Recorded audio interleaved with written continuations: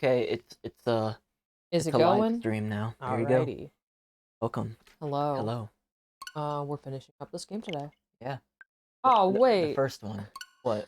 Nice icon. Oh yeah. That's good. Kirby Burger. Hold on. Burger. Yeah, check it out. Holy shit. That's cute. That's adorable. You like it? I love it. That's good.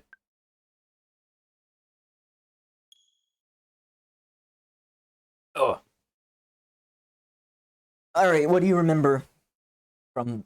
Mr. Benedict is being called to the stand. Oh yeah. Because he works with one of the jury members. The judge, defense, and prosecution spent like a collective 3 hours shitting on like these two men. The fucking Mario Brothers. Yeah.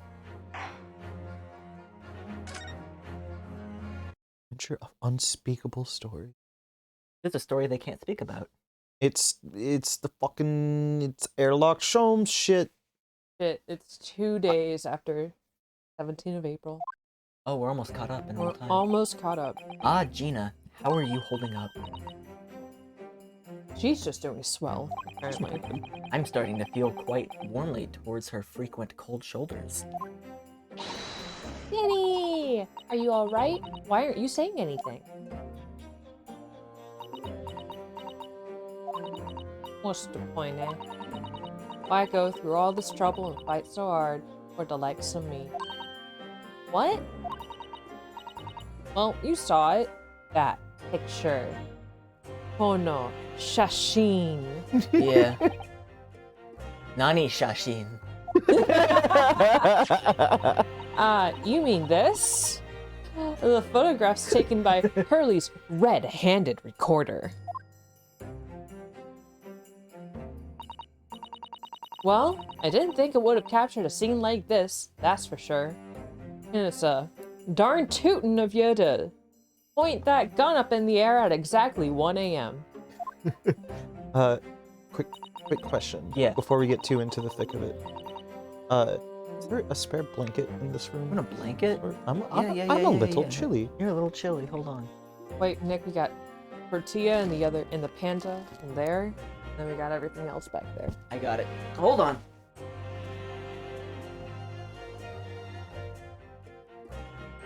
Character design in this game is so good. Oh yeah. I saw that that Gina cosplayer you like retweeted recently. Yes, That was real good. that was so good. There was a Gina cosplay that Chris retweeted recently. I knew you were gonna get the panda. Alright, Zach. Thank you, my lord. Zach, you have one job. Stay awake. Stay awake. Stay awake. Do not fall asleep. Are you in total And make comfort sure now? that your mic is okay. Yes. This is like a family blanket we've had for a long time. Oh, Yo, wow. I've taken so many naps underneath that blanket. Oh God, don't say that.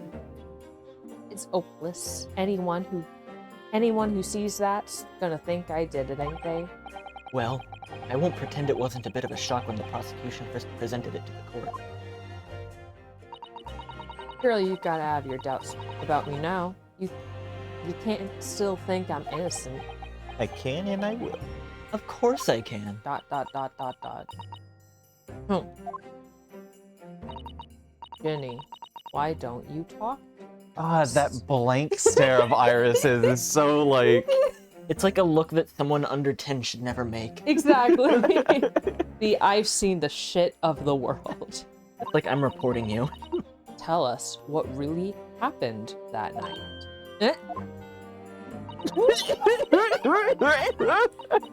Runos cleverly managed to piece together a lot of new information, but still, we'd really like to hear it from you. Alright then. It was after we had that dinner together at your place, right, Iris? Then we had a chance to chat up in your office, didn't we? I remember.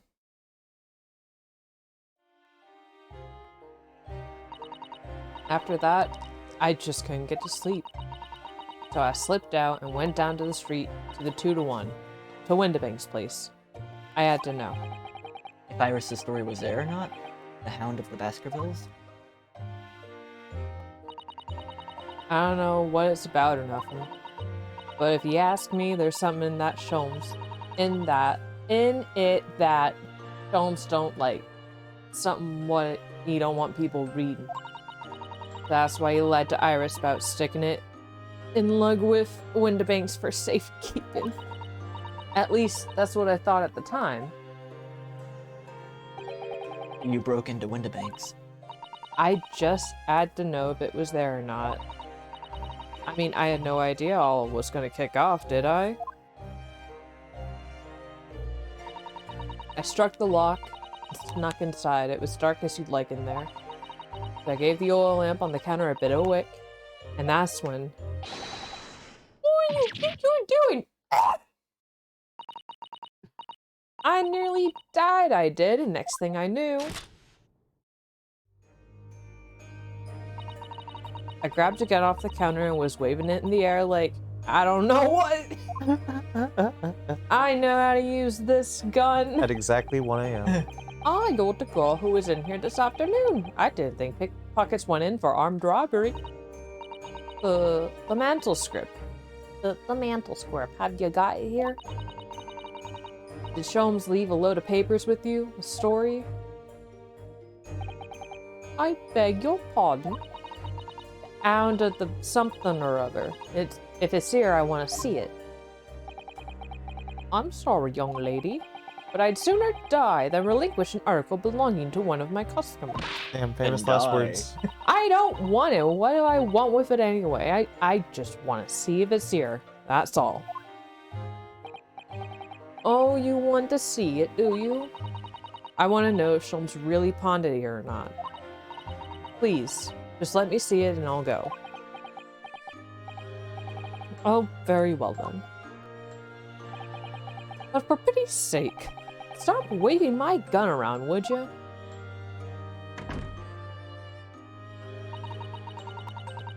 So then the old cove unlocked the storeroom door and we both went inside. And it was there, all right. The mantle script. Sholmes wasn't lying after all. You did all that just to check for me, Jenny? It's not like I like you or anything. Anyway, then there was a bit of a kick-up out in the main bit of the shop. The Skulkin brothers The arriving. Skulkin brothers Yeah. arriving on the scene. Yeah, that's what it was. What was that noise? Someone's breaking in. Dear me, is there some burglars convention here tonight I don't know about? I think I forgot to shut the door behind me. Sorry. I'd better go and take care of it. Could I possibly have my gun back? Oh, well, I'll come with you and... Now don't be foolish, young girl. You must stay right here. Don't leave this room under any circumstances. Sweet Mr. Windibank. Indeed. And with that, he took the gun out of my hands, walked back out into the shop. I hung back in the storm, like he said, straining my ears in the dark to hear what was going on. It sounded like they got into a bit of a scrap. I started to think I should help, see? So I was just about to go out into the storeroom myself when... 2 gunshots. Back to back. I heard a couple of shots go off. 2, I think. Almost at the same time. And then there he was, right at me feet, lying face down on the floor. I was right next to the storeroom door, so I slammed it shut and locked it quite quick as you like. Because you thought whoever had shot Mr. Windibank might come for you. Yep. So I went to grab the old cove's gun. I figured I'd put up a fight at least. But when I got a better look at him, I knew.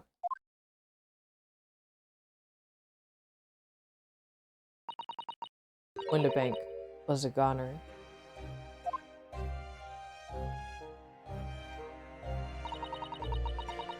I felt funny in my head all of a sudden, kind of dizzy. And after that, I don't remember nothing. That must be when you passed out, Gene. If I hadn't done what I done, the old cove might still be alive. You tell the police everything you just told us. Of course I did, but they didn't believe a word of it, did they? All they said was, if I kept telling lies, it'd make things even worse for me. It'll be alright, Ginny. Don't worry. Just stay strong a little longer. I almost want an emote. Oh no! Like, Please. Please That don't would be replace Sholmes! be so easy to throw together. Bruno's about to put the real culprit through the mill.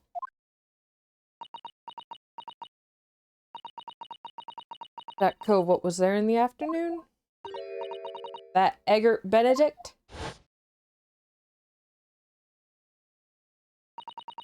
I still remember how he looked at me, like I was nothing. He was there that night. we don't know his real name yet, but I'm convinced that he's involved somehow.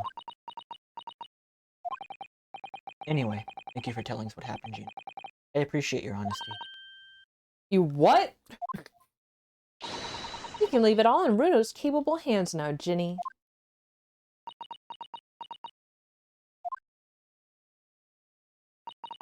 Mr. Naruto. Naruto. Yeah, Mr. Naruto. Narumoto. Mr. Narrator. How come you trust me? I don't get it.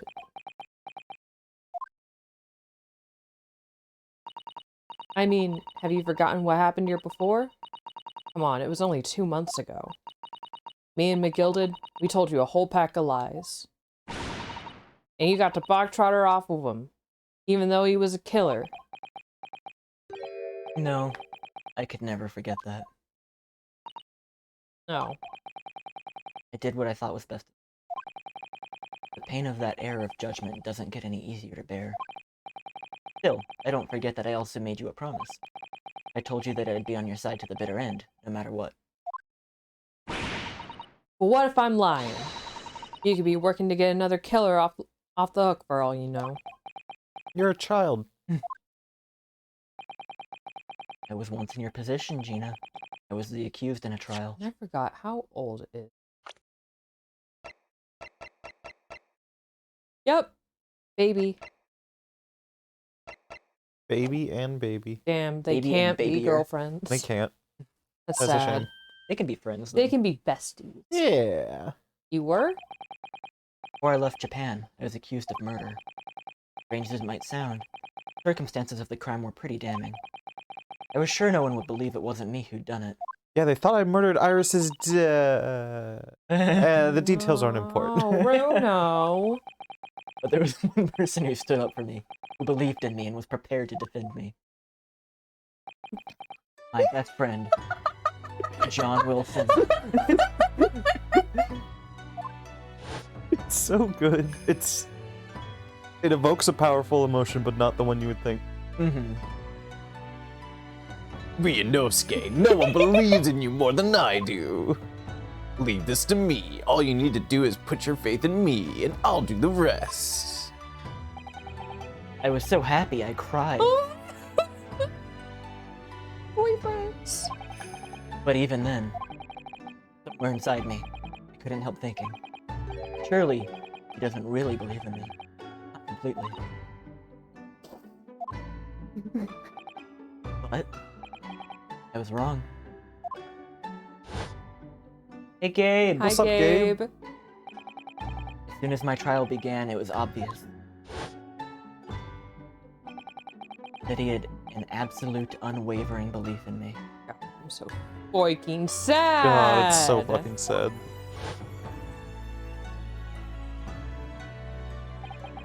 And in turn, I developed an absolute, unwavering belief in him. It's good. It's really good. We're on like the last case of the first game in this series, so it's about to get real good, I assume. Indeed. Yeah, I hope you're having a good day, by the way. Yeah. Hope you're doing well, Gabe. Since then, I came to realize, if you want someone to believe in you, you have to believe in the other person first. What are you saying? I promise you, Gina, no matter what happens, I'll keep believing in you. So you don't need to worry. I won't let you down.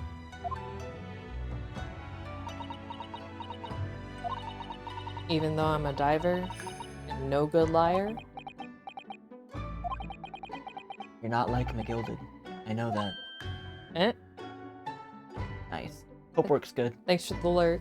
Enjoy your working and lurking. That's right, you're our friend, Jenny. Iris. We know you better than you think. And we've come to the conclusion that you're someone we can trust. Yep, That's really all we need to know. exactly. Mr. Naruodo,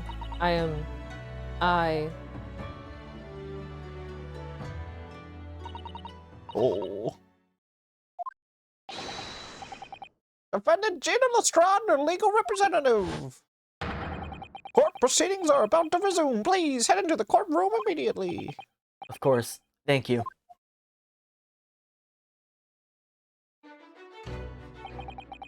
I had been both a defendant and a defending lawyer in my time, so I knew only too well just how hard it was to put all your faith in another. And I also knew just how hard it was to bear the burden of another putting all their faith in you. oh, Kazuma sure put all of his faith in you, alright. The final chapter, the final battle. I just realized that, Nick, oh, whoops. Nick, I'm sorry. While you were gone last week, I put the Switch HDMI, back in the TV. You did. It took me a while to figure out why it wasn't working. Whoops. Teehee. I need a second lesson on how... I just need to use a label maker. You know what? I think that would actually help me. Wish me luck, Susato-san. Good luck. And I hope you're watching over me too, partner. You see?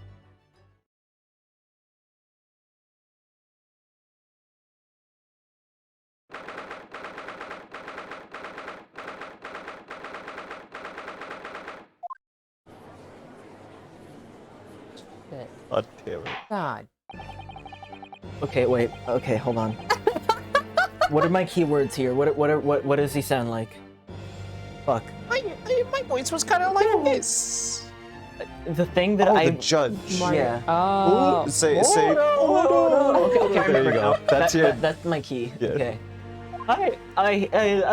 Lord Van Zykes, have you successfully subpoenaed the witness?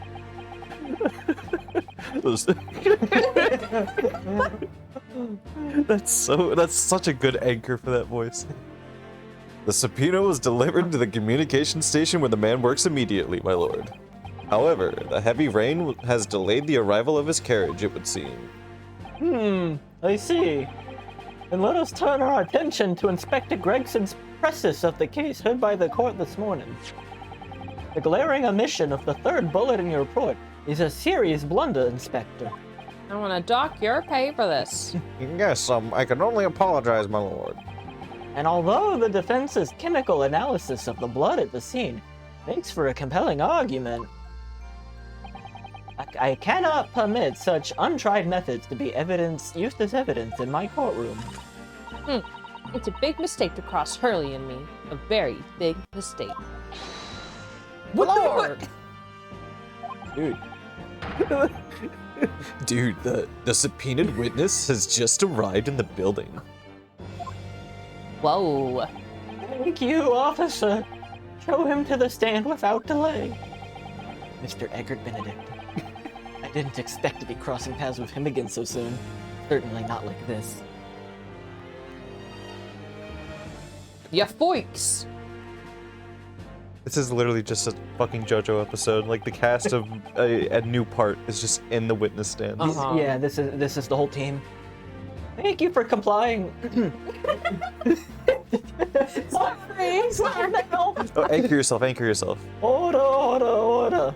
Thank you for complying with the court subpoena at such short notice, sir. I need to decide. Cause I did the really jokey voice last time. But maybe like the mask comes off. It could go either way. Oh, but of course, my lord, as an upstanding member of London society, it is my pleasure to oblige. Now, kindly state your name and occupation for the record. Ashley Graydon. Ash. Ash Gray. Communications officer. Played on. Mr. Graydon and I both work at London Central Communication Station. Now perhaps somebody would kindly explain what all this is about. You were apprised of the situation by the court officer on your way here, I presume? Yes, I was. Something to do with a murder that took place at a pawnbroker's on Baker Street. And some nonsense about me having been there on the night in question.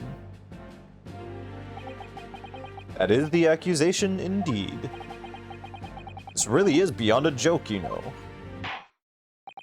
Very well. Without further delay, the court will hear your testimony now, Mr. Graydon.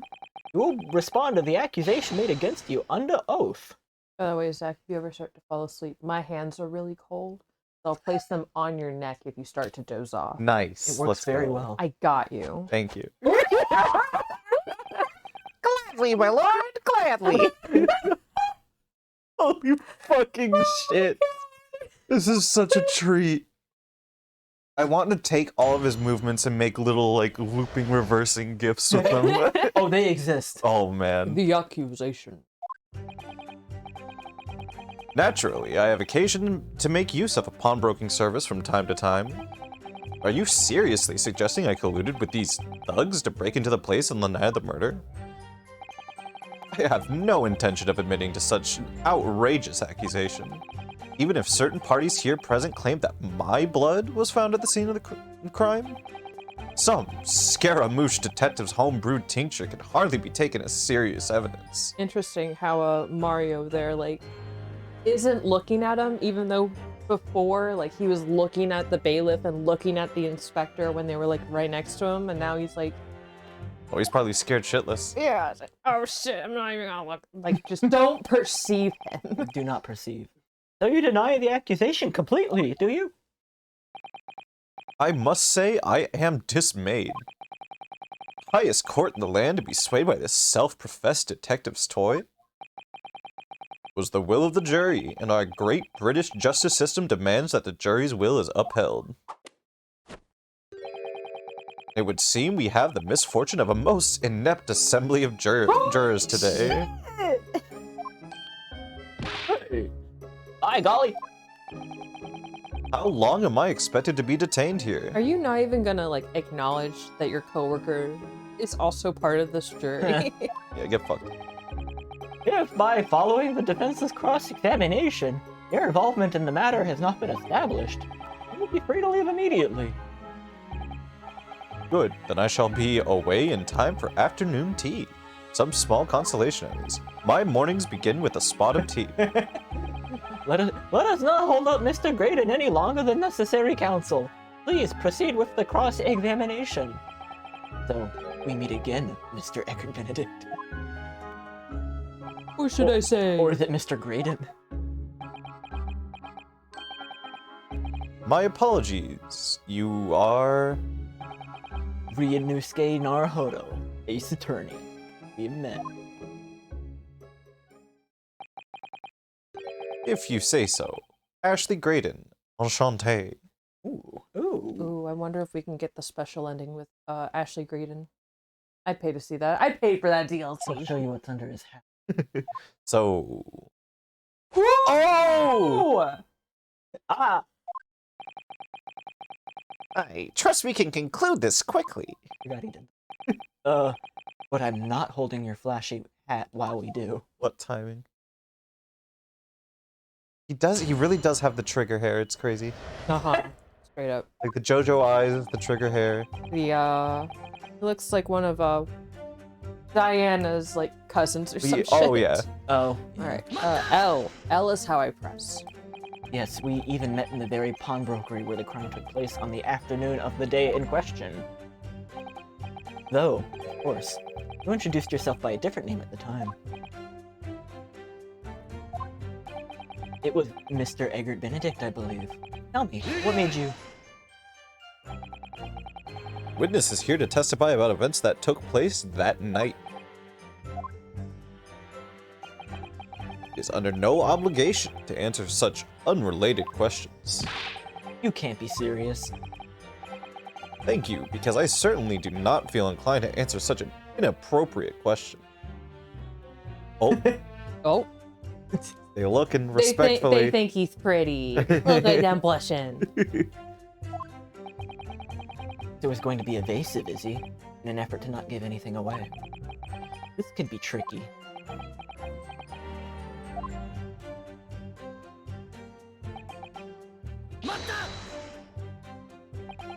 Have you seen those two men before? This pair? These two?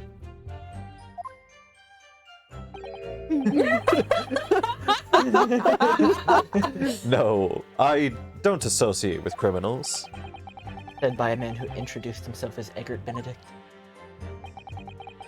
They look right back. I'd like to know who I have to thank for this. Who made this outlandish accusation against me? The young lawyer there in the black. This is a farce. Whose idea was it to permit an outsider to work in a British court anyways? Well, needless to say. I like the transition. Thank you. Where were you around 1 in the morning on the night in question, sir? That is past the hour at which I would normally retire. Certainly. I was not in the company of these rapscallions. You're able to prove that?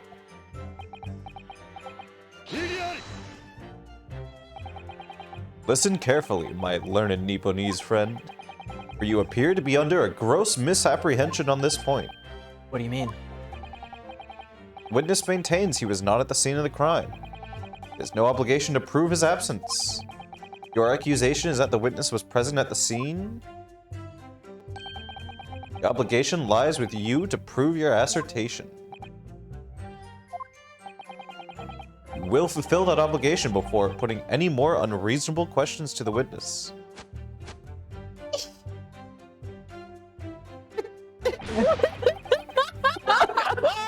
A silent victory wiggle. Thank you.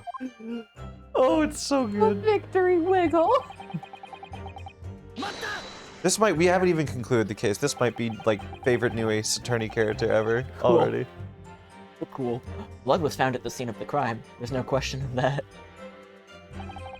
Mr. Sholmes' chemical analysis has positively identified the substance as such. I'm not the only human to have blood running through my veins. Am I? How can you be sure that the blood is mine? It could equally be the blood of one of these two miscreants. Every individual's blood has a slightly different composition, it seems. Mr. Sholmes' chemical is able to differentiate blood samples by... Spare me the science lesson. Who is this Sholmes character anyway? Wow, imagine being you and not knowing who Mr. Sholmes is. Uncultured. Oh, I assumed all Londoners would know the name. He's a great, well, a renowned detective. Even you are unable to bring yourself to say, great detective. Great detective, you say? What's so great about him? We in the land of fairy tales, are we? Oh. Whoa. Excuse me. You have something to say about that, Mr. Skulkin? Who is who? I was Ringo. And what? Me? No, Mr. Skulkin next to you. Right, I've had it up to here with this. How many times have I gotta tell you? Yeah, no, you're not Big Bruv Skulky. Mr. Nash Skulkin. Were you like a Luigi or something? Luigi. Well, we is now. Core blimey, governor. You what? It definitely wasn't it, but we're going with it. Is it not the case that when Mr. Graydon just spoke, a thought went through your mind? Would you care to share that thought with the court? Me thoughts? I don't have none of them. It must have been him. You what? Mr. Nash Skulkin, answer the question, please. What went through your mind when Mr. Graydon just spoke? Nothing. Honest, Gov, nothing. I was just thinking. If we wave his arm like that much more, it'll open up the wound again. That's Oh all. my good fucking lord. What wound? We took the bullet, of course. It was only 2 days ago. I ain't gotta be healed up yet. So I was, well, you know, I was worrying for her now. Oh, Elspeth. Mr. Graydon, did you hear that? What? Oh, now you're gonna hold your gunshot wound, ain't ya? Your comrade is worried about you, it seems. On account of your injured arm. My lord? Yes, Mr. Graydon. No idea what these two wretches are talking about. Certainly, I shouldn't be expected to answer anything in relation to their mindless insinuations. We know that someone other than the victim was hit by a bullet at the scene of the crime 2 nights ago. And from the height of the bullet hole in the wall, the person was likely hit in the upper arm or thereabouts. Perhaps you'd allow a court official to examine your arm, sir. The left arm that you're currently clasping with your right hand, as if in pain. No, I refuse. You have shown no evidence whatsoever that links me to these common thieves. Accordingly, I am not obliged to permit any such invasion of my privacy. As I've already said, I'm completely uninvolved in all this. I've never had anything to do with the pawnbrokery where this fellow was killed whatsoever. I take offense at the insinuation that I was in any way involved. You claim to have nothing whatsoever to do with Mr. Winterbank's pawnbrokery. My lord, the defense would like that last statement to be added to Mr. Graydon's formal testimony. Very well, counsel. Continue with your testimony, Mr. Graydon.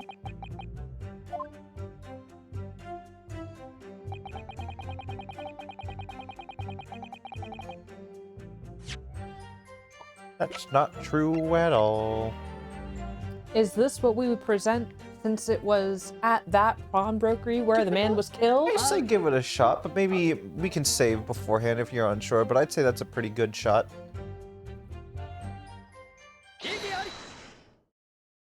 Let's go! Nice. No need to save. We got this. You're good. Have you ever seen this disc before, Mr. Graydon? Why? Is it supposed to mean something?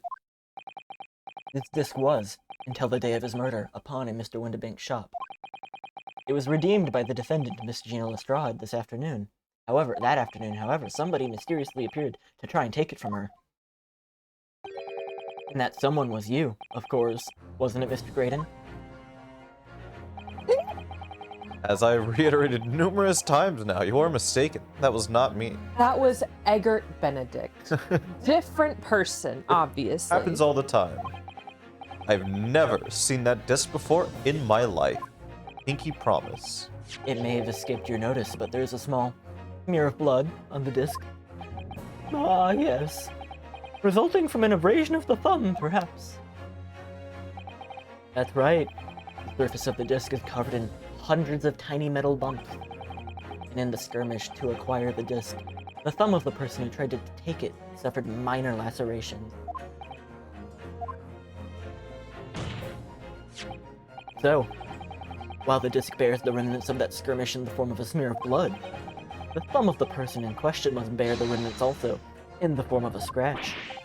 Good gracious, indeed it must. Mr. Graydon, you refused to allow a court officer to examine your arm before. Are you now going to refuse us to examine your thumb? Because I have no doubt that it bears a small scratch, consistent with the smear of blood on this disc. He wears gloves because he's hiding something. Well, well. Would seem I underestimated you. What? What is the meaning of this? So you admit it now.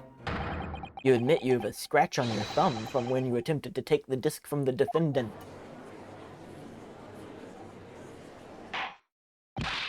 Order, order! Well, Mr. Graydon. Hear that there's been something of a misunderstanding here. I was simply LARPing, Your Honor. Did not attempt to take the disc, as you put it. No, quite the reverse. What are you trying to say? It's really quite simple, you see. The disc was mine from the outset. Is there some crime in taking an item that you own out of pawn? What? Would seem, Mr. Graydon, In this piece of evidence, my learned friend has established a link between yourself and the incident. Accordingly, you will tell the court everything you know about this disc now. As you wish. Though I'm quite sure it has nothing whatsoever to do with the pawnbroker's murder.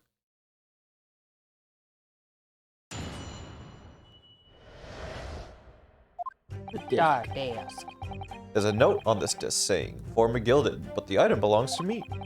Redemption ticket was stolen from me by the accused, that filthy gutterling, on the day in question. Proceeded at once to the shop in order to explain my situation and redeem my article. In the end, of course, the disc was taken by the police. In other words, I had absolutely no reason to break into the shop later that same night." Okay, but also, can we just talk about how he was, like, he was getting arrested and then fled the scene of the crime. And I feel like that's just gonna get glossed over. I actually forgot about that. Yeah, he, like, smoke screened the fuck out. Or something like that. No, he just ran off. That's right. They couldn't positively identify them, though, is the thing. Like, I don't think they can prove that that was him. Well, now he's admitting it.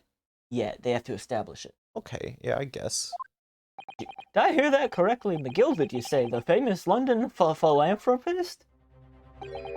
Who perished in this very courtroom 2 months ago after being acquitted of a distinctly messy murder that I can still smell the charred remains of? Yes, my lord. The one and the same. Good lord, Mr. Braden. Are you saying that Mr. McGilded and yourself were acquitted? Yes, that's correct. Oh, well, I certainly didn't expect to hear that name uttered in my courtroom again. According to what Gina told us, this disc was placed in pawn on that fateful night 2 months ago. McGilded himself gave instructions to deposit it at Windibanks. Funny that Mr. Graydon here is claiming the disc belongs to him then, isn't it? In all likelihood, he's lying. He appeared that afternoon at Windibanks in order to get his hands on McGilded's disc for some reason. Counsel, you will come into your cross-examination, please. Okay. The disc. Ah, disc. Would you care to explain how this belongs to you? As you will observe, a communications officer such as myself commands a fine salary. You are certainly exquisitely dressed, sir. So you see, I have little need to make use of the services provided by the pawnbrokery trade. However, I did once find myself in difficulties, having misplaced my purse whilst on an errand. That's why I pawned my fine black overcoat to the broker in question. You claim that was your overcoat? Obviously, and in my haste, I clean forgot that the music disc was in its pocket. Yet there is a note on it that reads, "For McGilded, a collector of rare and unusual music box music. First met Mr. McGilded at a gentleman's club in the city and was interested to discover. He shared my penchant in that area." Oh, the disc in question? It's a pre-production sample. I promised to let Mr. McGilded hear it. You forgot that it was in the pockets of the overcoat you were forced to pawn. Yes, exactly. Tina didn't mention any of that in her testimony 2 months ago, did she? No, because McGilded had threatened her to keep her mouth shut. Which means that if we dig too deeply here, we're going to expose Gina's perjury. Oh dear, this is complicated, isn't it? Let's leave it alone for the time being.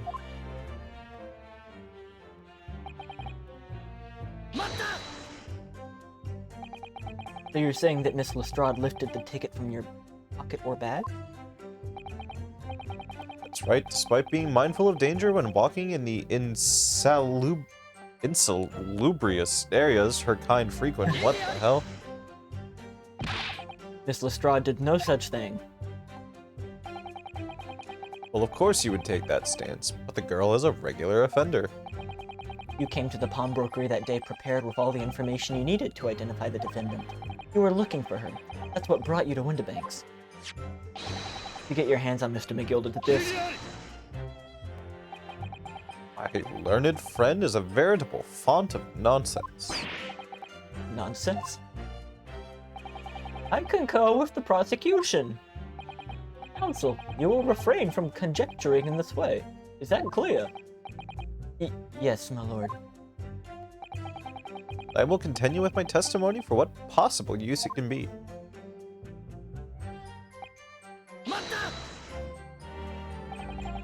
Had you ever been to Windibanks before?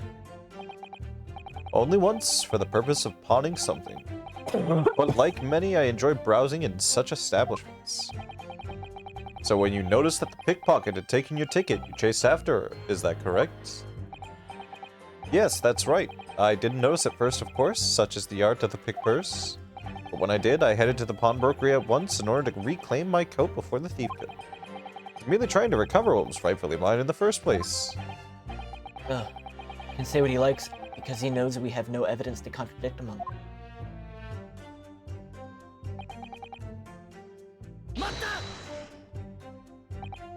Yes, it was taken by Inspector Gregson here, wasn't it? That's right. This was the very man. There he is. Right there. Oh, my bad. Whoops. Is something wrong, Inspector? Gregson!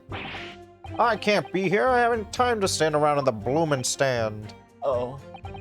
Need to get back to the yard. Who knows who's kicking off while I'm swanning around here? Are you referring to the emergency you've been talking about since yesterday?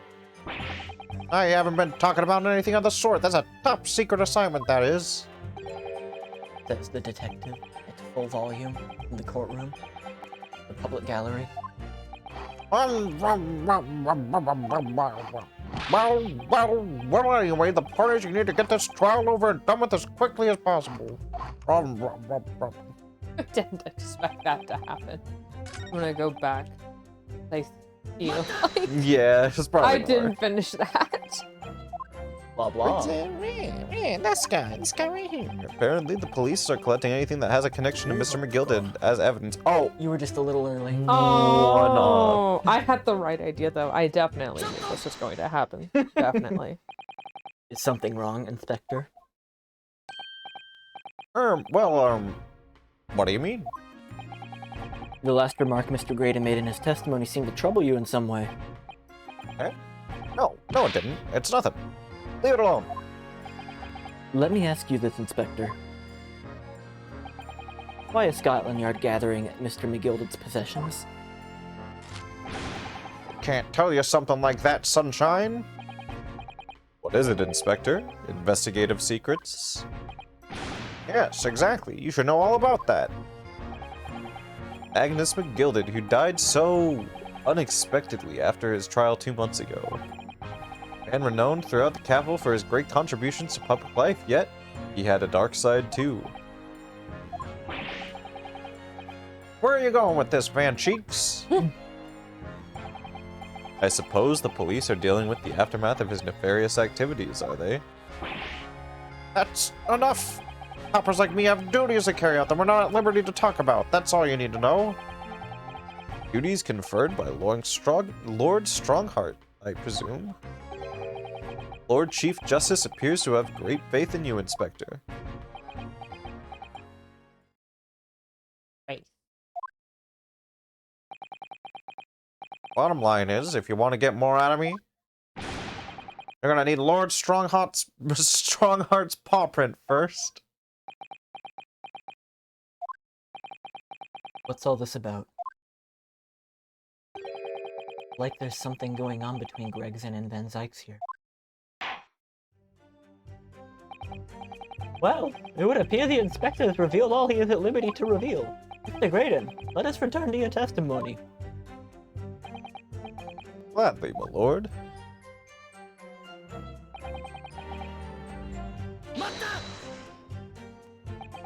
But perhaps you'd seen something of value among the forfeited items.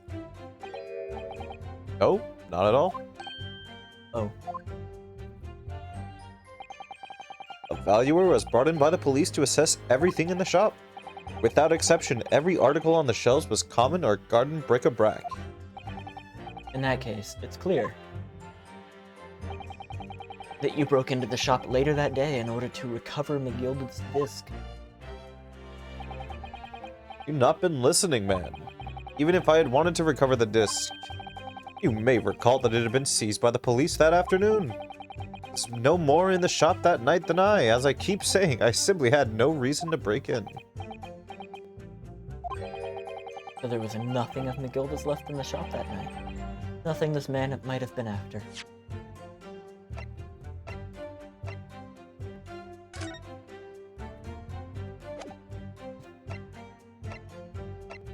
Simple story. The coat. I think the one with the bloody finger was the coat. And the other one was for the lockbox that we never found. Oh, yep, it says box. Okay. What does it say? Pawnbroker perishes in pick-purse plunder. Did we ever examine this? I think so. Pawnbroker perishes in pig purse plunder. How awful. For Ginny, I mean. But tomorrow's headline will be, Discharged diver is dauntless do-gooder, right? Yes, something like that. If possible, I'd like to go even bigger. Bigger? How? Proud pickpocket protects planet post-trial, perhaps? Protects planet? Ooh, I can't wait for tomorrow now. It's gonna be so great. Well, that was cute. That was cute. Autopsy crimes? Photograph.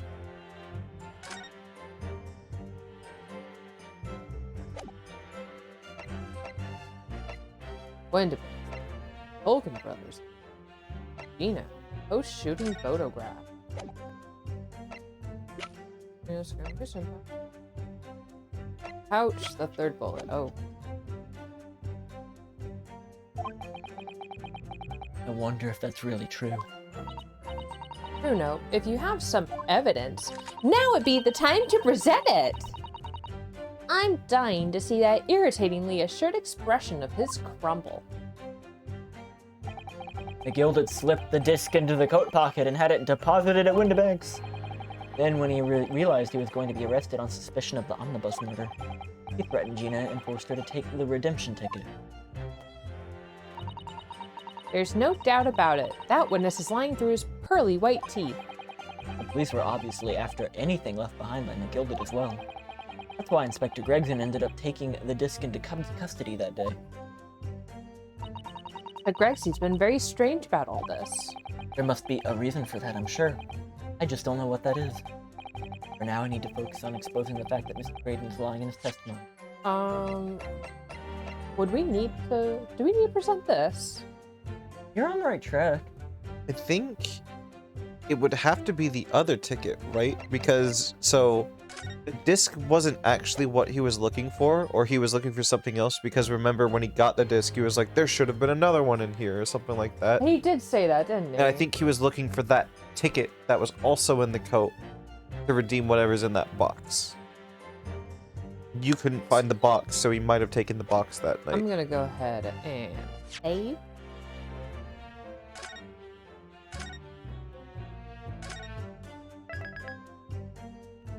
So what do you say? Last statement, present the ticket for the box? I like that. All right, Bubby! Check it out. All right. What's in the box? Let's go. Nice. This disc was deposited at Windibank's on Magnus McGilded's instruction. You knew that, and you were there with the intention of obtaining it for yourself. It snapped off my jacket. Conjecture again, and in any case, the disc was taken into custody by the police that afternoon. Witness had no reason to visit the pawnbroker again that night. Sorry, my learned friend. But that's not true. What? Honey? For Mr. McGilded to have... Mr. McGilded had another article in pawn at Windibank's. And this second pawnbroker's ticket proves that. Hey. There were two articles belonging to Mr. McGilded in Windibank's pawnbrokery, and the reason you broke into the shop that night was to recover the second one. Together with your two accomplices, the Skulkin brothers. This is the second ticket, is it? What did the man deposit it? The article description reads, 1 small box. A rather vague description, it seems to me. Are you suggesting that I broke into the pawnbrokery with these clowns in order to steal some trinket box? I believe there are adequate grounds to suspect that you did. This is absurd. Why on earth would I do such a thing? Once the article had been forfeited, I could simply walk into the shop and purchase it. There would be absolutely no need for me to resort to that. That's a good point. Indeed. The witness makes a solid argument. That means that, for some reason, this Graydon fellow needed the small box that very night, doesn't it? It's time to put an end to this nonsense, my lord. Could you be a little less cryptic, Lord Van Zykes? I do hate to ruin my learned friend's argument, but the truth is quite incontrovertible. On the night in question, no small box was taken from the Wintermake's pawnbrokery. And rest assured, the prosecution can prove it. You have the box? What? Good gravy. Inspector, show the photographic prints to the court, if you please. Yes, sir. What prints?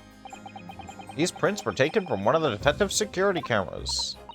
Ah, Hurley's red-handed recorders again. As previously explained using this plan of the shop layout, victim's establishment was furnished with automatic cameras in 2 locations. One was set to capture the counter where Mr. Winterbank received his customers, and the other was set to capture the shelves on which articles were placed for sale once forfeited. According to the information on this ticket, the gilded small box had been forfeited already. 2 days before the incident, at 9 p.m. on the 13th of April to be precise. Means it would have been on the shelves of forfeited items in the shop front. Now, what I have here is a print taken by one of the cameras about 2 hours before the incident. That's at 11 p.m. on the 15th of April. The victim certainly had a very full shop, it would appear. And here we have another print. One was taken about 2 hours after the incident. I see. We have 2 pictures to compare. Though I must say that placing them side by side leaves me cold. we better use the 3-dimensional function. Is there So, here's my thing, right? So it's probably that box, in the middle. Hi, Walt. Hey, Walt. What's up, Walt? It's probably that box in the middle, because it stands out. The one on the table or The one that has the little, like, the red thing under red it? thing underneath it. Okay. But, like, that doesn't prove that he didn't take something out of the box. Right. Yeah. Because you're implying that it's the contents he cares about, not the box itself.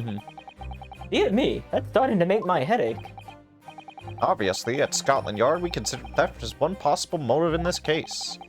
Explored the possibility that something had been taken in addition to the victim's life. So your men have already compared these 2 prints thoroughly, Inspector. Yes, sir.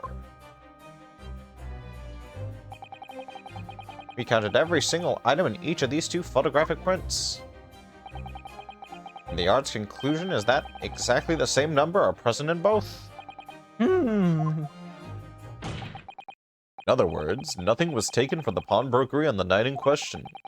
My learned friend's assertion is nothing more than a hopeful fantasy. The little can on the right. Ooh, good Ooh. catch. I'll take a little peek at that. Ah! I don't believe it. If I could have just shown it that he'd stolen McGilded's pawned box. I might have been able to break him down at last. God, he's so fabulous. Dude. You know what, Bruno? I've been thinking. It's a thinking face. I think it's my time to get a father's new dead. Career. And on the right. Oh, is moved. I wonder if these two photographs really are exactly the same. Hold on, I'm gonna get up and go towards the TV. You just checking real quick? Oh, okay, I see the can now. This one. A little different, Your Honor. Left to right. If you compare the Next two to this images... little music box or some shit. Yeah. Okay, okay. What? So, counsel, in the light of the evidence put forward by the prosecution, what is your position? It seems that, in fact, on the night in question, nothing was stolen from the victim's establishment. God Walt, damn it, you won't Walt. believe how much that's actually come up. That's so fucking funny. This is probably going to be the third time that the game is going to prompt us This happens a lot. to cross our eyes. Because this was a 3DS game Oh, and yeah. they would use it. Here, look at in-game. this here piece of evidence that we got. We Open got it a up. stereoscope. Open it up. Oh yeah. Blah, blah, blah, blah, blah, blah, blah, blah, blah, blah, blah, blah. The latch. It's that little latch on the bottom there.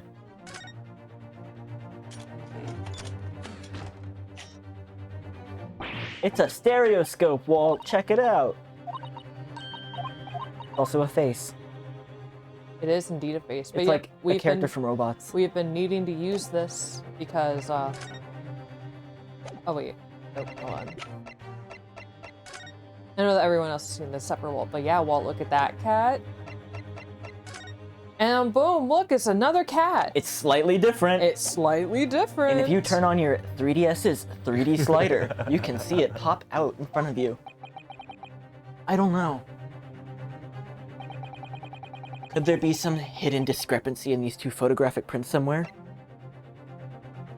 Whoa. Interesting. That is interesting, but we need to point out a discrepancy, right? Yeah, we don't have evidence that I can think of, but we can point out a discrepancy. I wish that these two photos were put into our evidence, into the court record, if you may. I assume they probably will be after this. I wasn't sure at first, but there is a clear discrepancy between these two prints. One says 11 and one says What? 2. You must identify the location in question for the court, counsel. Indicate the precise location of the discrepancy of which you speak. Also, Walt, I saw your message. I'll send you a picture soon, okay? Once we're done here. Granted, these two prints are almost identical. However, there is one minor discrepancy between them. And thank you, Walt. I don't think I would have actually seen that. I'm sure that Nick would have pointed it to If you didn't get it after a while. If I had a second to like peer at it, but I was also like tunnel visioned onto that box in the center. Yeah. Which is probably intentional. What? When you view the two pictures stereoscopically. Whoa! Beans. A single area stands out as being different. The location of this small box. A small box. Let me. Wait. Unbelievable.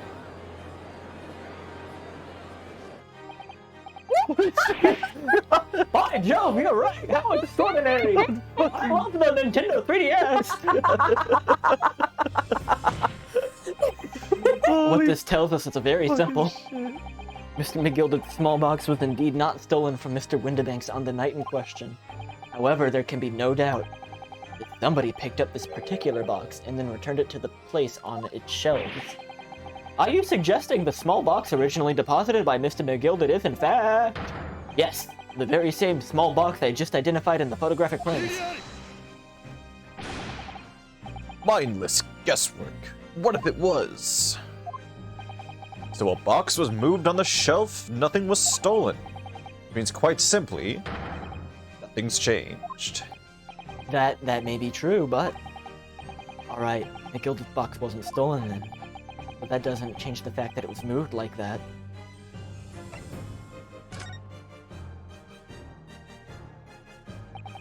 I believe this changes everything about the case.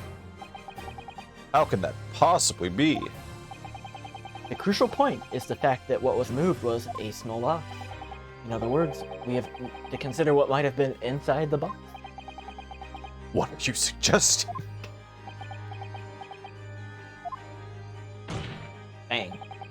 I'm suggesting that we need to examine that box as soon as possible. A vital piece of evidence is sitting on the shelves at Mr. Windibanks as we speak. That won't be necessary. Some little box belonging to a man who died 2 months ago can't possibly be relevant to this trial. The court does not uphold your objection, Lord Van Zykes. Bailiff, arrange for an officer to go to Baker Street at once, obtain the small box in question, and bring it back here for further examination. I really like how this. I like this judge I do a like this lot. judge I like how he's just like, no, prosecutor, you can't just have it any way you want He's it. not as gullible as the main series judge. Yeah.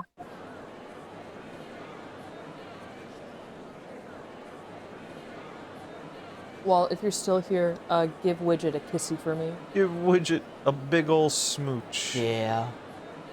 Miss Widget. I missed our conversations we'd have with her. Joey does not miss Widget, though, I will say. Fucking Joey, piss boy. We should have a report within half an hour. I think perhaps we should recess for a short while until the evidence is brought forth. You hoodwinked by such a farce. Meow. Disappointing. Oh, what a good meow. I beg your pardon, Lord Van Zykes. This is nothing but a smoke screen, a Nipponese specialty, it would seem. What are you trying to say? My learned friend has persisted with the same line of reasoning from the very beginning. This witness's intent was to steal an article belonging to Mr. McGilded from the pawnbrokery. Yet common sense tells us none of the articles have value enough to be worth stealing in the first place. Exactly! It would be beyond absurd to break into a place for the purpose of stealing such commonplace property. He hasn't had wine in a while, I feel. Yeah, he's been holding off. Thirsty boy.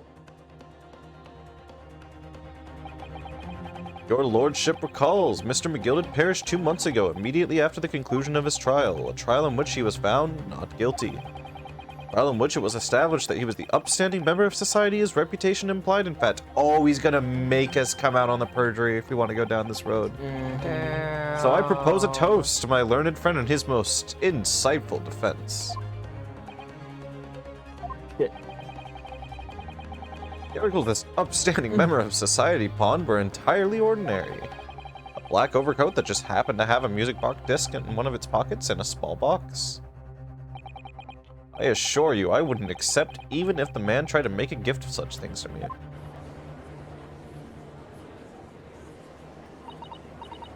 You know, it does make a lot of sense. It's not as if it was gold or jewels, is it? Though goodness knows Mr. McGilded was rich enough. Deposit cash at a pawnbroker.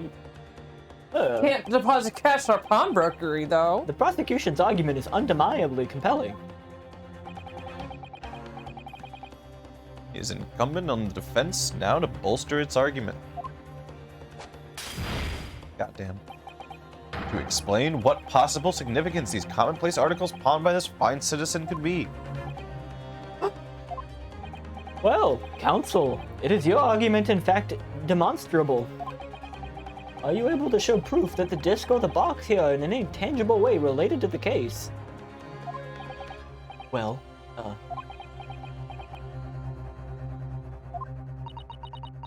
What's the matter, Runo? We know that they're related, don't we? They're both vital pieces of evidence. of course, you and I both know that. We know McGilded's true character, and we know the disc is significant even if we don't know why. But if we explain all of that to the court at this point, we'll have to acknowledge that McGilded's acquittal 2 months ago was a mistake. That the defense's argument was flawed, based on false information. Oh no! And that would mean admitting that Gina committed perjury. But Jimmy... Could it be that Lord Van Zykes knows? Is that why he's doing this now? Because he's anticipated everything? But maybe... This could be a great opportunity for us. Sorry, what do you mean, Iris? Well, what is it that you always say, Runo?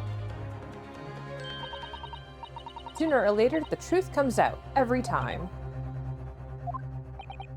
Alright. the exact significance of the things that Mr. McGilda deposited with Window Bank is something that only Gina can explain to the court. But if I put her on the stand to testify about that, it could critically damage our chances of winning this case.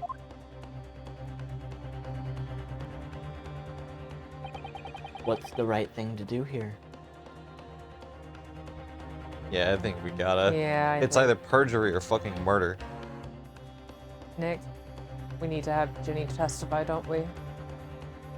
Do it. Gotta do it. My lord, the defense would like to make a proposal. Oh? What proposal, counsel? While the court awaits the arrival of Mr. McGilda's small box, I would like to call the defendant, Gina Lestrade, to the witness stand. The defendant? To what end? It's to do with the various articles deposited at Windibanks by Mr. McGilda, my lord. Miss Lestrade has information relating to them. I believe it would be beneficial for the court to hear what she has to say. It will prove the significance of the articles in question once and for all. Well, well, things are becoming interesting. Presume you consider the implications of the testimony you're proposing? In particular, the impact it will have on the accused standings, and indeed your own? Yep, he fucking knew it all. I have. Lord Van Sykes, would you care to explain that last remark? No. Prosecution accepts the defense's proposal. Move to interrupt the cross-examination of the current witness and hear from the accused herself. Very well, if you have no objection. So the court will now hear the testimony of the defendant, Miss Gina Lestrade. Your witnesses currently in the stand may step down until further notice.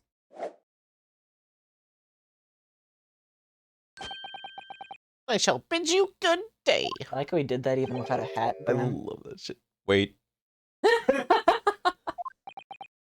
You, sir, shall remain in the stand while Miss Lestrade testifies.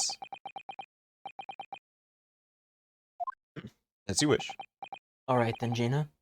Time. I know this will be hard, but please, put your faith in me. Oh, luck, Runa.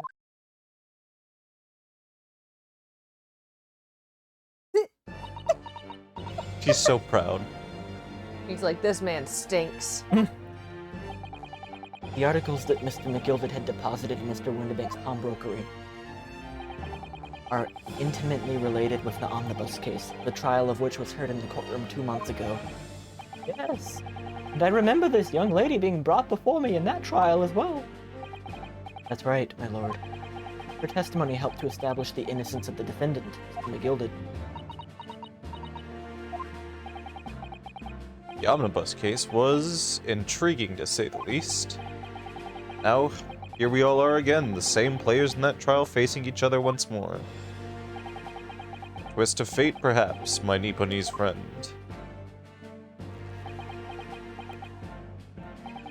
Allow me to recap the events of 2 months ago. An old brickmaker was stabbed to death in an omnibus running along London's streets. Apart from the victim, there was only one other person in the carriage, Mr. McGilda. Naturally, he was the prime suspect for the murder.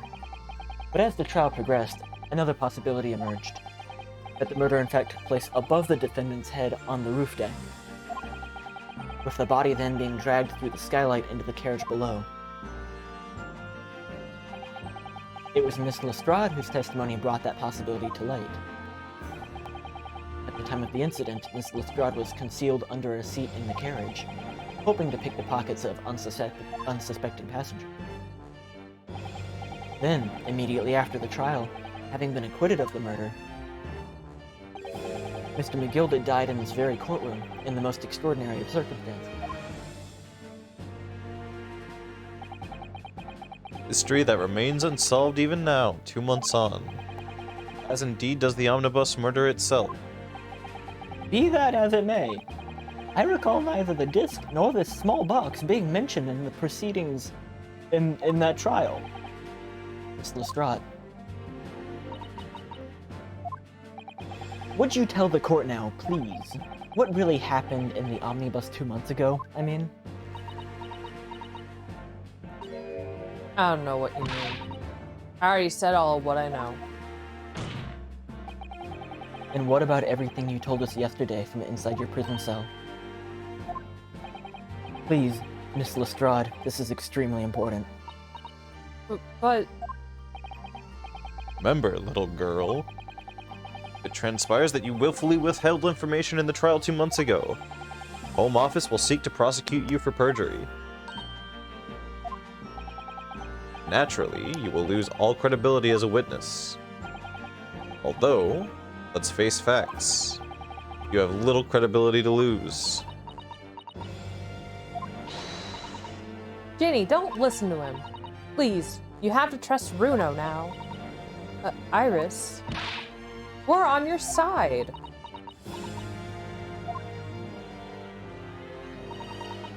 Alright then. I'll talk. It's the right choice, Gina. Well, it seemed that my learned friend is hell-bent on bringing the entire courtroom down about his ears. So be it. I must confess I'm struggling to understand what on earth is happening here. However, it would appear that Mr. McGilded's pawned articles in that extraordinary case of the omnibus are but secrets of which they have hitherto been unaware. So, Miss Lestrade, you will now give your testimony before the court about the events of 2 months ago. You will reveal the truth, a commodity sorely lacking in your original statements. This is it then. Everything's going to come out. Like Van Zyke said, this could bring the whole courtroom down about my ears, but as a lawyer, I'm prepared to take that risk.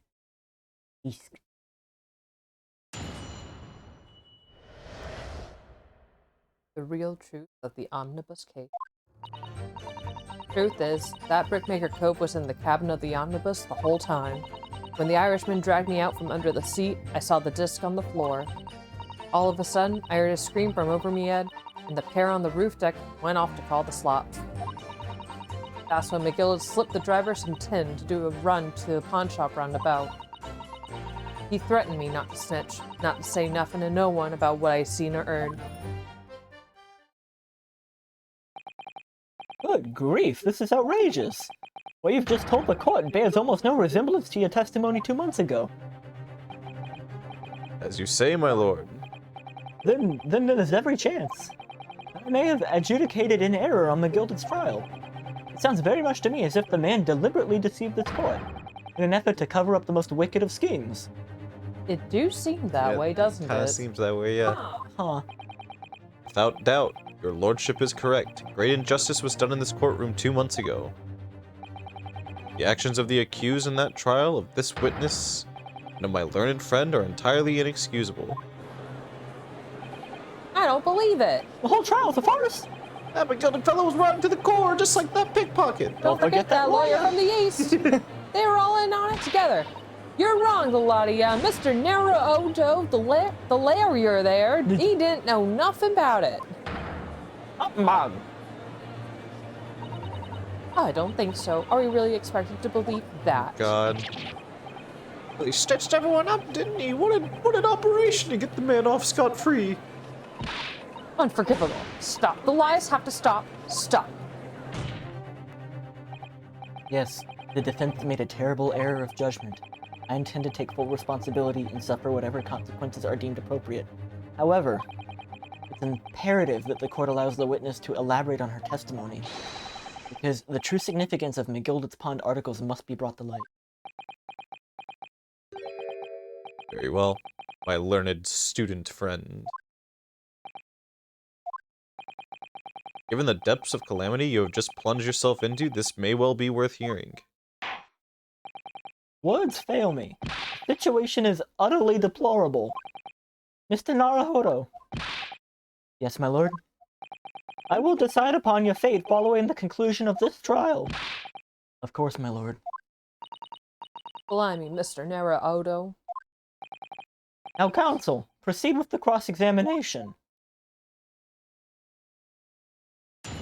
Oh? Wait. Huh? Nothing. And you were in your cabin at the time as well, weren't you, Miss Lestrade? If I remember rightly, in the storage compartment underneath one of the seats? Yeah, that's right. But, Pitch black. bitch. Didn't see nothing. Oh, sorry. I got really Who distracted. you? Also, what's going on here? That's some shit! That's why I got distracted. Hello? Hi there, what are we gonna do about this? I don't know, I thought...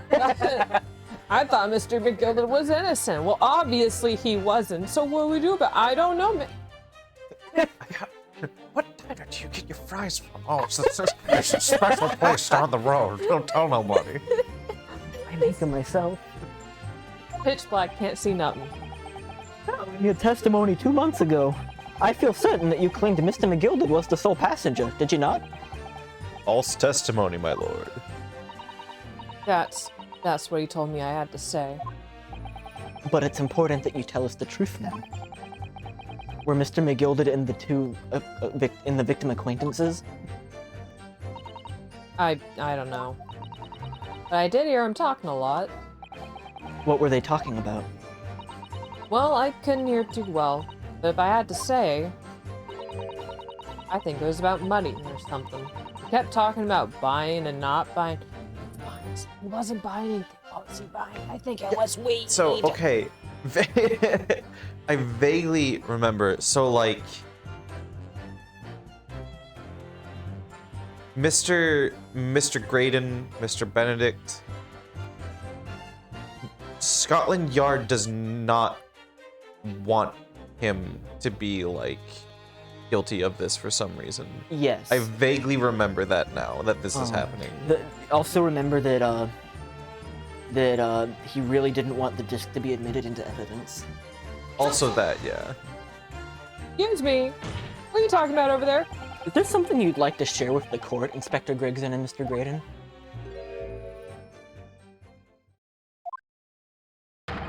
Inspector, Mr. Graydon! Blimey, you trying to give me a heart attack? You've been whispering to each other for quite some time now. Tell us, what is the discussion about? Discussion with this fella. Pull the other one, sunshine. I'm starting to get kinda suspicious of Gregson here and not liking it. You think I've got anything to talk about with a shady gent like this? I have nothing to say to this uncouth detective after he deprived me of that disc that was rightfully mine. But they've clearly been talking the entire time I've been cross-examining Gina. It's as if they've been negotiating.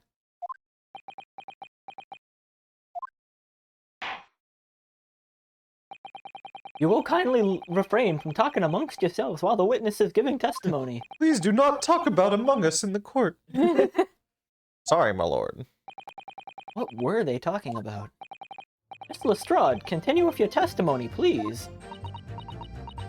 That's such a cool little detail. Yo, you know what? I wish I could get Iris to just, like, step in front of Gregson and just maintain the eye contact. That's the look she gives him that makes him freak out. And then they really are, like, turned around now. Okay. So, we should finish the first statement, yeah? Yes, Just in yes. case. You were hiding in the cabin at the time as well, weren't you? If I remember rightly. Yep, it was dark as pitch black, can't see nothing, can Oh, barely... testimony! Oh my god. Perjury! Wrong. Lies. He told me I had to So say it's that. important! Tell it what they acquainted. Fuck if I know, dude. They talk. Gina, what's your language in the courtroom? They were talking about buying and not buying. Holy shit! They trade in crypto. Right, buying and not buying. Perhaps business dealings of some kind. Well, anyway, they got louder and louder. It started to sound like a proper fight. I was pretty scared by then. I hardly dared to breathe.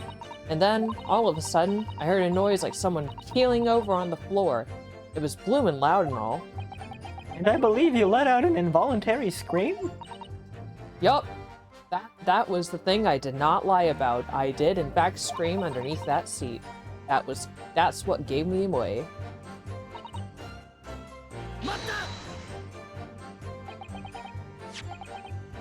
Was the disc you saw this disc? Yep, I reckon it probably was. It was right next to the cove lying on the floor. Would this disc have belonged to the victim, perhaps? I don't know, but McGilda picked it up pretty smartish. And then he sat the cove with a knife in his belly up on the seat. What did he say to you at that time? He told me not to say a word about what I'd seen or heard to no one. About the disc and all. I was dead scared. The way he was looking at me, I thought, if I didn't go along with it, I'd get stuck with that knife too. Then he started asking me a load of questions, like what my name was and where I lived and that. He asked me about being a diver too. But after a while, what had happened in the carriage what had happened in the carriage was noticed. Yeah, that's right. First there was kind of a rapping noise. Whap, thop, thap. All of a sudden I heard a scream over me head.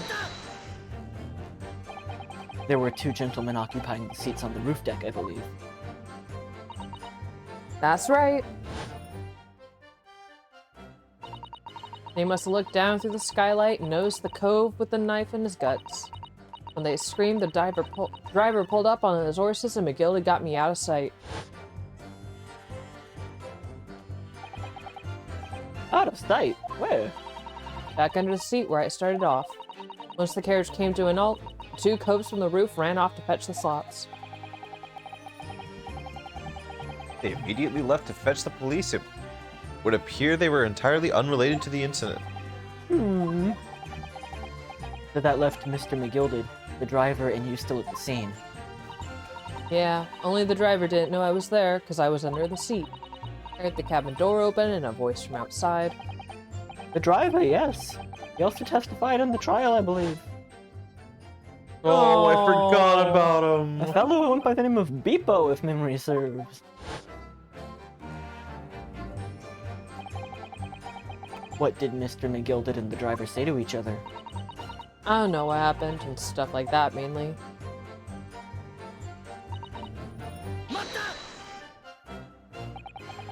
That pawn shop obviously being Windbanks on Baker Street. Just a moment, counsel. Do you mean to tell me that the driver gave false testimony in the trial as well? Perhaps the excursion to the pawnbrokery slipped his mind when he was in the stand. Indeed, Lord Van Zykes. McGilda took off his coat and gave it to the driver. Folded it up all careful-like before handing it over. When I saw him do that, I remember thinking, that coat and what's in it has got to be worth a few bob. Yes, Gina was sure the disc must be worth more than Mr. Winterbank was suggesting, wasn't she? I remember her quibbling with him over the price that afternoon at the pawnbrokery. The driver looked pretty happy when McGilda flashed some brass in his face. He went running off at a lick. Then the bog trotter called to me and told me to come out from the drag's cabin.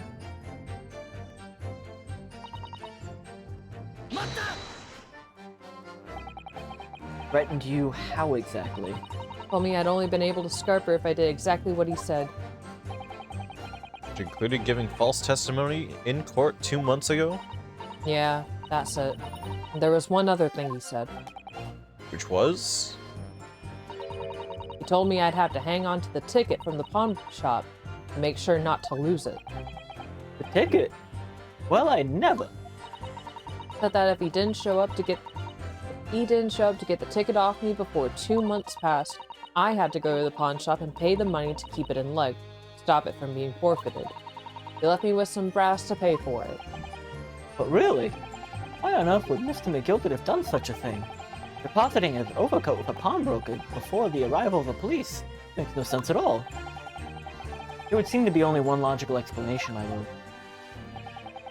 What Mr. McGill did have the driver deposit at Winterbanks was something he didn't want the police to see. Something very important that he needed to hide at all costs. Anyway, after that, you let me go, so I legged it before the coppers showed up. Thank you, Miss Lestrade. Thank you, counsel. I've heard enough. I'm done with this shit. I'm tired. I believe we now have a reasonable understanding of what actually transpired on the omnibus. It appeared on that night 2 months ago, a negotiation was taking place on the omnibus. Negotiation concerning this disc, however, matters did not run smoothly. The parties involved began to quarrel over price. McGillen took what he wanted by force. The expense of the other man's life. Which proves my point. The disc is clearly extremely valuable in some way. Although I don't understand why as yet. 2 days ago, precisely 2 months after the omnibus incident, Miss McGilded's coat and its contents were due to be forfeited. I didn't know what I should do with the ticket. I mean, the Cove died right after his trial. I knew that. So you decided you would try to claim the articles as your own. Well, why not, eh? They were only going to be forfeited. Why shouldn't I have got them? Anyway, you can't blame me for thinking about it. Thinking ain't no crime. Miss Lestrade, it would appear Mr. McGilded was prepared to kill in order to take possession of this disc. You know why that would be? Eh? I ain't got a clue. But I reckon it must be worth a fair bit of brass. He was probably gonna sell it. And you can't blame you for thinking that. Thinking ain't no crime. Hmm. My lord? Dude, the evidence your lordship requested has been located and is ready for the court's inspection, sir. Before we get on to the next part, I'm gonna take a quick bathroom break. Yo, I'm gonna follow right behind you once you're done. This is Okay, perfect. Great. There is an actual save point in like 3 seconds. Well- Okay. Alright. Alright. How dare you? Oh my god. Hey, bro, what are you looking at?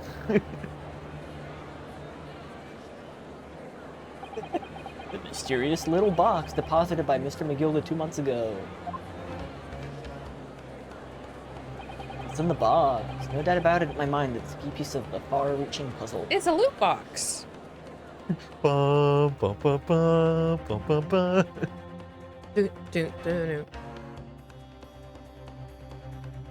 Oh, And that's the last goodness. to be continued. The next part's the last part. Oh god, oh god, oh golly.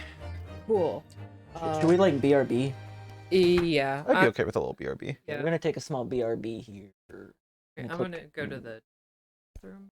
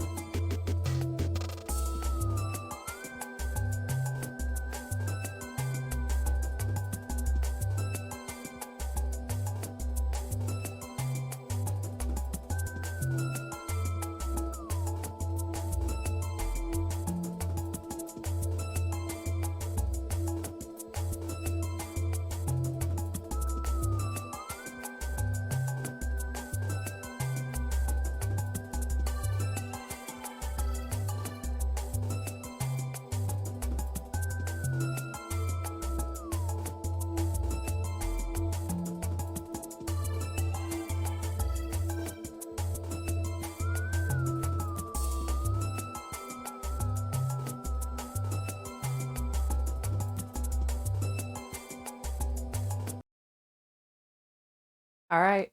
We have peed. We have woken up. We have eaten a barbecue chip. Pet a cat. Pet a cat. Had a pretty cute cat. Save complete. Let's continue.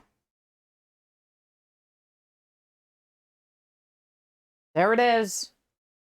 It's gonna be empty. There's something funky is going up with this box. So this is the article in question, is it? The small box deposited with the pawnbroker by Mr. McGilded 2 months ago. And on the night of Mr. Windiban's murder. The only item on the shelves that was touched by whoever broke in the shop. Wait, let's open it and see what's inside. Oh.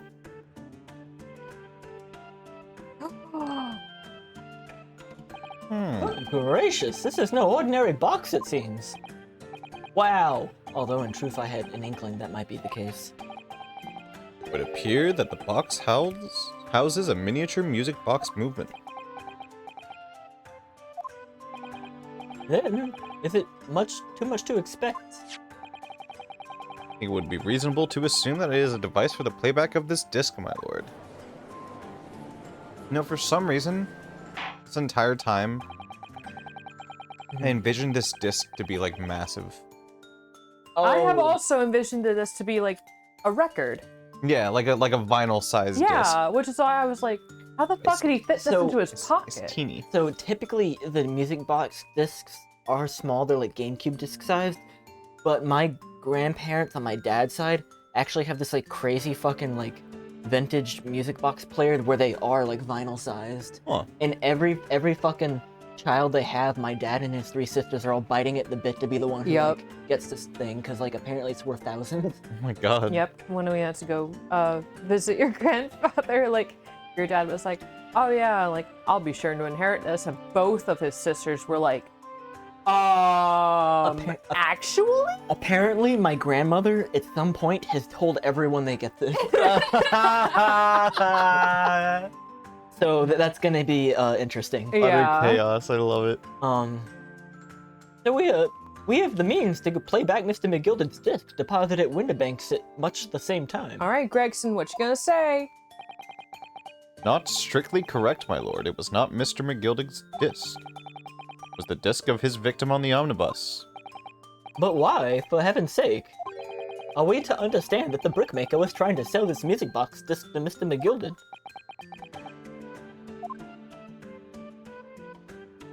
I have to pee. I believe the answer will become clear if we listen to the music on the disc, my lord. Yes, very well. Let the court now listen to this curious disc at last.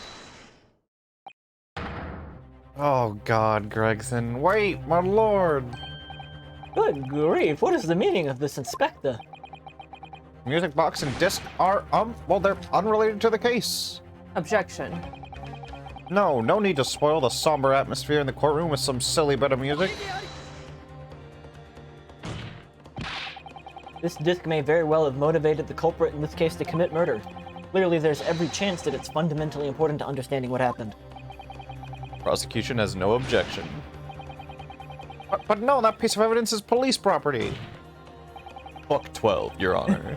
Clearly Scotland Yard has some vested interest here. It is policy of this prosecutor to leave no avenues unexplored, and you, Inspector, have no jurisdiction here to prevent that from happening. No further delays, please play the disc. Play the disc! We've been God.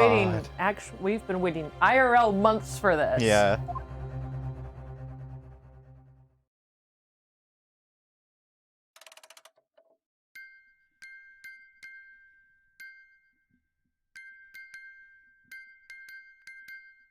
He's a communications officer, and it's Morse code. Yo, I want that juror to pipe in right now. I want to see the look on her face. Hello, gamer. What's Good. up, Christian? Good afternoon, Christian. What on earth? That's certainly not what I expect to call music. This song is Boppin'. bop. No, No, it's not a bop, Your Honor. it's just the same note playing over and over again in an irregular sequence. Okay.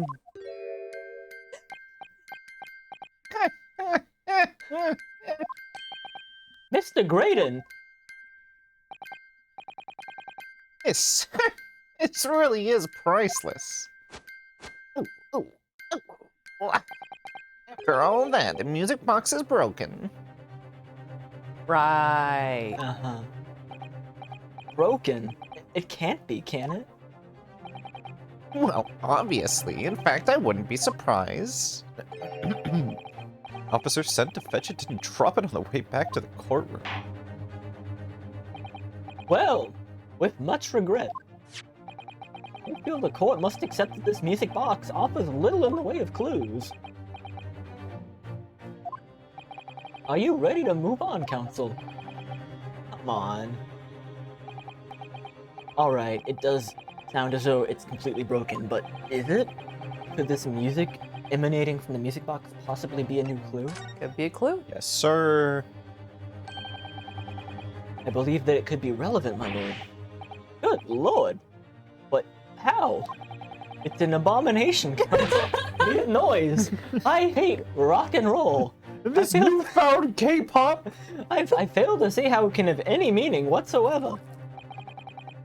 Does sound strange, I agree, but there's one thing bothering me.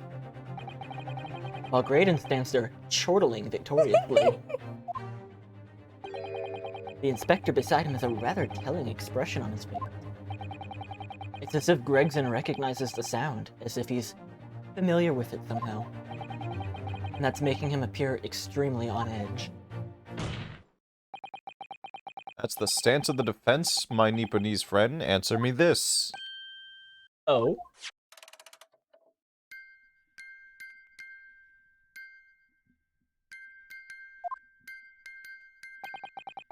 Just what relevance do you propose this woeful chiming has on this case? It's the defense's belief that the sound emanating from this music box is... It's not music. This ain't music. Now that's what I call not music. 2022. Just because this is a music box, it doesn't necessarily mean the sounds we're hearing are music. Look at that. The smile vanished from Graydon's lips as soon as I said it. I'm on the right line here. It must be. Making deductions based on how people react to what you say. You're acting just like Hurley, Runo. Sounds we're hearing aren't necessarily music? Oh, now that you've told us what they are not, I'm sure the court would like to hear what they are. Do enlighten us, my Nipponese friend. See, the prosecutors in this game are just good at asking open-ended questions. Mm-hmm. Well, Surely you have an idea in mind, because if not, will be the death of your ill-formed argument. Exactly. Music box is clearly broken. Refusing to accept that fact is pure foolishness. they've got me. I don't know what the answer is yet. I've just examined the music box very thoroughly. And I'm fairly certain that it's not broken at all. Really? Really, the way it's been made, it can only produce a single note anyway. Thank you, Iris. Yeehaw.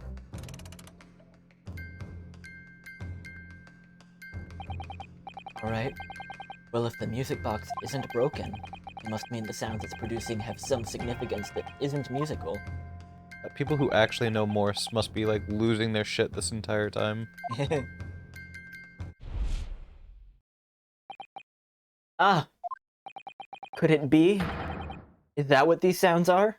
Is this what a sound is? Is this a sound? Something's just struck me, Bruno.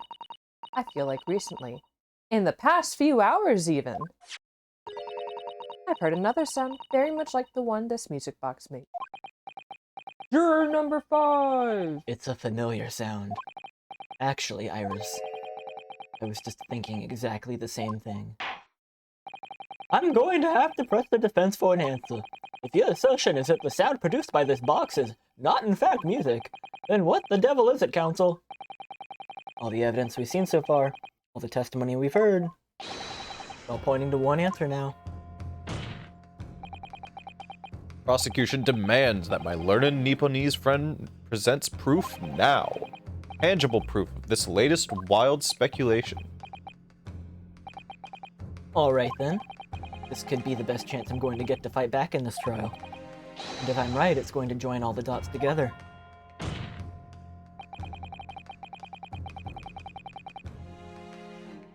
You may have to think a little bit and look into... This one will not be obvious. Okay, well, it's not the armband. Not the armband. Probably not the redemption ticket for the box. Not the representation papers. Couldn't be. Right.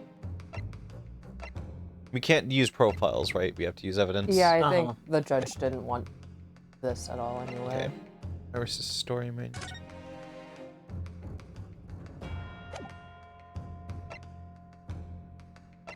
Oh, Check out. Peep the case notes. Deceased. Nothing there, I don't think. Three eyewitnesses.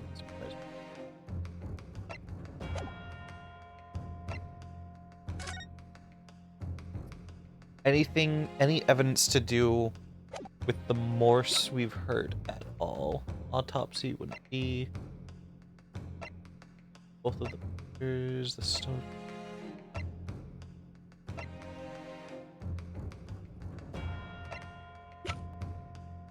Oh, holy shit, you are right. This is not easy. There is a piece of evidence that you haven't examined all the way yet. Actually, Yeah. And, I'll give you a hint. will you tell us? It's on the second page. Oh, thank you. All right. I'm wrong, it's on the first page.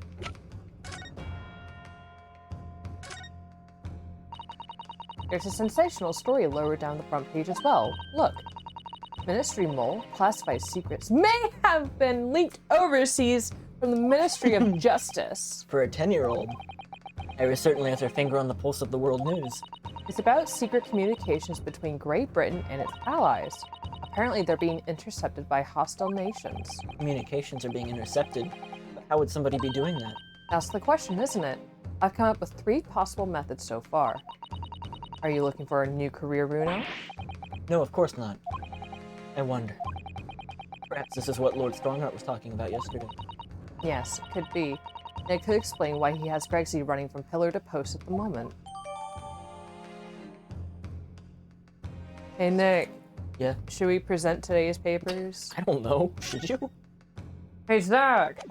yeah. You want to present some papers? Yeah, I think I do. Papers, please. Today's paper, Council? The headline is, Palmbrook perishes in a pick-post plunder. Oddly supportive of your cause. No, my lord. I was hoping you'd look a little further down the page. Look at the Calvin and Hobbes. Further down. Ministry mole. Classified secrets may have been leaked overseas from Ministry of Justice. This is a very serious matter being investigated at the highest level, I understand. Heard that the international transmissions along supposedly secure lines are somehow being intercepted and leaked to various other countries. And presumably, those transmissions are in the form of wired telegrams? Of course. Juror number 5, your input, please. Stop. Oh, me, sir? Whatever is the matter? You told us that you told the court before that you worked at the same communication station as Mr. Graydon, did you not? Yes, that's correct. And the particular station where you work deals with the government communications and newspaper reports. Oh, yes. We're not your run-of-the-mill communication station at all. Our work is extremely important. Then tell me, is this not a very familiar sound? Hmm?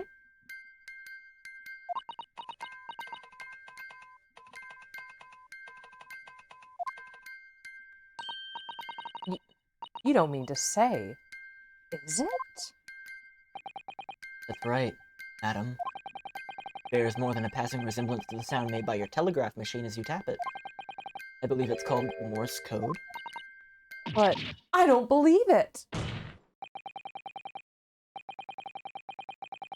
Now, correct me if I'm wrong, but when it comes to leaking telegrams from government departments, there could be nobody more perfectly placed than a highly skilled communications officer.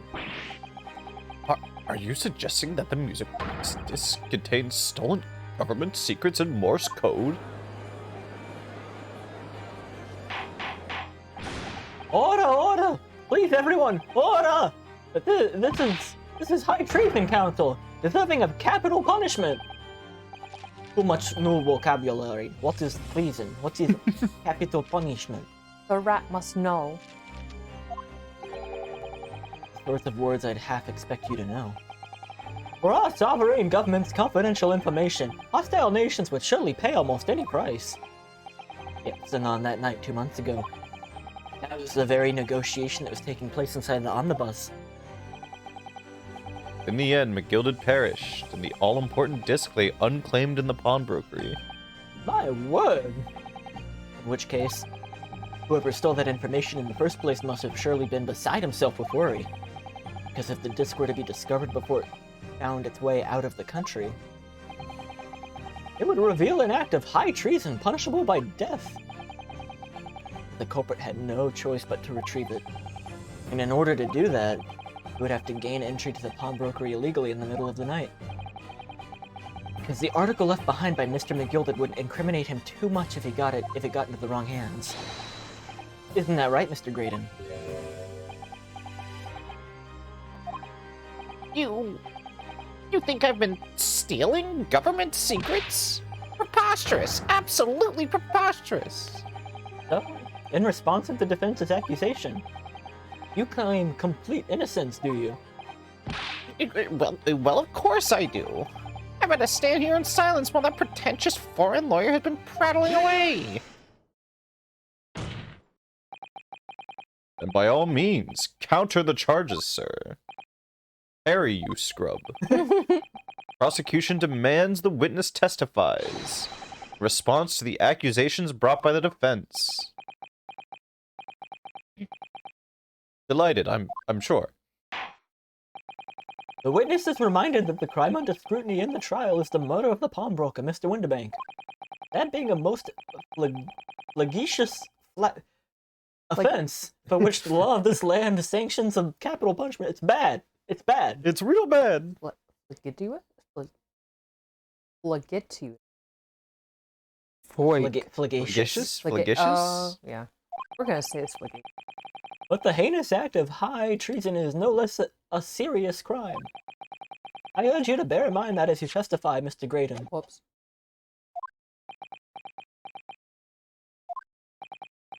So then, let us proceed. You may...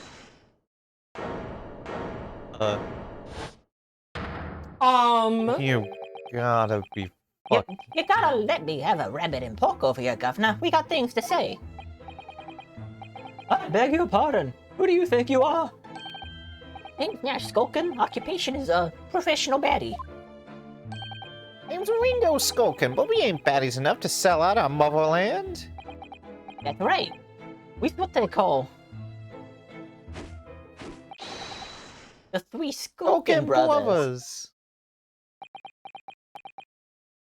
We're right back to this bit, just when it's actually getting fucking interesting.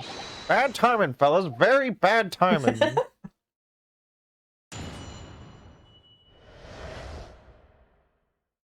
Braden's counter. Your communications officer couldn't possibly steal confidential government information. Besides, the sounds produced by that music box aren't even Morse code. It was some low-class brickmaker negotiating with McGilded anyways, was it not? Of no relation to the man. Look, all we done was break into the gap the other night, like what he told us. We know there was dodgy government secrets involved. We wouldn't have touched it.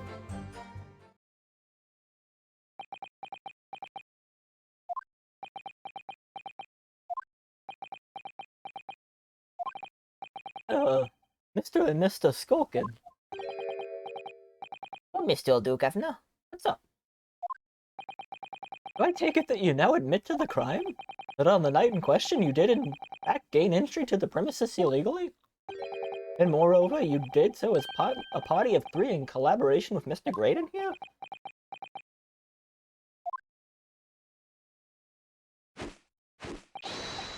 We did, Gov, we did! And so it happened. About Quiet him freaking down, time. please. What say you to that, Mr. Graydon? I have no idea what these two ruffians are referring to. You little rotter. Getting us all mixed up in this monkey business. You never said nothing about no government secrets. You're supposed to be a straight-up job. What about the geezer whose shop it was, eh? Poor old bloke didn't have to die, did he? Ugh. Nice to know who your friends are. Whatever these men say, I deny the accusations. Indeed. Well, I certainly wasn't expecting this little music box to become so significant in the proceedings. However, as it is, I will admit it into the court record as evidence. Can we please get this woman to, like, tell us what the Morse says? Yeah. I guess that would be, like, I want to blasting know government... the government secrets. Yeah, I guess it would be blasting government secrets to the court, but... Oh well. Oh well.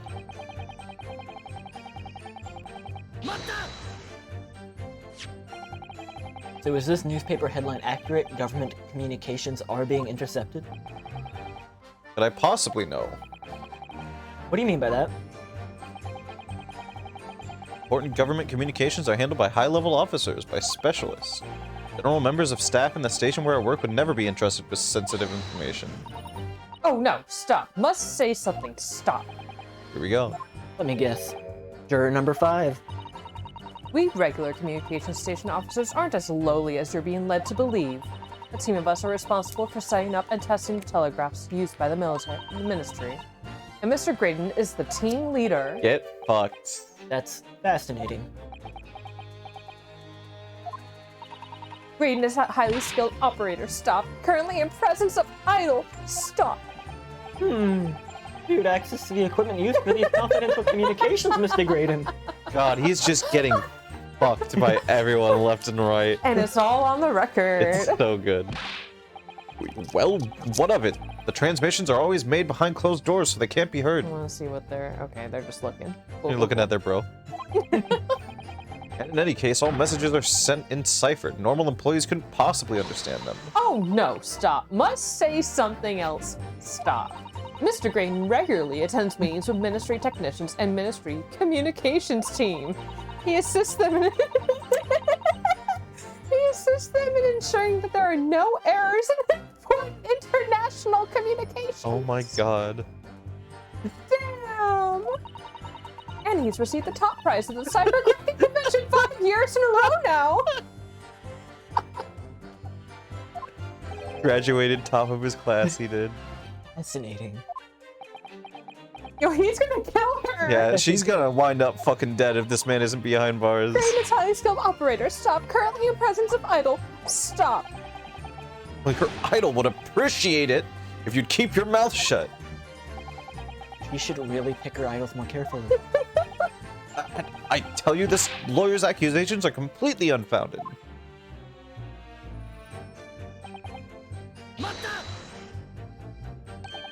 They're not?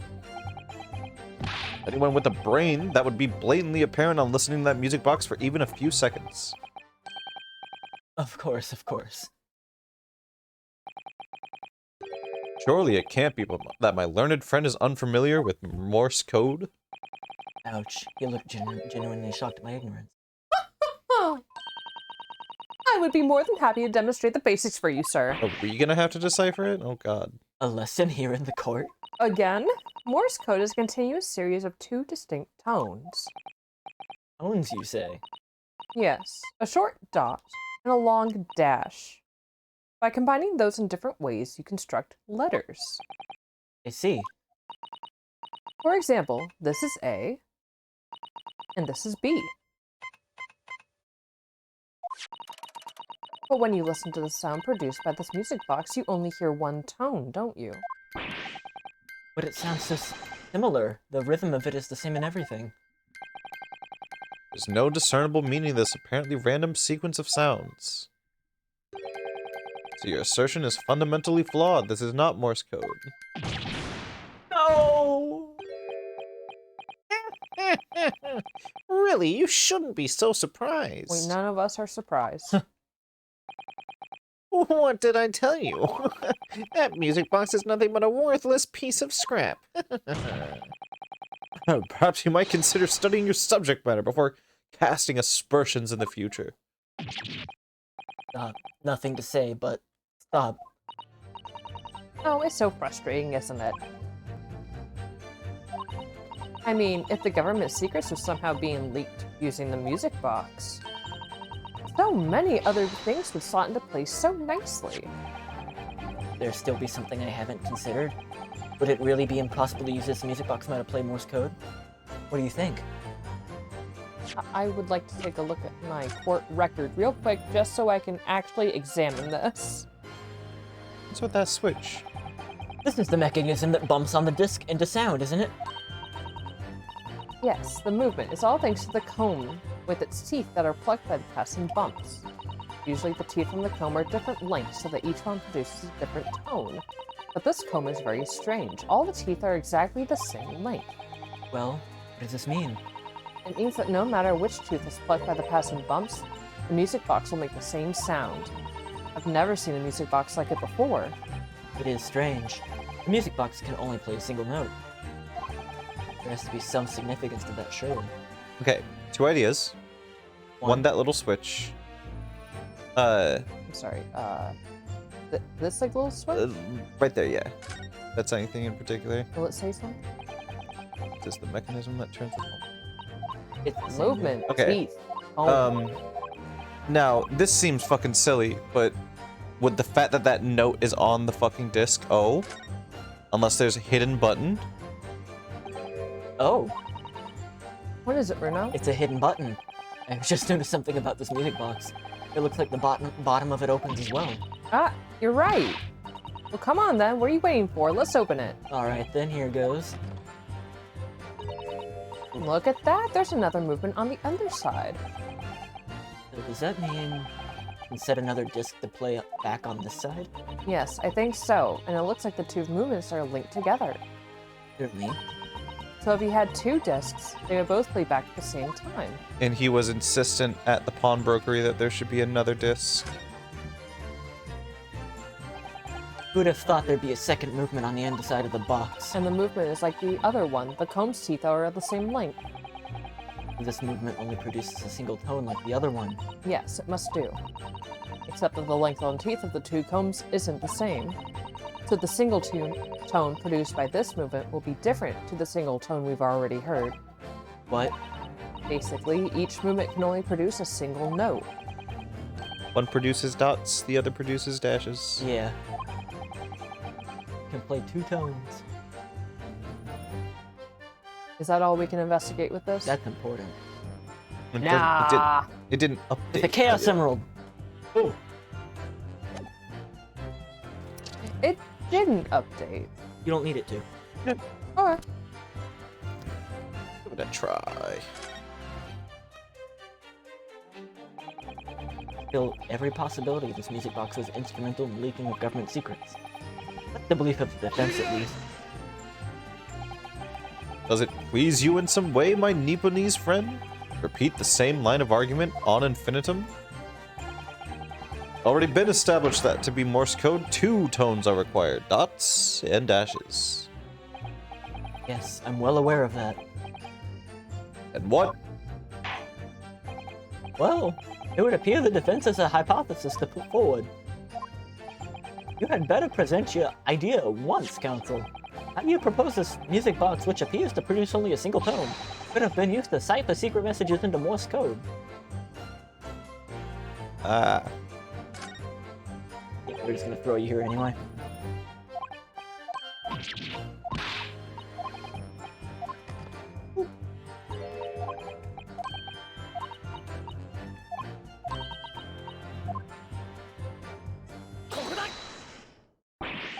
Good gracious, what am I looking at here? Another movement on the underside of the box? What? It appears, my lord, that the 2 movements are linked together. Yeehaw. Yeehaw indeed. Yeehaw, Your Honor. In other words, you can put 2 discs in this music box, and the sounds of both will play back at the same time. Good heavens! We're gonna beat that egg. As the court has heard, Morse code comprises of 2 tones, a short dot and a long dash. I'm gonna scramble the egg. You're gonna scramble his poached ass. With a second disc in place, the music box can be used to generate Morse code and convey a message.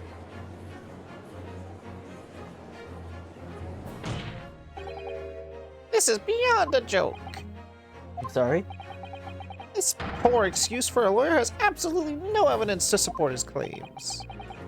Though, of course, my learned friend were able to present the court with the second disc, that would be another matter. Well, I can't at the moment. may I remind the court that, as the witness has pointed out, is not the one in the omnibus with McGilded 2 months ago striking a deal over the disc of discs. Indeed. That was Mr. Mason, the brickmaker. Exactly, I had nothing whatsoever to do with it. Though it has holes, I must admit the argument presented by the defense has much promise. I believe the cross-examination should continue. The link between Graydon and the victim of the omnibus case must be there somewhere. I haven't found it yet. Oh dear, looks like you need to give your argument more strength, Bruno. Try presenting some evidence! You will reiterate your testimony if you please, Mr. Graydon. I must, though I maintain exactly what I did at the start of this pointless cross-examination. Damn, I forgot that was literally just like the second press in the cross-examination. So 2 months ago in the omnibus, McGilded killed the brickmaker and stole the disc. Mr. Mason was a single man with almost nothing to his name. Seems he lived in an artisan quarter some years ago, with people there remember little about him. That doesn't make much sense, though, does it?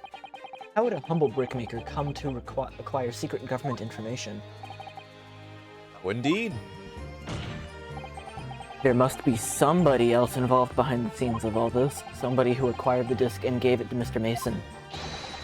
In order to take it to a meeting with Mr. McGilded and negotiate a deal. Dear me.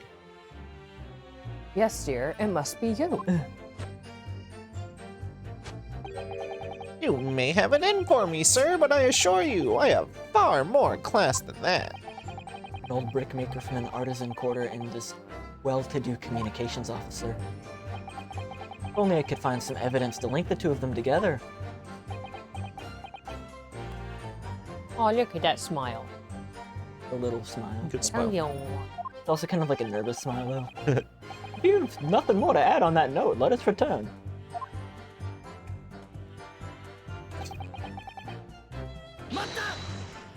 Ah. Like Mr. Graydon told you to do, you mean? Right, yeah. Who else, eh? He thought we was just popping over for data after all them years, but the Rada had a dodgy job for us. Eh, Ash?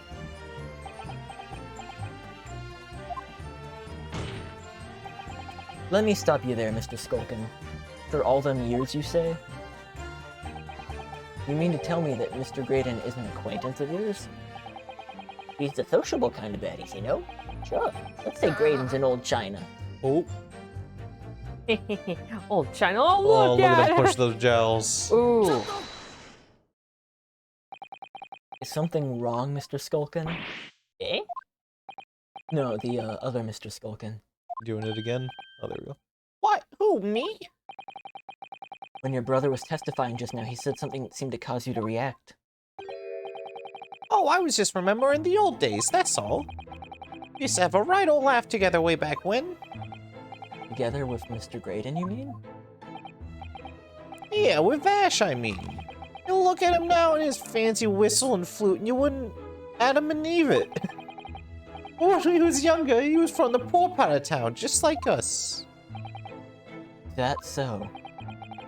But he was always a leery one. He had the brains, he had the savvy. Always coming up with smart ideas like what would never have gone through our heads. Well, blimey, ain't that the truth? Remember Milverton and Skulkin's milk run?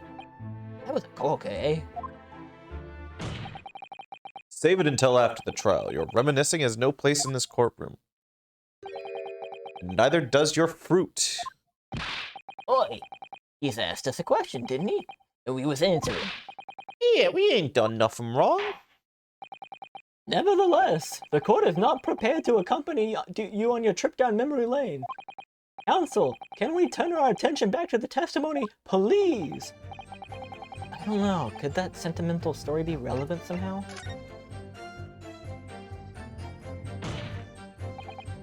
My lord. Yes, counsel. The brother's last sentimental statement could hold vital information relating to the case. Are you serious? Very well, counsel. Makes sense to me. Are you fucking kidding me? I will permit the brothers to supplement the testimony with that detail. Briefly, I hasten to add. Say no more. A skulkin's never skulkin'.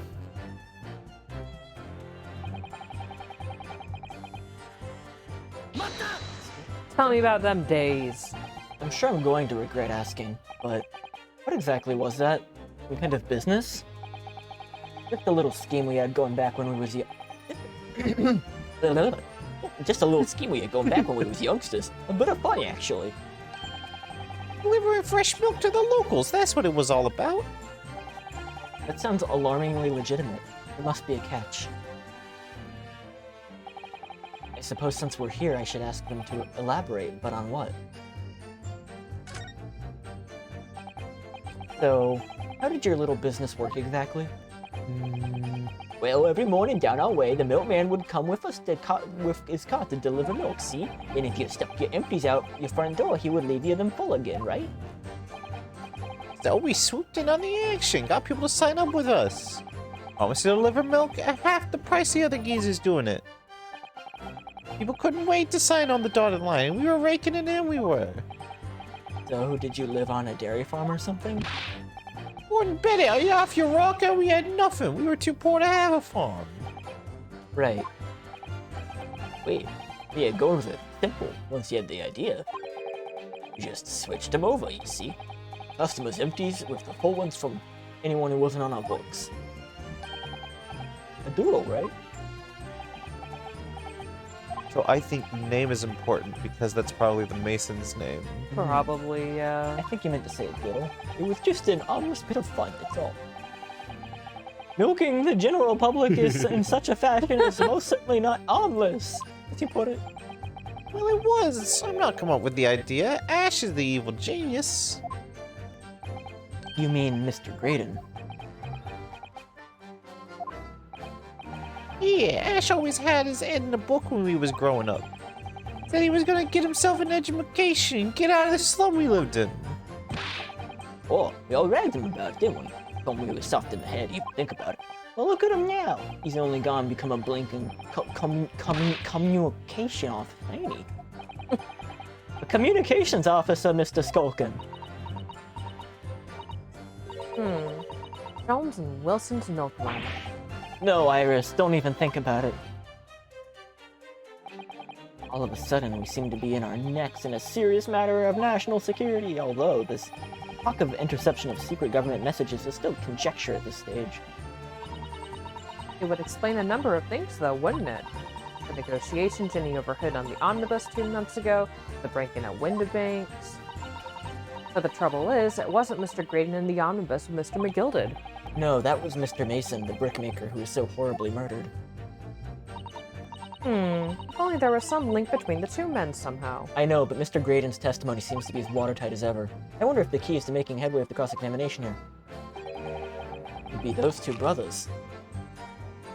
Could be.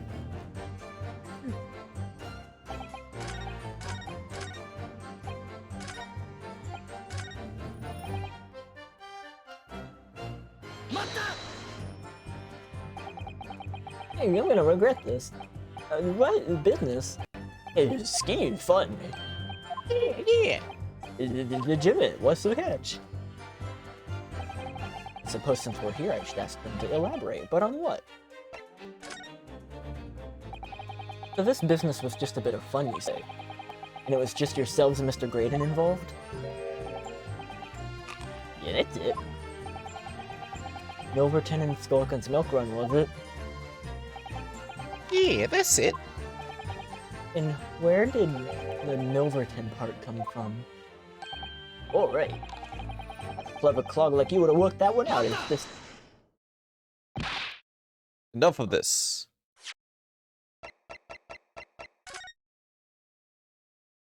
Mason Milverton. Ooh. Daddy! Oh no. How much longer are we expected to listen to this drivel? I don't... Let me guess, you don't accept anything these two witnesses are saying. I don't accept anything these two witnesses are saying. Tell me, why is it this was only at the mention of the name Milverton that you decided to interject? Because well... You weren't the happiest of homes to come from. Yeah, that old man. Yeah, his old man was working, struggling for money so much his wife walked out on him. She took the name Graydon, didn't she? Ash will always be Milverton to us. Oh, damn. Wait, so they were Milverton. like actually brothers. So that used to be your surname, did it? Of course not. This is all bunkum. I've been a Graydon since I was born. You really think you can rely on the testimony of these two thieves, hmm? You're a communications officer attached to the civil service. As such, your personal details will have been thoroughly checked at the time of your appointment. Be a very simple matter indeed to subpoena those records, Mr. Graydon. Well, it would appear that Mr. and Mr. Skulker's testimony has been reliable for once. Were you born Ashley Milverton, then? Is that correct? Very well. Yes. So Ashley Graydon was once Ashley Milverton. That information could change things, and could turn out to be extremely important. Gee, I wonder what could be so important about it. Oh, it's that updated? Okay.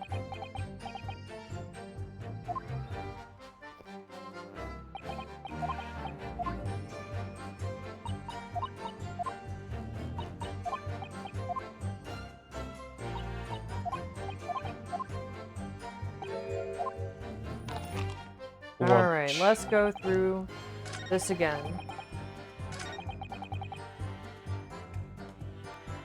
Yeah. Maybe just... Would it be his Press- ID or the, I think either work, but the case notes will work. Okay. So, Mr. Ashley Milverton, tell me, why did you try to hide your former name from the court? I haven't gone by that name for years. It means nothing to me. No, I don't think that's the real explanation at all. The truth is, you had a reason to hide that name. Explain yourself, please, counsel! I have here the notes from the omnibus case, my lord. And as we all know, the victim, the man who we now understand to have been negotiating with McGilded. Yes, Mr. Mason, the brickmaker. That's right. Only Mason wasn't his surname at all. It was his given name. Full name was Mason Milverton. Milverton? Do you mean to say that it's alive? Mr. Ashley Milverton, is it not the case that the brickmaker, Mr. Mason, was your father? Oh ho. Oh, I don't... As I believe I mentioned earlier, your family history will have been thoroughly checked when you joined the civil service. It really would take no time at all for the court to subpoena those records. Sir. Truth is, you've been illegally acquiring highly confidential government information, selling it to McGilded in collaboration with your father.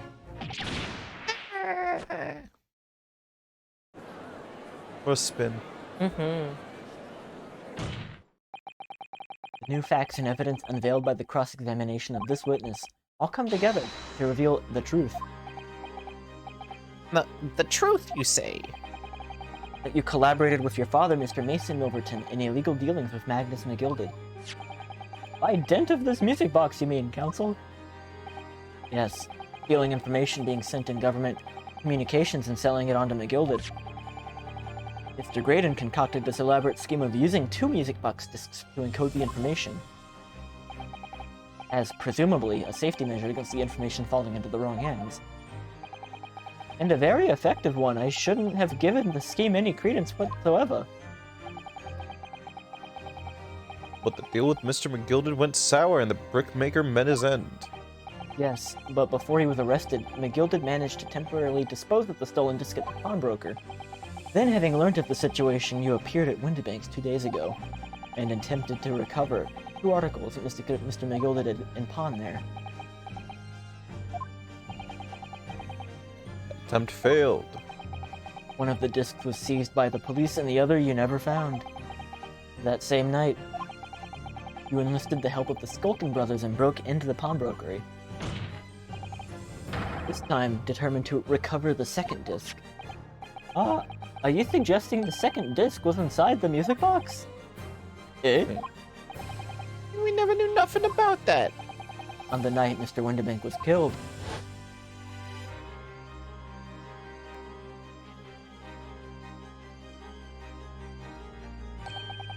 the intruder to the pawnbrokery touched one item, and one item alone, the music box. So he has it. A rather ingeniously demonstrated using the prints from the security camera, indeed. The question it naturally begs answering is this: why was the only one article disturbed? The answer is obvious, because it contained the second disc, which the intruder was desperate to retrieve. Since, if it were to fall into the hands of the police, it would be proof of treason.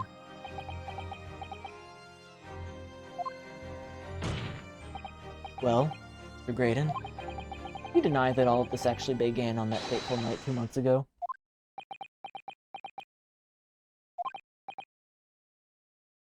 I refuse to accept any of this nonsense.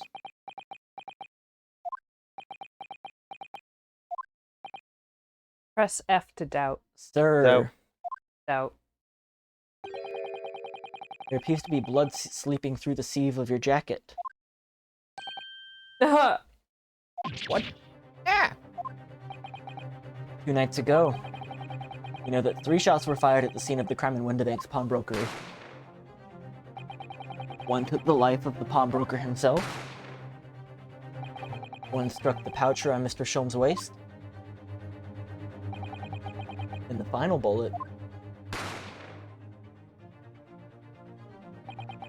struck the calendar on the wall of the shop, having first pierced the arm of the intruders. Graydon, that wound on your arm that you seem to be trying to hide, it's a bullet wound, isn't it? He's got you now, me old China. Time to call it quits and croak, I reckon. You mean the Chaos Emerald? Don't acknowledge my presence there under any circumstances whatsoever. Those are my terms, remember? I paid you handsomely to comply. Clearly I was a fool to think I could trust some common backslum thieves. Fine. I admit it. I was there in Windibanks that night. Paid this pair 10 Guinness to accompany me. As you've noticed, I sustained an injury in the course of my adventures. Adventures. It really is, Jojo. That is all. I admit to nothing more. Stealing government secrets, negotiating with Mr. McGilded.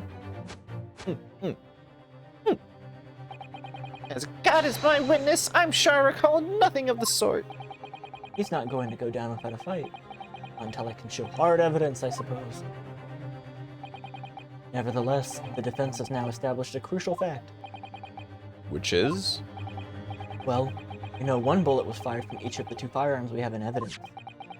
The bullet from the Skulkin brothers' gun hit the poucher on Mr. Shulm's waist, and the bullet from Mr. Windibank's gun clearly must have been the one that caught Mr. Graydon on the arm. Indeed, it must be. We can rule out the possibility that the man shot himself. And that leads us to only one conclusion. Mr. Windibank was shot by a 3rd gun, which can only have been fired by the 3rd intruder. Good. That's right, Mr. Graydon. The only person who could possibly have shot Mr. Windibank that night is you.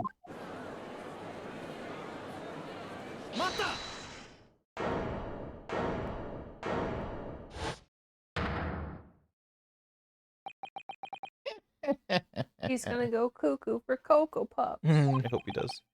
You little upstart. You made a grave mistake when you summoned me here. What? What's that supposed to mean? That small skulkin's good.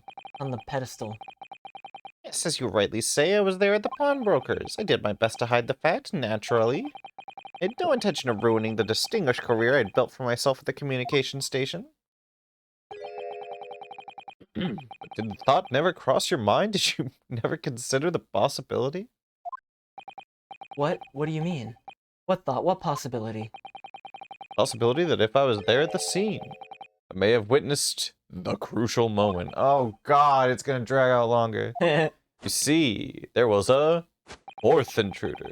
This makes me a key witness in this case, and I have my hands firmly around the neck of your client. What? Are you suggesting? I saw it all. I saw the very moment that pickpocket girl pointed the gun at that poor defenseless pawnbroker and shot him.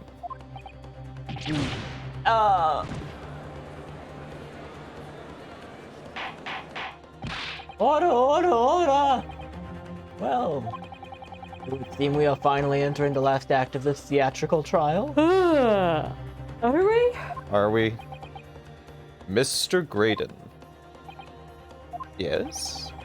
Thus you are fully aware of the implications here. It is shown that your claim is false. You will have incriminated yourself as the killer.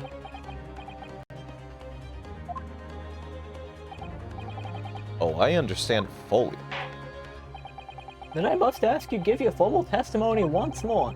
You will explain to the court precisely what you saw at the moment the defendant allegedly shot the victim. Nothing would give me greater pleasure.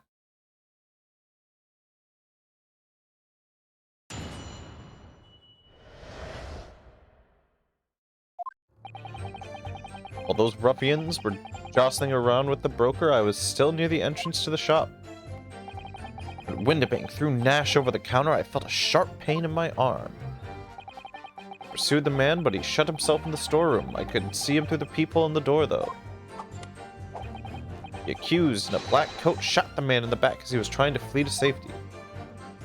I saw the blood splatter all over that wretched girl. Then she tossed the gun out of the peephole, so I picked it up and made my escape.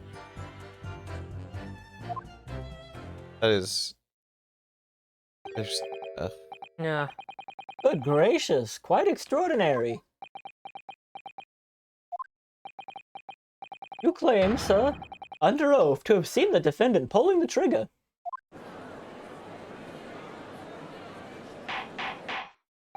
Order, order, order! Wasn't my intention to testify in this way. Neither is it my intention to be found guilty of a murder I didn't commit. Ooh, so you see, my hand has been forced. I tell the truth now as an act of self-preservation. The truth. Till now, the prosecution was completely unaware of these details. Yes, well, sorry about that. Having shot me in the arm, the pawnbroker was then shot in the back by the accused. And as I said, she was showered in his blood.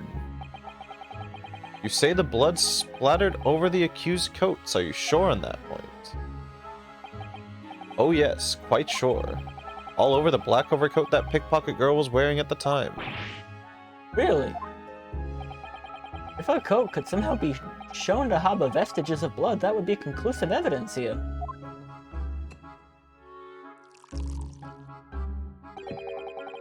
Such an investigation is entirely possible, my lord. What?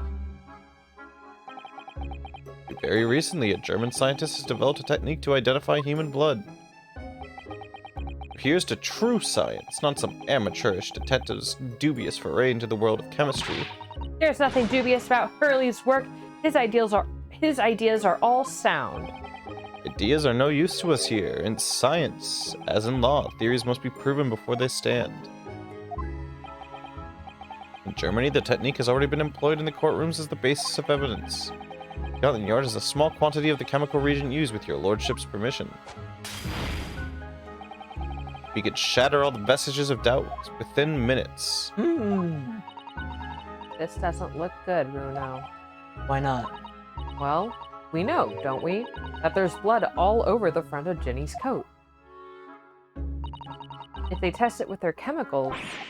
Oh, well, you're right. I was forgetting what happened yesterday. Don't move, Jenny! I'm gonna shoot you!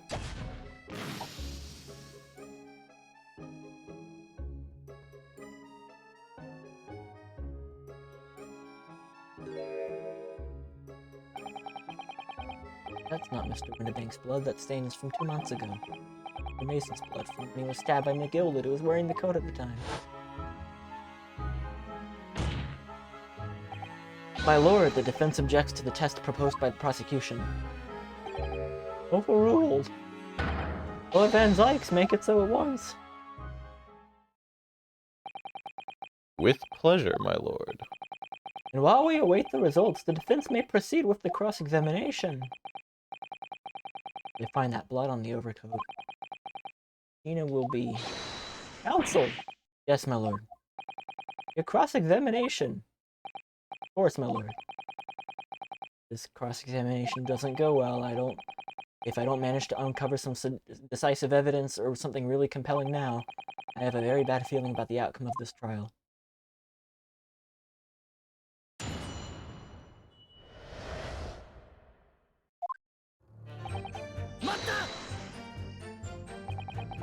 Mr. Winterbank emerged from the storeroom, I believe. Ringo and Nash were scouring the counter when he suddenly appeared and flew at me. He'd already had the revolver in his hand. Fortunately, I wasn't too close. I've never been so scared in all my life. Yeah, we were just your regular, mild-mannered burglars, that's all. We don't like violence. Does the Peru carry a gun? What do you mean when you say you were near the entrance to the shop? I was in the doorway, running my eyes over the shelves for forfeited items. Looking for the music box, of course. Broker went for Nash in the first place, then Ringo joined in, making it 2 against 1, so I assumed they could handle the situation. But I was wrong. I was trying to help me little brother, but the old geezer chucked me over the bloomin' counter. So I pulled me gun on the old fella. He soon made him scarper. Are you sitting upon the poor defenseless pawnbroker again? Shame on you! Sorry, Gov.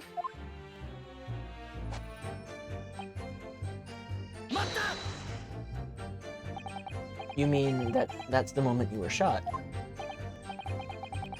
Yes, though I didn't immediately realize what had happened, of course. Things crashed to the floor from the counter as the 3 men were brawling. It's at exactly that moment that it happened, so I didn't hear the gunshot. And the bullet went on to strike the calendar in the wall behind you. So it would appear. I looked at my arm, I saw it was bleeding badly, so I wrapped my handkerchief around it. Seeing as I couldn't explain what had happened to a doctor, I had no choice but to wait for it to heal. I didn't imagine it would still be bleeding 2 days later. Mr. Winterbank intend to shoot you, do you think? Well now, I don't imagine he even noticed I was there, to be honest. Perhaps the gun went off accidentally. Anyway, it didn't quite strike home. I pulled me gun on him. He tried to shove me out the way. And then he scarpered through the door out back. At which point, what did you do?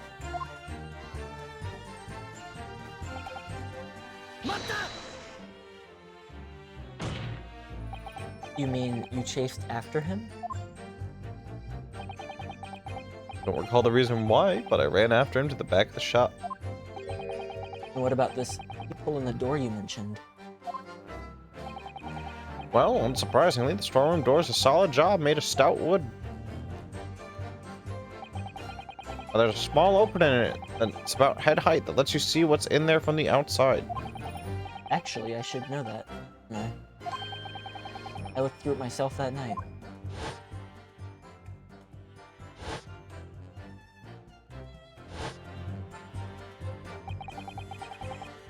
What about your burgling brothers? Did you see what went on through this peephole as well?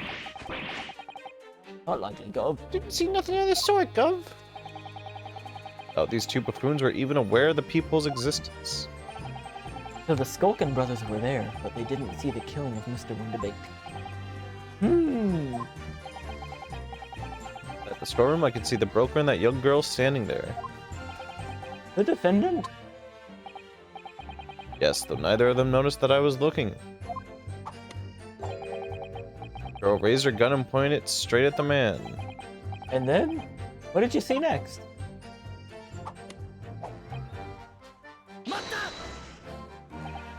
Yes, when the crime was discovered, the defendant was found with the gun in her hand. But that was Mr. Windabank's gun, from only which a single bullet had been fired. And as we've already established, Mr. Graydon, that bullet was fired at you. Ah, but no, it wasn't the broker's gun that the pickpocket girl had when I saw her. Yes, the bullet from Winamake's gun grazed my arm, and yes, the Skulkin's gun grounded the detective. But this was another gun entirely, a third gun. Ooh. The broker's gun was not the murder weapon, so clearly there had to be a third firearm involved. In other words, the accused must have had her own gun with her at the time. But no other gun was found at the scene.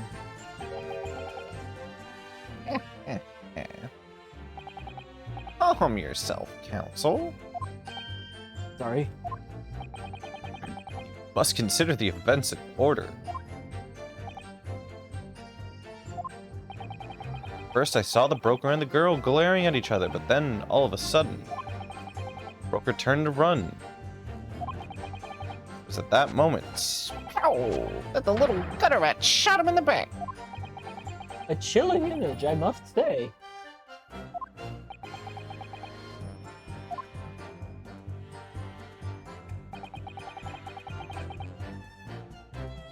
aw, dude.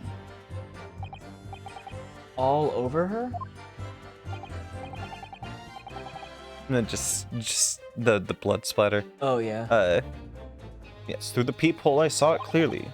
Of course, the stains are invisible now, what with the coat being such a dark color. But I assure you, that garment is sullied with the victim's blood. Well, is it sullied with... It is sullied with blood, that's for sure. But it's not Mr. Windabake's blood, is it? No, that's right. It's Mr. Mason Milverton's blood from when the Gilded stabbed them 2 months ago. It's so annoying. If they'd only accepted Hurley's chemical analysis, we could prove that. But they won't. Unfortunately, we can't use it as evidence to support our case. Father.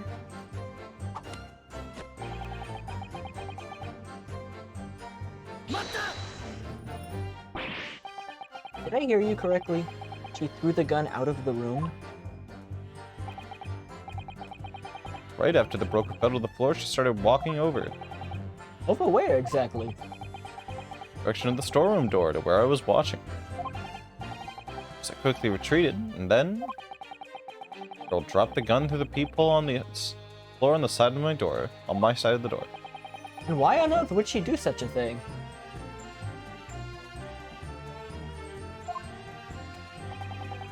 Couldn't tell you. Perhaps she was hoping to distance herself from the murder weapon. Without thinking, I went and picked it up. Suppose I was worried about just leaving it there in case any more tragedies took place. So it was you, in fact, who took the third gun from the scene of the crime. Oh, yes, it was yours truly. I left the clear up to my lackeys and left. Clear up. We didn't mess over the counting, so Mr. Whistle and Flutie has told us to tidy up. He thinks he's our bloomin' mum sometimes.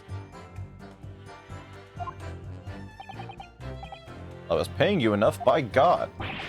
Uh-oh. Tell me, Mr. Graydon, when you left the pawnbrokery that night, was it by any chance with the second disc in your jacket pocket?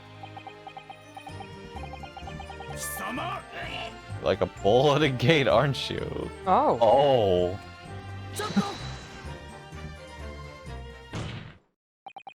Gentlemen, Getting hot and sweaty mm, on the Uh, witness stand. Something wrong, Sunshine? that should be my line. You realize you were just violently shaking Mr. Skulkin. Blimey. He's a bit of an hooligan, ain't he? What was going on just now? You saw him. Grab me whistle. Why the blazes, he said. Didn't you mention the third gun when we got down the station? And why didn't you? That's a fair question. Because we didn't know nothing about it. All that flaming people in the door. Sorry about that. You're prone to losing my rag sometimes. Not hurt, are you? Well, blimey. He's the way he's looking at me, I'm telling you. He's to give me the willies. That was strange. Hector doesn't normally get quite as worked up like that. Normally wouldn't grab someone. No, that wasn't very Greg Z at all. Normally all sweetness and light, no matter what I say to him. Yes, well, I think you might be a special case, Iris. Well, anyway, that was definitely out of character. Who are you? Who is this guy? your VeggieTale ass?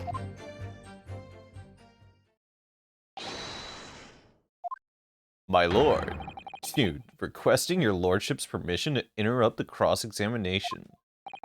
Explain yourself, officer! I have the results of the test that was ordered earlier, my lord. Ah. The blood on the accused overcoat. Thank you, officer. Very well, the cross-examination is suspended temporarily. I presume you have no objection, counsel. No, my lord.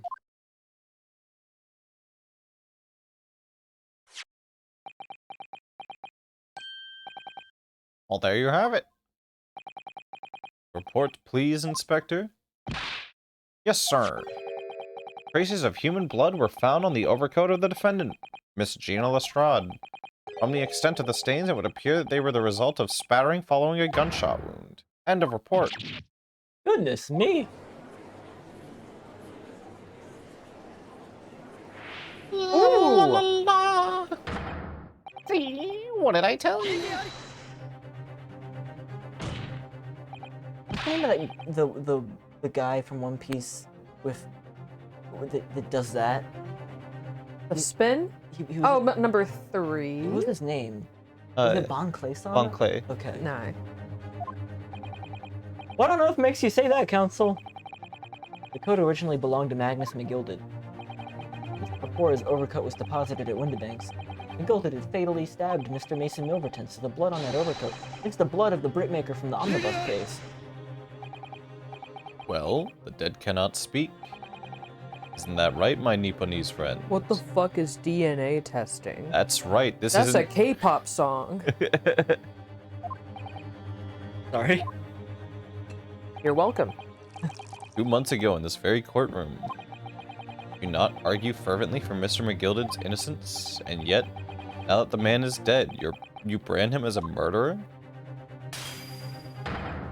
Your conduct shatters any shred of respect you may have earned yourself in this country. But that was... I call it... Was it you or me that did this guy?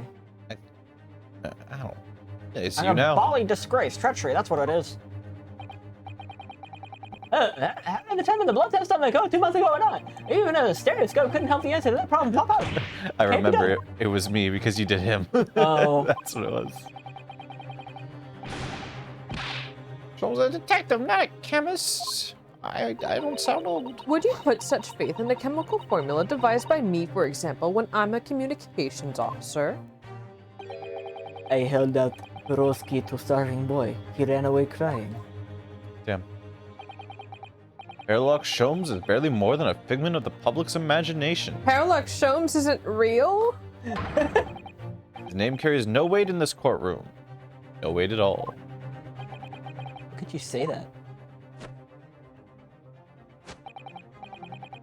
Victory is sweet indeed. This proves that my testimony is the whole truth from start to finish. How do you arrive at such a conclusion, sir? As the witness said, the accused coat was spattered with the blood of the victim. It was splattered with, With blood of a victim. The only way Mr. Graydon could possibly have known that fact is if he saw it happen. In other words, his testimony is solid and the conclusion is singular. It was the accused who shot the victim in this case. That is the whole truth. I love the invisible wall he hits behind him when he does that. Oh, yeah. It's like much closer than the actual. My lord. Oh, Been a long battle this one, but the old warhorse has something to say, if you please. Mr. Foreman. As of this moment, sir, the squadron has reached its final decision. Ready, men? All for one now. oh, we get one more of these. Dear Sir! God. God fucking damn it, dude. You don't. I'll just tell you now, you don't. Oh, thank God.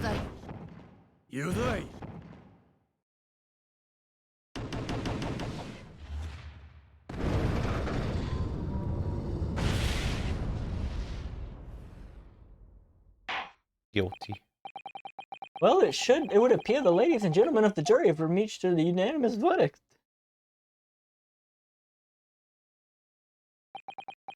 Defense has consistently failed to unpick this witness's testimony. Here's to any attempt you make at unpicking the juror's decision being equally unsuccessful. Wow. He's really giving that wall some work. I don't believe it. I've come so far. How is it all unraveling on me so fast? Is this where Holmes comes in with whatever Susato was saying? Objection. How very distressing. Held in such low esteem.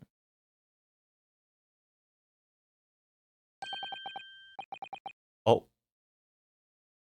Wouldn't you agree, Mr. Naruhodo? Officer? You've delivered the report now. That will be all. Thank you. It occurs to me with some regularity, Mr. Naruhodo, that scientific truths are determined not by science, by none other than the human mind. Who are you?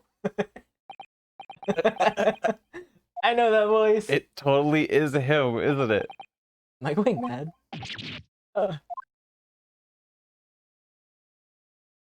God fucking damn it, dude. Mr. Sholmes.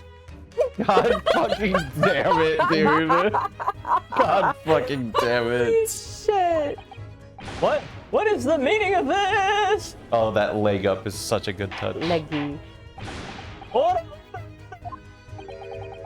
What business do you have here, detective? At last I heard you were recuperating in hospital. As well I should be, had I not been sent upon an errand. What errand? God, doing their voices back and forth, oh God. Hurley, it's really you. You're awake at last. Yes, good day, Iris. I appear to be rather late to rise. My apologies. My lord, if you will humor me. In what manner, sir? I have something of great importance I wish to give the young lawyer over there. In no more than 5 minutes, would you be so kind as to spare us this time? What say you to this, Lord Van Zykes? This trial has taken many hours of the court's time, having spent so long already. Exactly, having spent so long already, we don't want to go wasting any more precious time. As I was saying, having spent so long already, it would seem churlish to deny the defense a mere 5 minutes. Very well then, counsel. You had 5 minutes. Baby. My dear fellow, I apologize for my tardy arrival. Mr. Sholmes, are you alright now? All right, I'm all wrong. Sorry? Only just managed to summon the strength to stand, man. I asked the judge for 5 minutes. But I fear that even that may prove too much for me. Pray forgive me should I pass out. Let's make this discussion as short as possible. Hurley, this place is full of idiots. None of them care to see how wonderful your chemical blood analysis is. Well, that concoction of mine was really just a bit of sport to assist me in my investigations. I took the trouble to refine it for appraisal by the scientific community and oversight on my part. Right. Modesty? Surely not. But enough of that. I'm here to give you this, my dear fellow. Oh. What's that? A lavender furoshiki wrapping? Leaving present from Miss Susato. Miss Susato. It has the third gun wrapped in a beautiful little box. If possible, matters were to be settled without me giving you this. Those were her instructions when she asked me to do her this favor. I don't understand. Did you guys see his eye like bug out for like a frame there? That's him about to pass out. Miss Susato foresaw today's events, I believe. She knew that the culprit would attempt to escape justice by means both devious and underhanded. And you, Mr. Naruhodo, fighting as fairly as you are wont to do, would find yourself in considerable peril at that very moment of crisis. To be given this small parcel. Those were the dear lady's instructions. A leaving present from Susato-san? Whatever could it be? Hey, yo. What is this? A gun! Oh, it's the machine I made. Ah.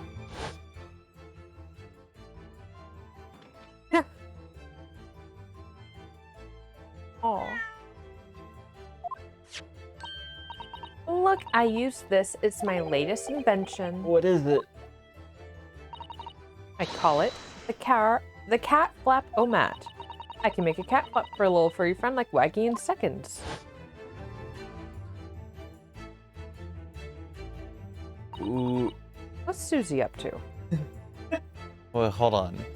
Okay. Okay, I have been silently thinking about this.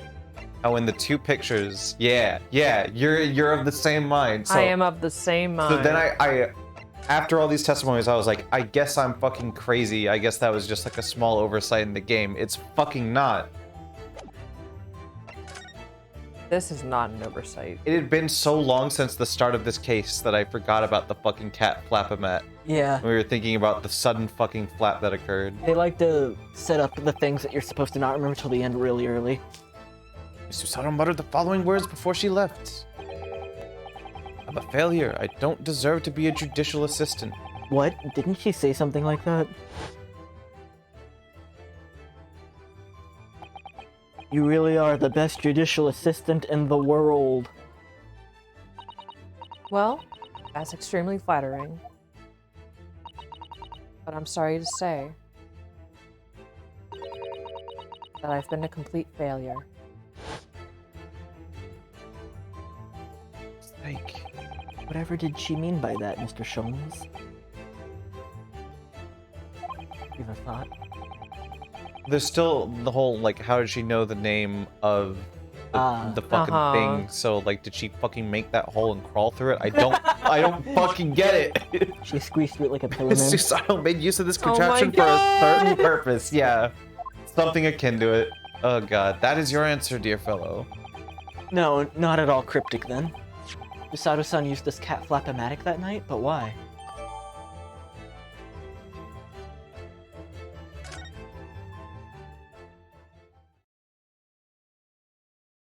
Me. For 5 minutes is over. We're out of time already? Please pass out. Hmm. I'm grateful to you for affording us that brief recess, Mr. Reaper. Need no thanks, detective. After all, your boyfriends, and the die is cast. Is it really?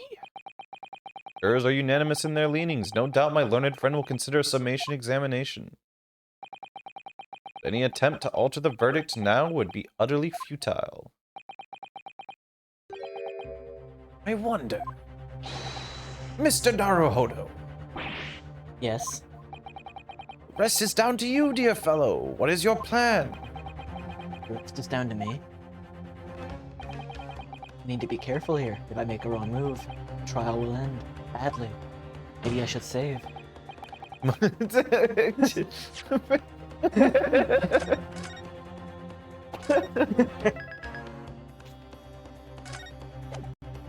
All right, the defense requests.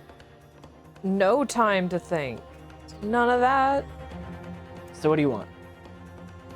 Well, okay, so you have said that there's no summation examination, so it fucking... Well, I said it wasn't happening then.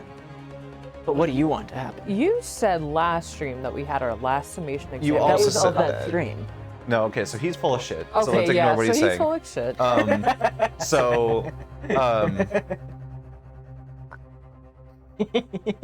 Do you want to go with further cross-examination? I want to go with further cross-examination. cross-examination too. Nick, hush. Except for now. Further cross-examination.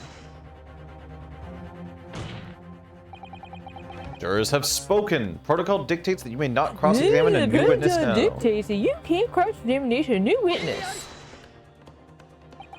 The defense is not asking for the cross-examination of a new witness, rather to continue with one of the existing witness. What? It would appear that a rather important detail has escaped your attention, Mr. Reaper.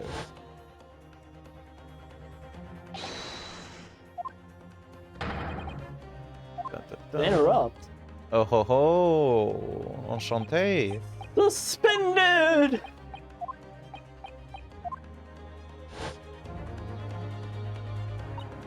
So nobody can say anything then. Shut the fuck up, Mr. Reaper. If Bruno asks to resume his cross-examination of Mr. Graydon, Court is obliged to allow it. This is absurd.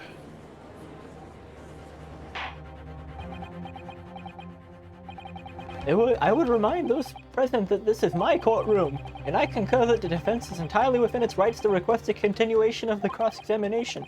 However, I will not permit an unremitting protraction of these proceedings. Therefore, I have decided to afford the defense one final opportunity in concluding the cross-examination. Counsel, you must choose but one statement from the witness's testimony, shit. and but one piece of evidence to present in support of your argument against it. Gulp. A single chance to present evidence. If, following that, the situation remains unchanged, I shall move to adjudication. Is that clear, counsels? You will not present any further witnesses. You will not press the witnesses any further. That too. My lord. Yes, my lord. A single statement and a single piece of evidence. Most generous. Well then, Mr. Naruhodo, it's high time I fell in a dead faint. Oh, he's doing it. I leave this in your capable hands.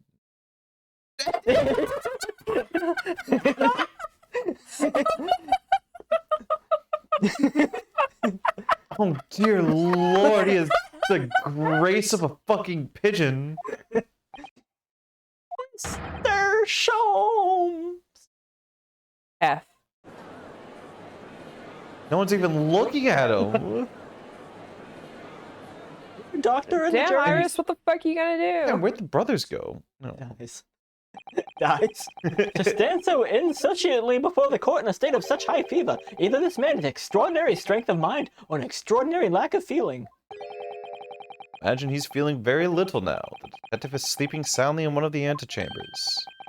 Strike a man when he's down, why don't you? Well then, counsel, are you fully prepared? No. Not at all. Yes. One statement. One evidence. One piece. I won't let Mr. Sholmes down. Or Iris. I won't waste this final chance that Susato-san gave me. This is going to decide the entire outcome of the trial. Very well then. Under the terms I have outlined, you may continue the cross-examination. Just about to say, save again. Ooh. Ugh. Alright, Chris. Let's give it a shot. Don't let this fucking clown say nothing. We can piece this shit together. We can piece this shit together. we got You and I this. can combine our two brain cells together. Exactly. The moment of the shooting again.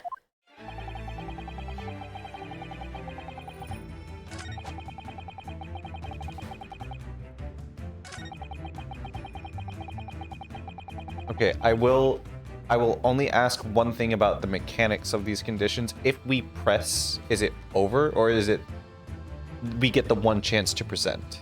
Do I have one press and one present? I don't think you're supposed to press at all. Okay, cool.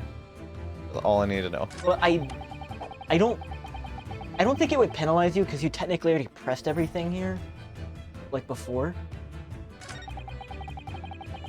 I think it would let you press actually, but I don't think anything would change. But that last one is probably it. Lordship is going to grant me one chance to present one piece of evidence. It's clear what piece of evidence that should be. How in the world did Susie manage to sneak off with this without me noticing? And she used it in the pawnbrokery? Yes, that's what Mr. Shum said. So is it the last piece of evidence and the cat flap, you think? Possibly. The last piece of, not the last piece of evidence. The last statement is the only one that mentions the people. Is it? The fourth one mentions the peephole. Oh.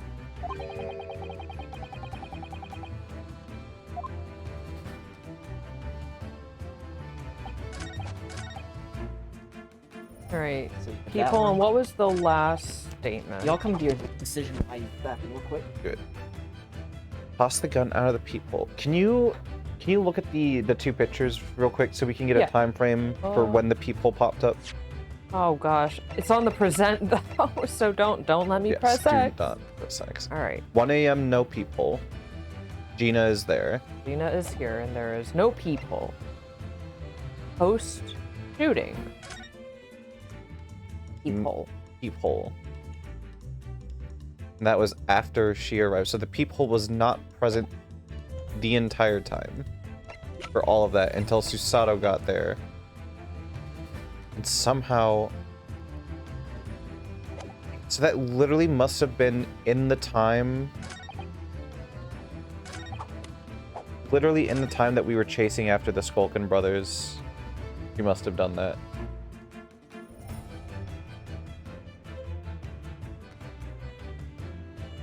Yes. Because Sholmes told us to go after them. We left her alone in the store with Sholmes. Uh-huh. And that's the only time it could have happened. So... Made my escape. So what's more important, that she disposed of the gun? Or what was the previous statement that mentions it? So I could see, or that he could see any of it to begin with, which would make him not a witness. I really want to say... Nick, is it one statement and one piece of evidence? That's the only thing that we could get out of this. That will, like... Yeah, if you get it wrong, if you present the wrong thing at the wrong point, it's game over. So as much... I feel like it will come up naturally with the pictures, so I don't think the picture is the thing we need to present. I think it needs to be the device itself. I think so too. It has to be one of those two statements that mention the peephole. Alright. So it could be this one, because then this destroys his whole argument that he's a key witness, because he couldn't have witnessed anything through the peephole. Couldn't have seen that. Couldn't have seen that. And then this is how he claims to have gotten the gun, and she got rid of the gun. I think it makes sense for that first statement, because that really does destroy the rest of everything that he's saying. I was also leaning towards this first statement Okay. and present Cat Flapamet. Is this what we're going for? I think this is what we're I'm going gonna for. I like press X. it. Does the music stop? What on earth is that eccentric contraption, Council? Let's fucking go. Oh, it's my cat Flapamet, my lord. It makes a way for cats to get in and out of a room. It can cut through any door you can think of and make a new little door in the middle of it. That's right, my lord. It's a device for creating so-called cat flaps. Small doors for cats to come and go as they please without their owners having to open the main door. Sure, we can all work that out for ourselves. That cat lover's contrivance has no possible relevance to this case. Oh, really? Of course it doesn't. To start with, there's no cat flap in the pawnbroker's door. Not to be a keeper of cats myself, I'm afraid I fail to see what this has to do with the matter at hand. Perhaps it would help if I described its function another way then. It's contraption is able to create a peephole. Any door you can imagine in practically no time. I beg your pardon. Peephole, you say? 2 nights ago. We arrived at the scene only minutes after the murder of Mr. Windibank had taken place. Right, according to the paperwork at the yard, it was you, your Japanese assistant, and Sholmes. Yes, the 3 of us were together, and it's recently come to my attention that my assistant made use of this device at the time. Your assistant did what? There was a peephole in the storeroom door. I can attest to that. Because I looked through the peephole myself in order to see inside the locked room. It was ludicrous. What are you trying to say? Of course there was a peephole in the door. I said as much in my testimony. How else could I have witnessed the crime, for pity's sake? I don't know, man. How could you have witnessed the crime, my dude? Yes. How could you? Counsel, kindly say what you mean. Alright. Time to strike the final blow. What I mean is this, my lord. My assistant made the peephole in the storeroom door, and until such time as she did, the door had no hole in it to look through. What? No!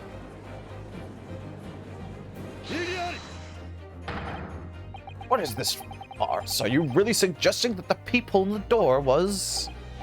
Yes, it was created only after the incident had taken place.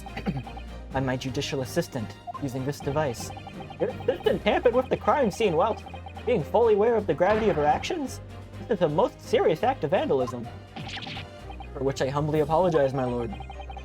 It was in the few minutes that I left the scene in order to pursue the Skulkin brothers and alert the police.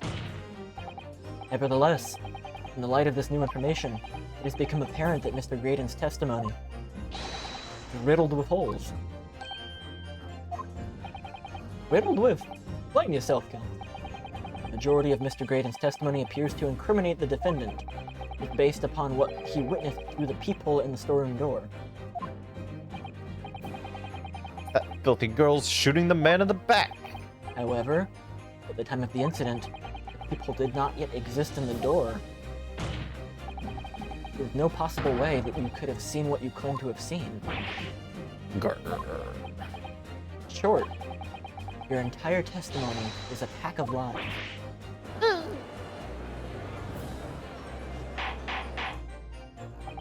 Order! Is there any credence to this revelation? None whatsoever, as my learned friend must surely realize. Exactly. This is just some cheap trick designed to discredit me. I'm afraid not, sir.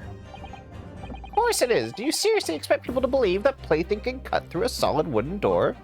Yo, come on. Yes, I designed it to be very powerful. It can cut through even the toughest of doors. That's absurd. I don't believe it for a second. I had a feeling you'd say that. What? Waggy, cooey, time for dinner. Oh, complete bullshit. This is amazing. Waggy. Well,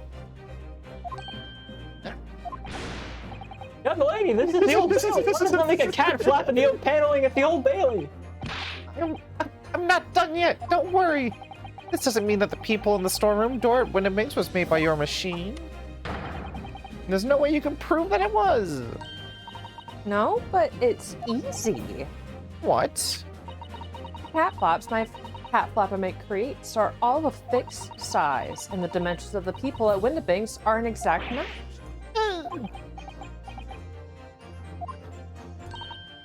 Hee old Silky's lost for words. Excellent work, Iris. Thank you. Now it is my learned friend's turn to be lost for words, I feel.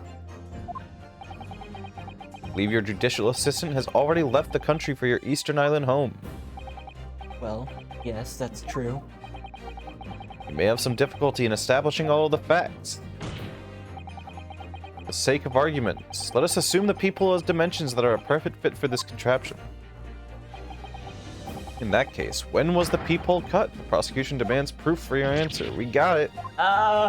What is the purpose of your line of inquiry, Lord Van Zykes? Very simple, my lord. Defense argues that the peephole was created after the incident using this device. Now that the perpetrator has returned to her native land, she cannot testify to the fact. There is no proof. Oh. For as long as the defense remains unable to prove when the peephole was made, a learned friend's claim amounts to nothing more than a baseless accusation.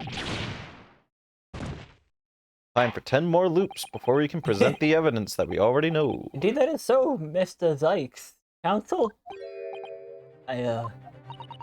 Don't give up now, Runo. This is the time to create your own opening and force your way through. I don't know if I can do this, but I do know one thing. Usato-san is the greatest judicial assistant in the world. Damn right. Damn, that's the only thing you know?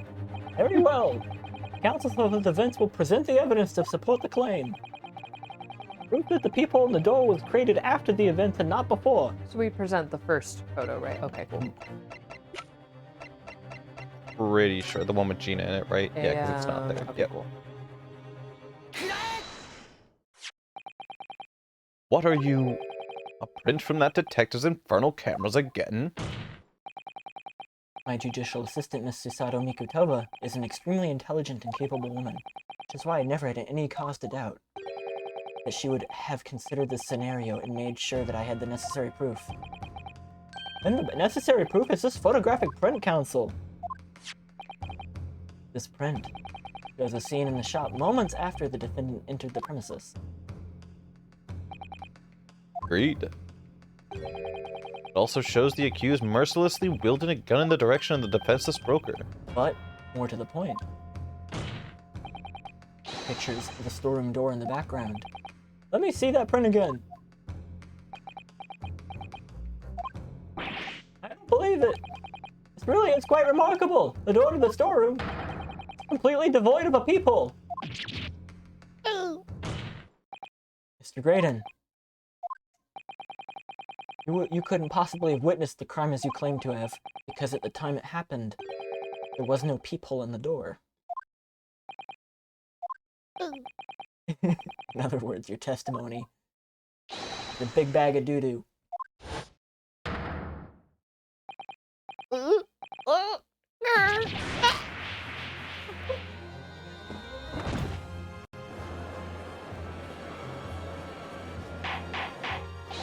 Order!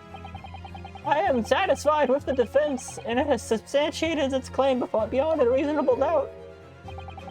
This witness's testimony was entirely fallacious. It was very fuckalicious! That's not the only thing we know beyond all reasonable doubt. My learned friend's assistant's guilt can no longer be denied. The woman tampered with the crime scene. Oh, shut the fuck up, my man. More importantly, Good lord, there's more Lord Van Zykes. defense may have established a reprehensible instance of perjury. That is no proof that this man is the victim's killer. Yeah, we still haven't found the gun. Shit. Yes, that's right. What? I was there at the scene. It's true. And I was shot in the arm. It's true, but that's all. Yes, in fact, if you look at the circumstances, I'm the victim here. Yikes. Oh, please. No. No, not another male victim. As it stands now, I don't have any definitive proof that he's the culprit. Still, he can't worm his way out of it now. You know what they say. There's no point locking the cat's door after the cat has bolted. They say that? Isn't that right, Runo? They do say that, Iris. As Hurley always says. One lie begets another. Do they say it? Does he say that? No, wait, that might have been a line I wrote for him in one of my stories. Well, no matter who said it first, you're right. A little nod was good. Mr. Graydon, not only did you give false testimony to the court, but the lies you told make no sense. Make no sense? What do you mean by such a remark? What you said in your testimony reveals that you know something you shouldn't have known. In other words, there's a fundamental inconsistency in your statements. What?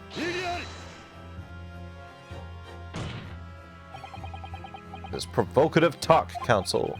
Won't you enlighten the court? Explain this alleged inconsistency. Iris was right. One lie begets another. The inconsistencies revealed by the lies in the witness's statement. They show that Mr. Graydon had knowledge of something he shouldn't have known anything about, namely,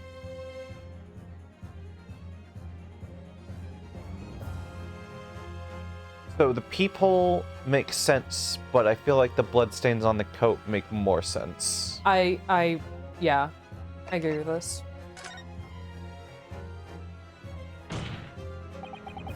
the bloodstains that were present on Miss Lestrade's coat.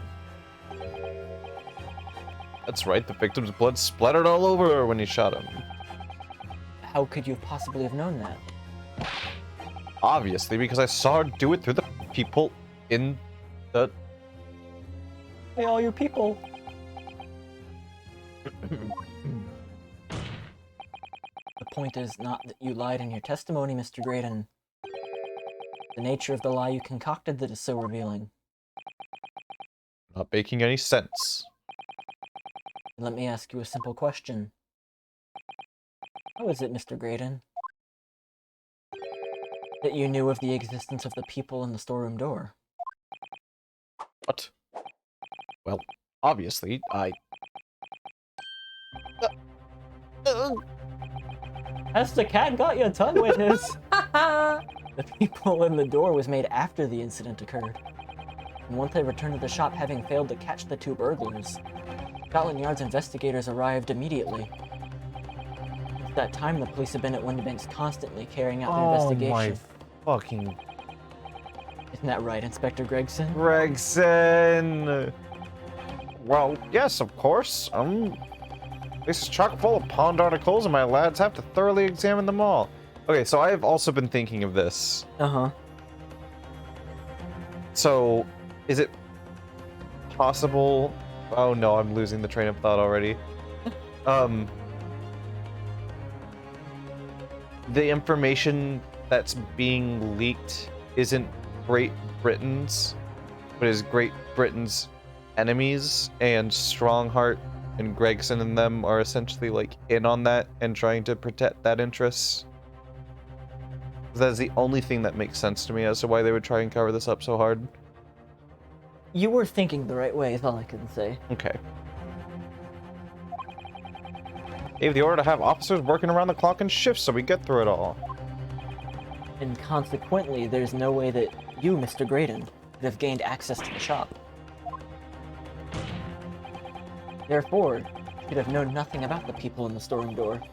The fact that its existence forms the basis of your testimony is completely inexplicable. And yet, the fact remains that Mr. Graydon did maintain he witnessed the crime take place through the people in the door. How on earth is that possible? Can I have a word, please, Lord Van Zeeks? Speak, Inspector. Just that I really ought to be getting back to the station now to, yeah, put in my report. Put in my 2 weeks notice. Got a lot of fries to eat back at the station. There's really nothing more I can add to this testimony, so if it's all the same to you, mission denied. You've been a sussy baka this whole time, Gregson. Oh. Not all the same to me, Inspector, not at all. You will remain exactly where you are until this trial concludes. Of course, sir. Mr. Graydon, you shouldn't have known about the existence of that peephole. Peephole. Really fun to say. Oh, Yes. Which can only mean that you must have been informed about it by somebody else.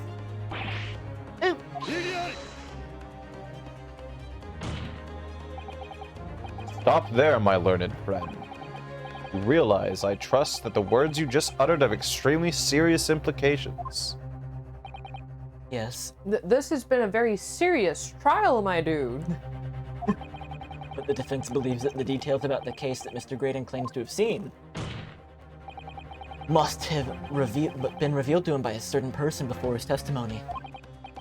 And in fact, considering a particular clue we have, there's really only one person that can be. Who is this person in question, counsel? You're gonna make me point him out. Who gave this witness details of the crime scene to facilitate his false testimony? Bom, bom, bom. Bom, bom, bom. Bom, bom, bom. He has a degree in medicine. Holy shit. Ashley Graydon from the future! He came back in time! Must have been Ringo, Must have been right? Ringo. Must have been you.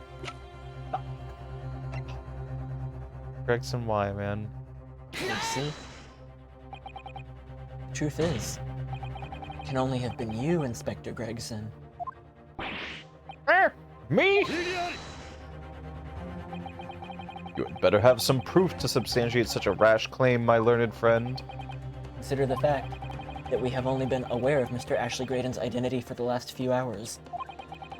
We learnt of it only during the course of the trial today.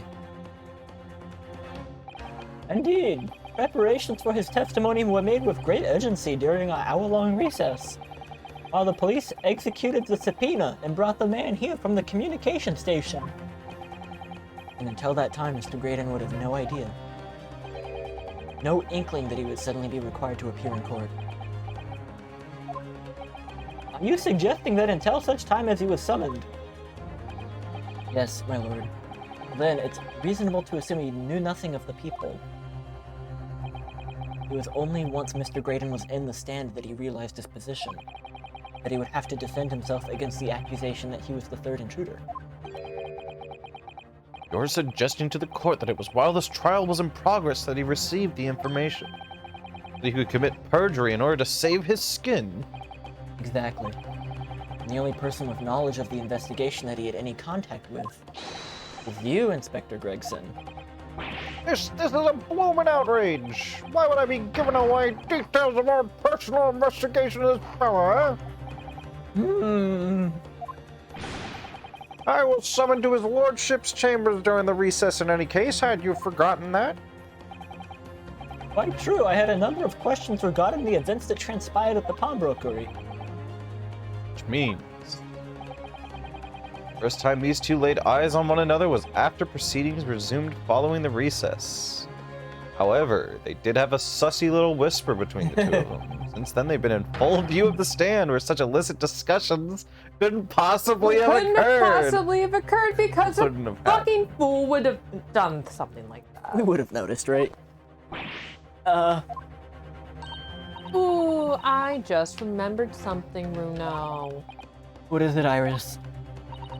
There was one time before, wasn't there? I think it was when Ginny was testifying. Oh, now that you mention it. When the bailiff was dispatched to retrieve the music box from the scene of the crime. That's it. It was during that testimony. I remember finding it strange at the time. It was strange at the time. It's strange now. Mr. Graydon and the inspector seem to be having some kind of secret discussion. It would have been possible for you to give Mr. Graydon the information he needed. You little toe rag, you're making all this up. Please don't call someone toe rag. I'm a respectable scholar, and you're an inspector for crying out loud. Why would I do something like that? Why would I be giving away confidential details of the likes of this bloke? Admittedly, you wouldn't have had any reason to do something like that for no gain. But perhaps it's part of a deal of some kind that it starts to make more sense. What deal, counsel? I wonder if perhaps in exchange for details about the people at the crime scene, Mr. Graydon agreed to give a certain something to the inspector. More fries. I'm sure I need not remind the inspector that, if found to be true, striking a deal of any kind with a witness would be considered a great case of malfeasance. Well, Coming clear. Jumping in with accusations is this Nipponese student's specialty. I don't do that. With the stakes so high, the prosecution is not prepared to listen to baseless charges. It's incumbent on the defense now to present evidence in support of this diabolical claim. Evidence? Never heard of it. Just what are you proposing that the inspector demanded of the witness in return? Court must see proof of this alleged deal.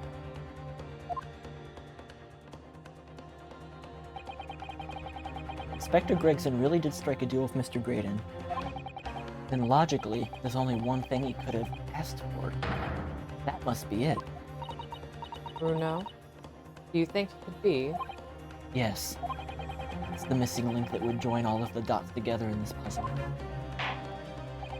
I must press you for an answer now, counsel. What evidence explains the nature of the alleged deal that Inspector Gregson made with the witness? There are two things you can present here. Is one of them the newspaper? No. Is it the music box or the disc? Why the hell would you think that? Because there's a secret message, and he's probably like, what the hell is that message? You got government secrets? And he's like, yeah, you got people secrets? And he's like, yeah, I got people secrets. You want to present this small music box?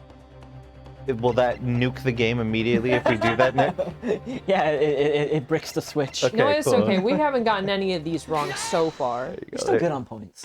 We're so good on points. Inspector Gregson, besides this murder, is it not true that you've been working on another very important case? What? Are you getting that now, sunshine? Oh god, it's actually audible. Oh my god. Terrifying. Is it possible that this other top secret case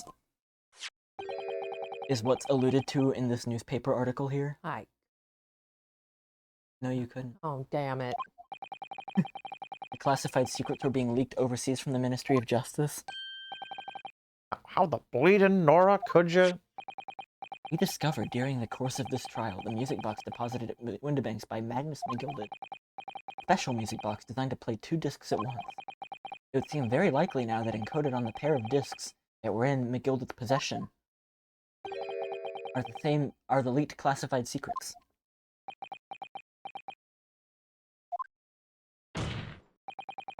I put it to you, Inspector, that in order to recover the second of the discs containing those secrets, overtly made a deal with Mr. Graydon, in which you exchanged the disc for details of the case.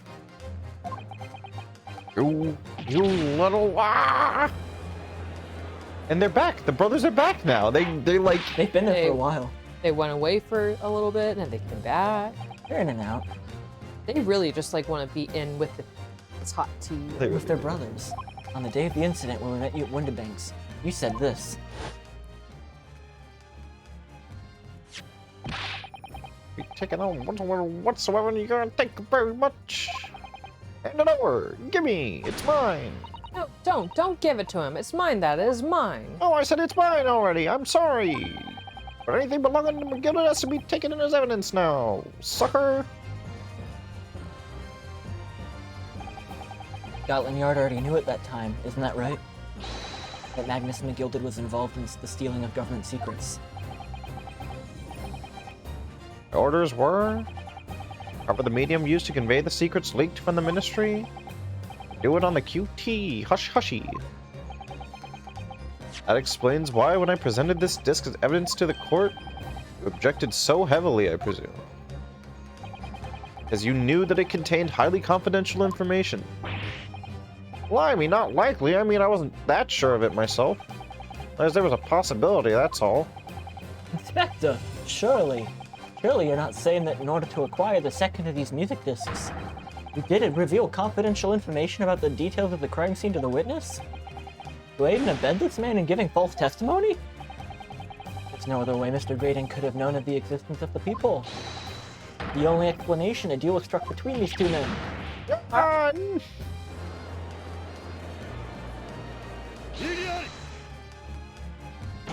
No gun still. If, I stress if, this sobering assertion turns out to be founded in truth. Mean that the second disc is, as we speak, here in this very courtroom. Wait, what? In this room? Could she possibly make a claim like that? He also hasn't put his leg on, like, the counter yet, because Inspector Gregson is a Scotland Yard detective. He did it last time. Oh, What? what's that supposed to mean, eh? As a seasoned policeman, the inspector will have approached this alleged deal with caution. Certainly, he would not accept a gentleman's agreement in this matter. Oh, he would have insisted on having the article agreed upon in the palm of his hand. Good gracious, then you mean to say Inspector Gregson already has the item in question in his possession? Yet the second disc on his person? Yup, The defense demands that the inspector is searched at once. definitely. They can only have struck a deal with each other when Jenny was testifying before. And Gregsy hasn't moved from the witness stand since. He tried to excuse himself. My lord, please, order an examination of his personal effects immediately. Well, Inspector.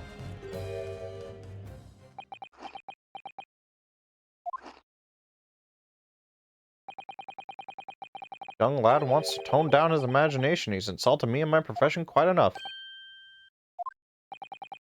However, put this matter to bed and dispel any doubts my involvement. Happily submit to a body search. It's already up my prostate anyways, suckers. It's covered in fish grease. What? He's going to agree to it? Assume you're aware of the precipice on which you now teeter, my learned student friend. You made a most serious allegation against Scotland Yard here. If, following the search of the inspector's personal effects, no disc is found, you will be deemed unfit for court service. This trial will end. Zeeks, you are the one who brought this up. Yeah, you're kind of the one who, like, said that. My country's government will formally demand of yours that you are severely reprimanded. That sounds serious. Indeed, to have a visiting student make such a defamatory remark about our country's most senior police force is not something Her Majesty's government will be able to overlook. You're just threatening Runo because you're scared. Accusation is beyond serious, and we must be prepared for grave consequences. Am I prepared for grave consequences? True, I can't imagine Gregson would have accepted a gentleman's agreement for something so critical. The disc must have physically changed hands, which means the inspector should have it. But somehow, something doesn't feel quite right here. Could it be the fact that the brothers have, like, ran away and back a million fucking times? One of them have it? Very well, counsel. You know the implications, so let me ask you one final time. My lord, do you still persist in formally requesting the search of the inspector's personal effects? Oh, God. Oh, I don't like this. Think about this hard.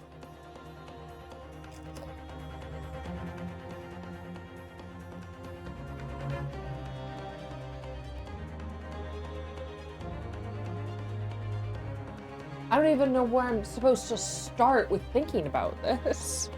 Okay. Start with the premise that Gregson did have the disc after talking to Graydon. Start with that as the premise. He had the disc during Gina's testimony? Question mark? He wanted to leave, clearly because he wanted to get out with the disc.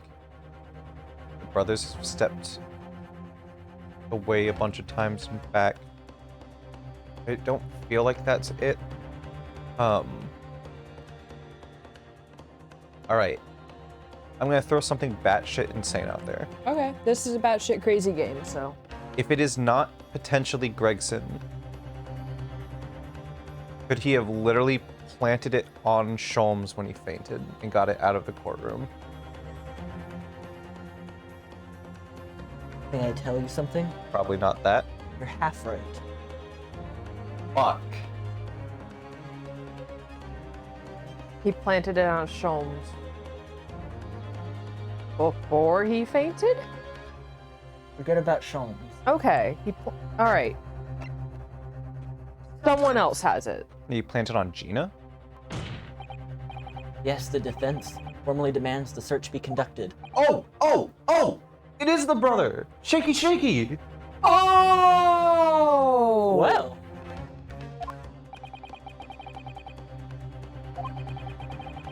Typical Nipponese stubbornness may well land you in hot water this time.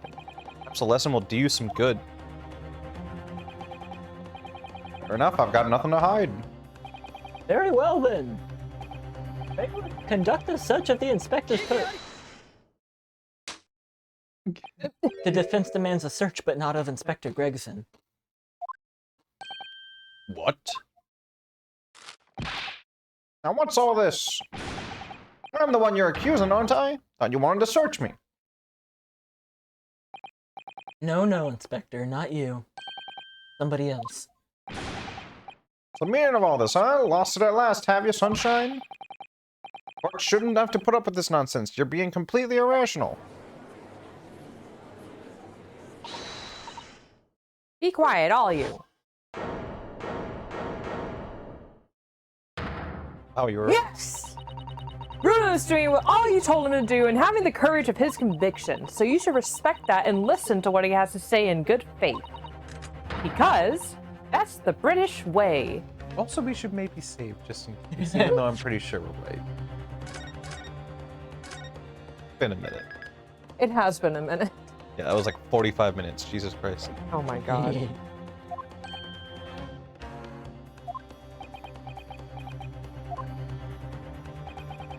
Well said, young lady. That's his ninja way. Indeed. The court is in awe of the defense's Nindo, his ninja way, and eagerly awaits. What? No, don't be so hasty, my lord. If I'm not mistaken about the things I've seen in court today, fairly sure that I know who is the disc at the moment. There's only one person it can be. Counsel, of whom do you request a search now? Of Mr. Nash Skulkin. Well, I never. Eh? Me? Me? Him? Very well then. Bailiff, restrain the witness and conduct a thorough search of his personal... Please, my lord. What kind of problem do you have with this, buddy? Inspector! Scotland Yard has to object to this search. Jesus Christ. Oh, really? Is that so?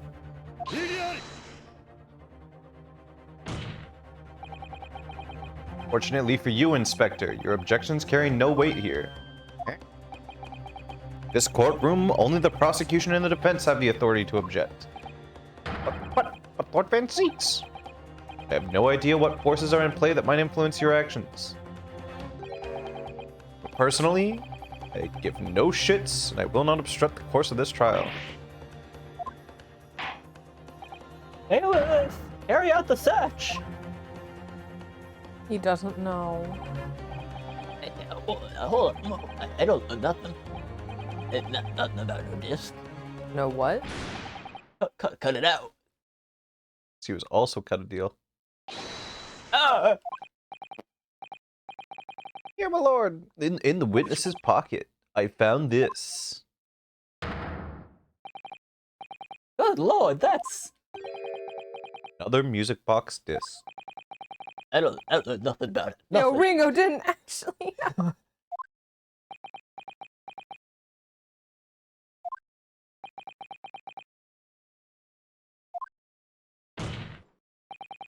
This is the second music box disc left behind by Magnus McGilded. Is it not, Inspector Gregson?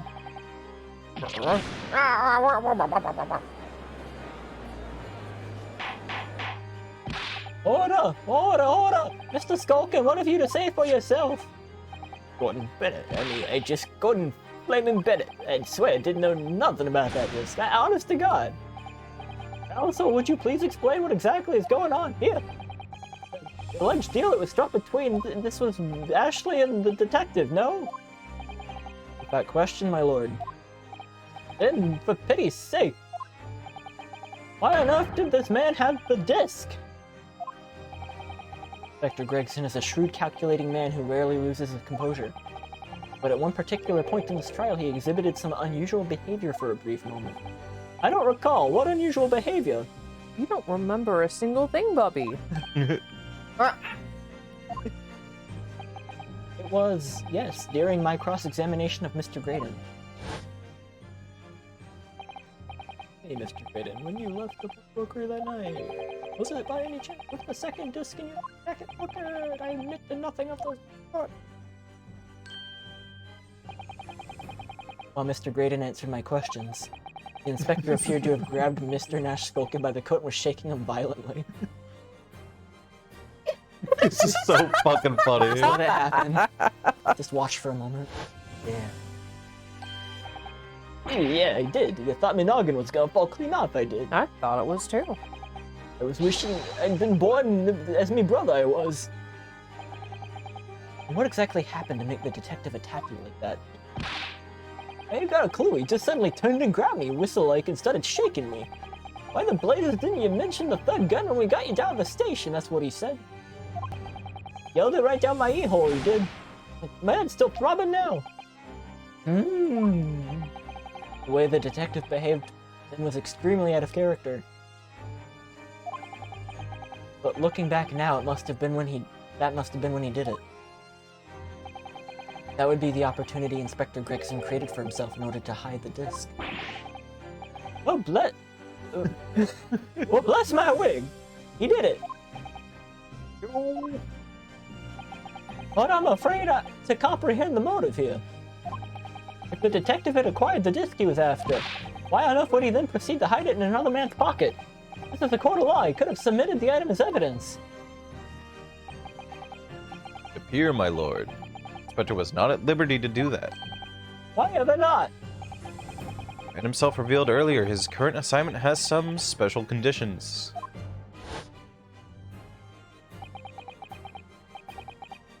My orders were eat hot chip, be bisexual, and lie. McDonald's. And do it on the down low. Hush, hush. Oh shit! Top secret assignment, is it? As far as we're aware, the information stolen comes from confidential government communications.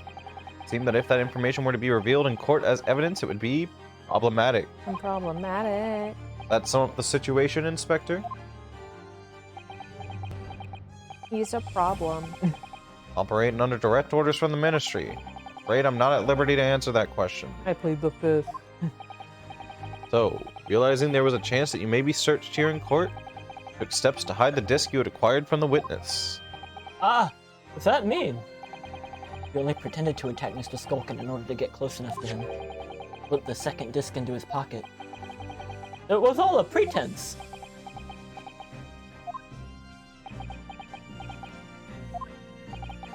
Well now, Inspector Gregson, and you, Mr. Graydon, are you prepared to admit to the accusation made against you of this alleged deal?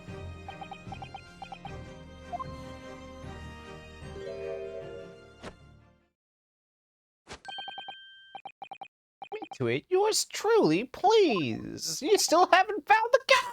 We've still Mr. got Graydon. another go, baby. Wow. Clearly, Holy shit. clearly, our Eastern visitor has an uncommonly active imagination. I mean, where's the gun? However, there's no proof that I passed this to the inspector. But then, how do you explain the reason why you knew about the people? There's no obligation to explain. Right back where we started. What? 10 more hoops. Love this shit. Yes, I lied. I'm a liar. I admit it. No, so sentence me accordingly as a liar, as a lying As liar. a liar, as a perjury. That is all I admit. Get fucked. Murder, leaking government secrets, striking a deal with a detective, all of it is this young Eastern man's fancy. Boom, I have no idea what any of that's about. You... what? You thought you were near the end? Think again, dumbass. Well, what about you, Inspector Gregson? You admit to making a deal with Mr. Graydon in order to acquire the disc? Oh. Ladies and gents of the jury, Scotland Yard Inspector, I will declare this and nothing more. I am acting on the best interest of the country. Whatever I've done, it's been in the name of justice. So, as members of the public of this fine country, I'd like to think that justice will be your guiding light when you're making your decisions. Yeah, we fucked up, Gregson. Yep. This is quite a quandary indeed.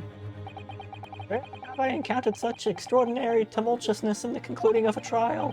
Nevertheless, in the absence of any further evidence to be presented, I believe it is time that we pull the matter to the jury for their final learnings. As a fellow servant of the Queen and country, I must say I sympathize with the old inspector. Yes, he's a dependable man, I'm quite sure. In service, one becomes a good judge of character. even crossing your eyes doesn't help when it comes to looking at the case. It's all bland to me. Oh, dumbasses. Well, as a fellow professional, I'd like to put my faith in the detective, really. Graydon is highly skilled Oh my operator. Stop. God. Currently in presence of idols. Stop. Detective was very much trust in eyes. More than this, I cannot say. Holy shit, they're going to I don't believe it. They're idiots. They're going to believe Gregson if they declare their decision now. Ugh. Is Ginny gonna be found guilty and die? Is Ginny gonna die, Ryunosuke? If I don't manage to produce some definitive evidence now, we're gonna lose. Either some proof that Graydon killed Mr. Windibank or stole those government secrets. Or some evidence to force Gregson into admitting he struck a deal with the witness. Well then, counsel, I think it's time I imposed on the jurors to declare their final decisions, no? That is, unless you have some compelling evidence. You have evidence! Present the evidence! Do I have... Do we have evidence? Okay. Give me that music box. Give me that disc. I want to hear the government secrets. Yeah, wait, do we have the second disc as evidence? No, we don't. God damn it. Okay. We need proof that he murdered Windibank. Proof that they struck a deal. One of those two? Okay, keep the dialogue going in case something else pops up, I guess. If I let the judge call on the jurors to announce their leanings, Gina will be found guilty. So there's no choice then, Bruno. We have to throw some more evidence at them. God. This Time is to it present now. evidence. It all comes down to this. Who do I present evidence against, Gregson or Graydon? Okay. So this is where we have to decide if we have Okay. evidence that he killed him or evidence that The deal was made. the deal was made. So, what do we have? Oh boy. Definitive evidence. We can't use the blood samples, even though... Blood samples are inadmissible.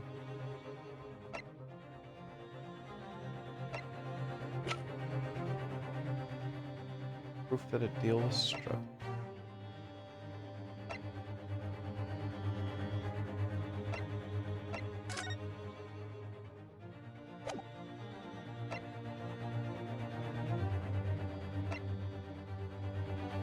Go around.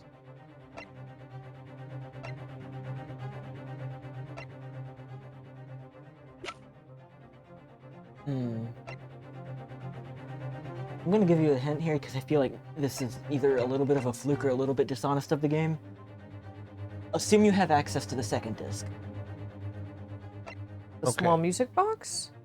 So, Well, I- first of all, so then, does having the second disc prove that they struck a deal, or does that prove the murder?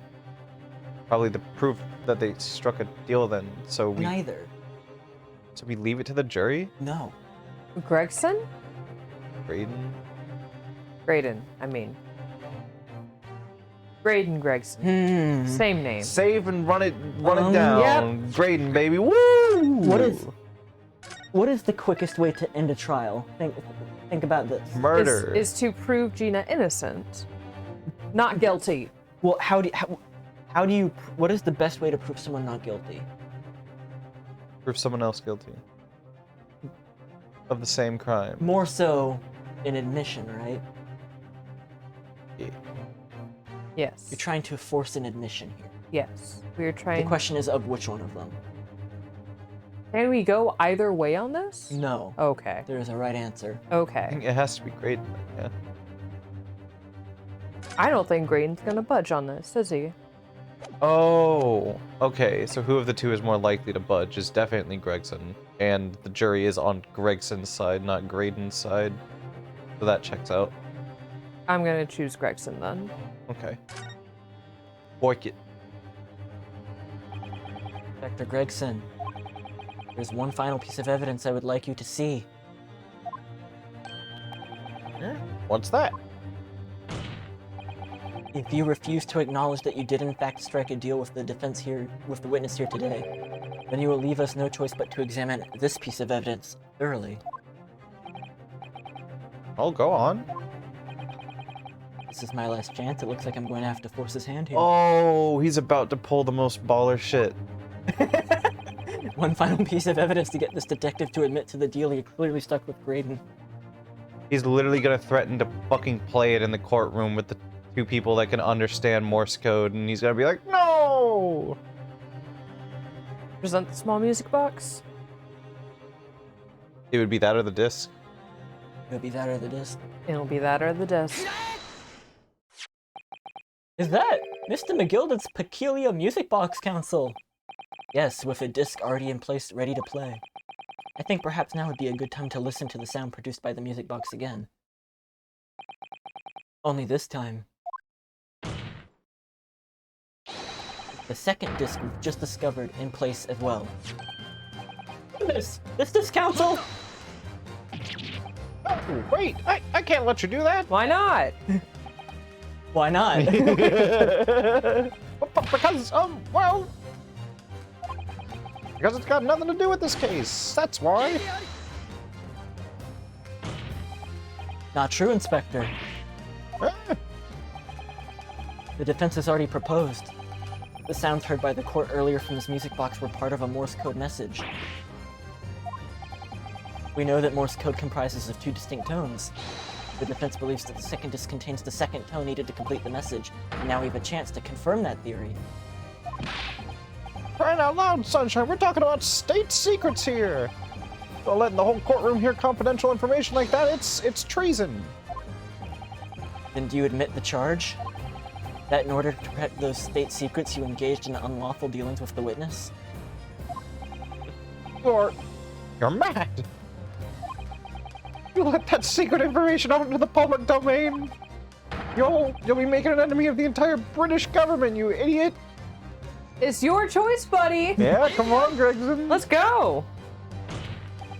Let's not forget, Inspector, that you, a Scotland Yard officer, leaked confidential case details to a witness. That you continue to lie to the court and all because, by fair means or foul, you're determined to do your duty. Well, by fair means or foul, I'm prepared to do mine. Hell yeah. Let's go, buddy. Don't you dare. I'll stop at nothing to protect my client. I don't care who I make an enemy of. Oh, that's that One Piece shit.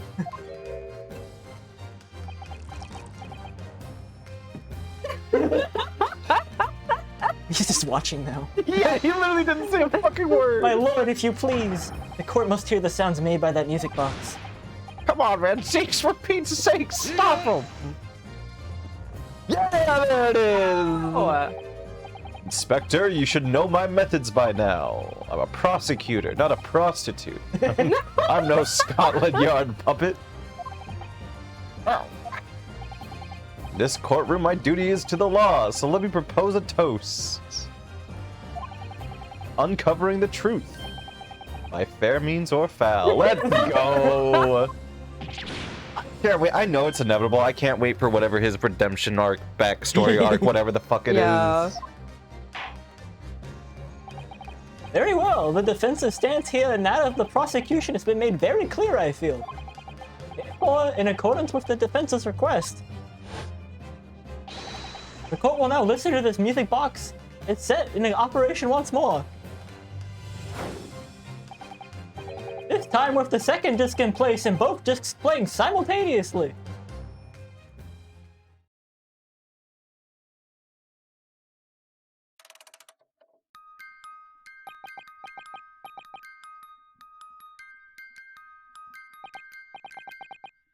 Look at that.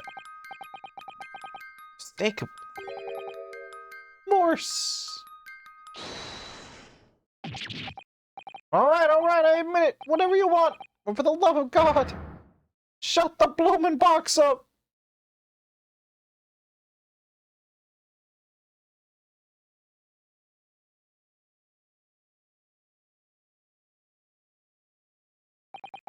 Let me ask you again then, Inspector Gregson. Did you or did you not strike a deal with the witness next to you in the stand, Mr. Ashley Graydon? Specifically, did you furnish the witness with confidential case details in exchange for the music disc box? Did you reveal the existence of the peephole in the pawnbroker's storeroom door, Inspector? I did. Stop! What are you doing, man? All exactly like the young Eastern lawyer said. When the trial resumed after the recess and we were stood here in the stand together, that's when he approached me with the deal. Shut up, you imbecile! Shut up!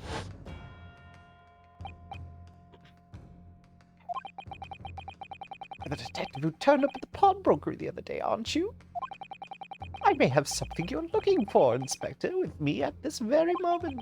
Or how about a trade? I suggest you accept. Information that can make certain individuals uncomfortable will soon become very public indeed. And let that information become public knowledge, not under any circumstance. So I accepted the man's proposal and told him about the case. Told him details about the case that should have put him in the clear. People in the storeroom door and the bloodstains on the overcoat. By giving false testimony, this witness intended to have the defendant wrongly accused of murder. Inspector, you knew that. Yet you still revealed those details to facilitate the witness's perjury. I did. And it turned out the people had only been made that night, after the incident took place. Scotland Yard wasn't aware of that, if I'm perfectly honest. Well, Mr. Graydon, what do you have to say for yourself? There's nothing and no one left for you to hide behind. You struck a deal with the inspector in order to escape conviction of a very serious crime. Namely this. You are the third intruder who broke into the pawnbrokery on the night in question. And you perpetrated the murder of the proprietor, Mr. Pop Windabank. You!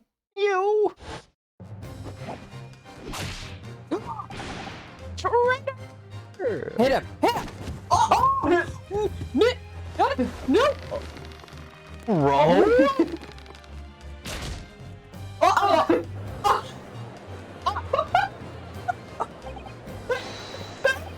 Restrain that man! At once! Holy fucking shit. I mean, honestly good. He kind of deserved that shit. But what the fuck? Damn! That's it then. How to convince other people that you're capable of murder. Attempt murder. It's all over. Wait, you still haven't found my gun? We have an hour left of gameplay to squeeze in, baby. Woo!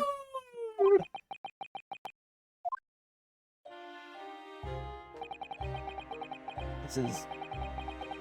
I despise my life growing up. Those slums are vile places.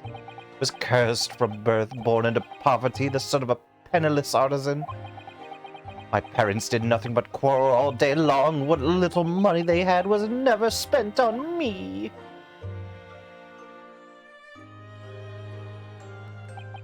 So I set about studying to better myself to one day escape from that hellhole. And you eventually became a communications officer. I admire the determination. But then you decided to try to sell government secrets. Why?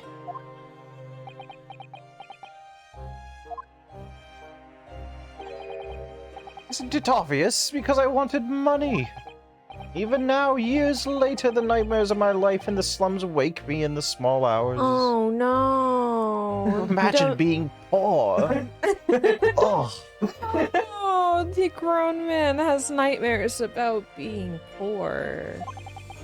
Wanted to drown them out with more money than anyone who lived in that squalor could ever imagine. And one day I met him.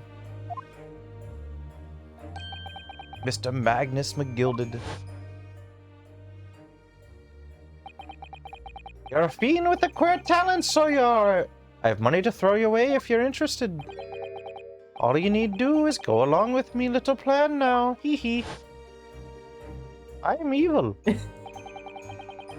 To steal the ministry's telegraphic message logs, McGilded would buy them for a handsome sum. I was responsible for inspections of the ministry's communications office. It was a simple enough task. Lure of the devil's offerings. How easy it is to succumb. But you certainly must have realized the seriousness of the crime you were committing. For that reason, I took great lengths to ensure that my actions were untraceable. by using the music box.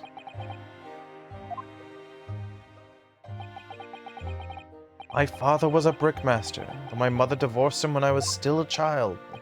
Mr. Mason Milverton. That's right. He was very skilled with his hands. He'd once been a music box maker's apprentice. Imagine his skills would be sufficient to create a machine that could generate Morse code. I sought out my father again to employ his services. First time I'd seen him since I left the slums 10 years earlier.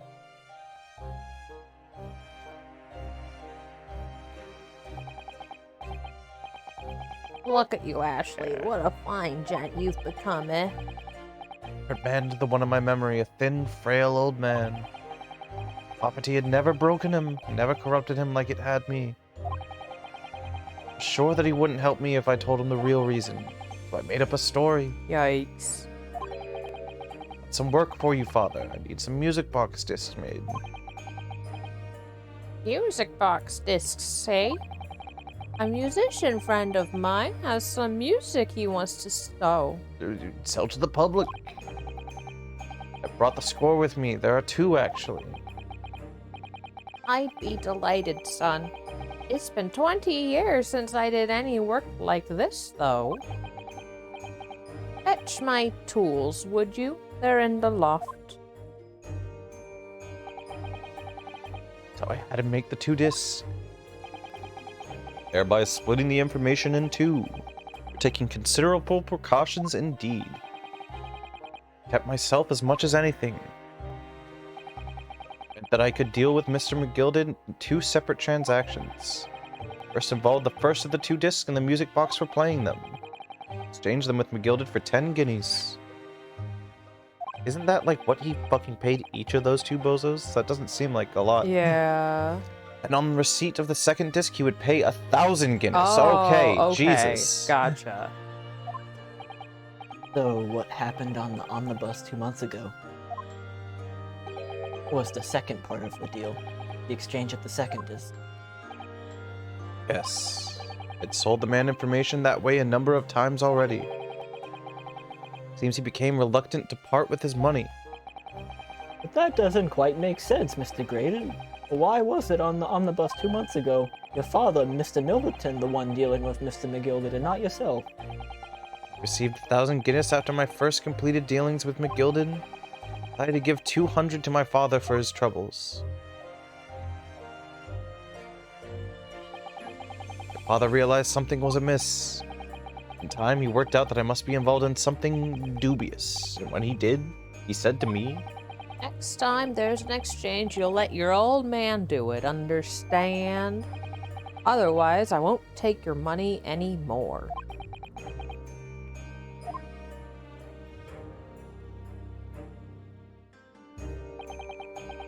was my father's way of dealing with it, I suppose.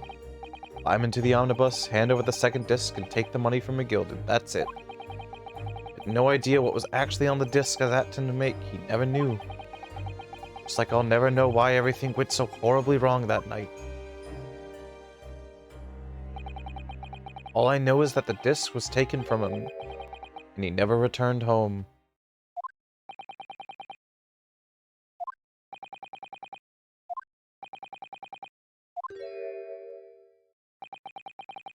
It's only then that I found out what sort of a monster McGilded really was. After 10 years of not once uttering it, I swore on my father's name. Whee! To exact revenge! Revenge. That's gonna be a good one.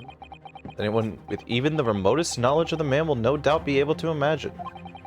McGilded brought all his wealth and influence to bear in the most despicable of ways. Crush any semblance of justice in this trial. Crime scene was tampered with, evidence was fixed, and witnesses were bribed.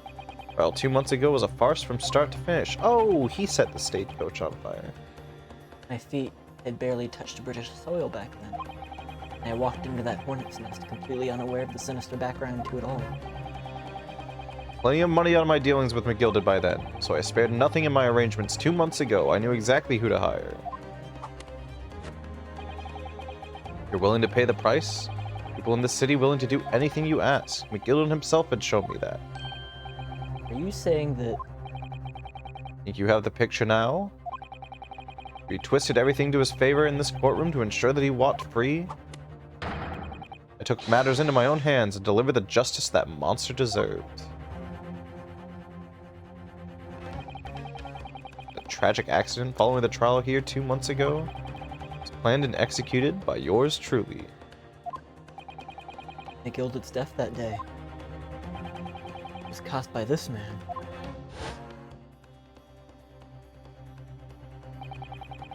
Everything is ready, dude. If you'd like to follow me into the courtroom. What's this, officer? Just sooner than I was led to believe. Like, I hope it's not inconvenient, sir. There are some changes to the schedule. Well, I must be making tracks now. It's time for the inspection. You're going to examine the omnibus again, so I'm told. So I could be present for it myself. That policeman who came to tell McGilded he could examine the omnibus again. That's right, imposter.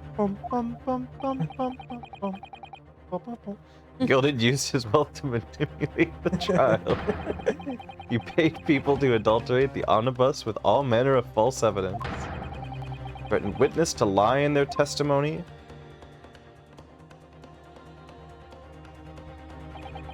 So I gave the man a taste of his own medicine. Damn, and then you threatened that girl with a And lifetime he of jail and death? Did the exact same thing. Yep. Wow. The omnibus was doused in paraffin. My sham policeman ushered McGilded inside and sent him on a one-way journey to hell. Hey, your cane's fixed. He's got like 3 of them. An eye for an eye. That's how I avenged my father's death. The judge just staring like that the whole time. Spine-chilling account indeed. That wasn't the end of it for me. There was a loose end, you see. Loose end. Gina. Yes, I should think it's obvious. The second disc, which my father had taken to exchange with McGilded. Oh, yeah. No, yeah, the second desk, my bad. There was indeed no mention of it in the man's trial 2 months ago. Clearly because it had been removed from the scene of the crime.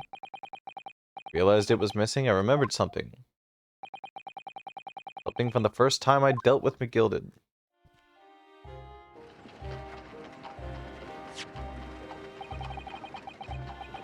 First of the 2 discs in the music box, you need to play them. Well, look at that now, what an ingenious little invention. So then, as promised, 10 guineas for ye, young man. This, Windabrink's pawnbrokery. Aye, 'tis a pawnbrokery's ticket, so it is. You can use it to redeem an article or deposit there for ye. There's no need to give a name, just hand over the ticket, tell the fiend the watchword. I put a jewel in pawn for ye, it'll fetch a good 10 guineas if you sell it, so it will. Never heard of a pawnbrokery being used in quite that way before, have you not, Mr. Graydon? London pawnbrokery is a very useful place, as you know. Each one is like an extremely secure vault. We've heard this a million times, this fucking case. I get it.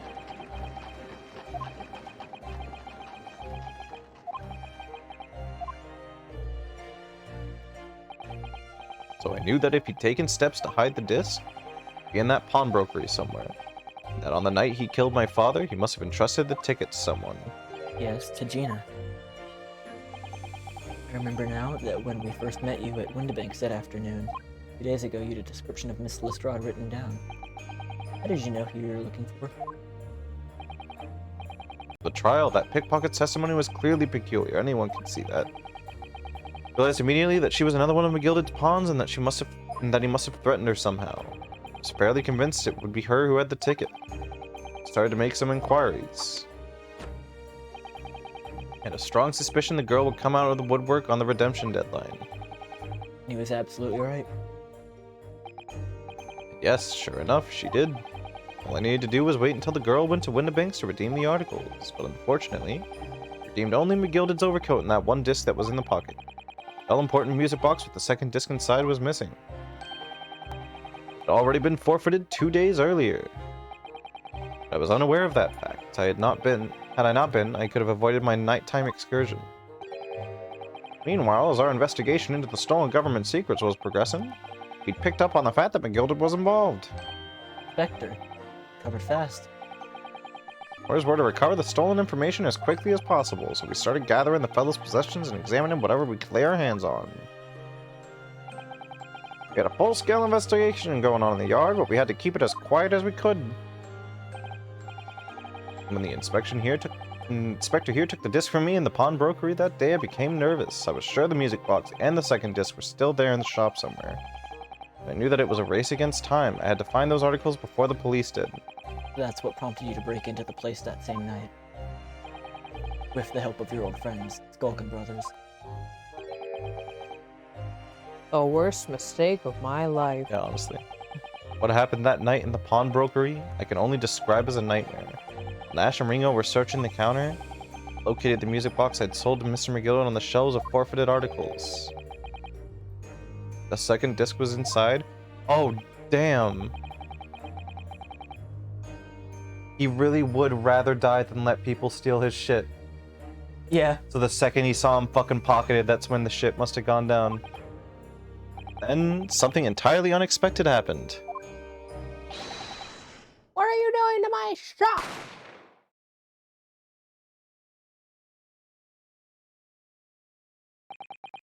And shot rang out in the shop. And I felt a sharp pain in my left arm. Broker fired his gun and the bullet pierced your limb. Yes, exactly, but unfortunately, so I had to bring my own gun with me that night, just in case.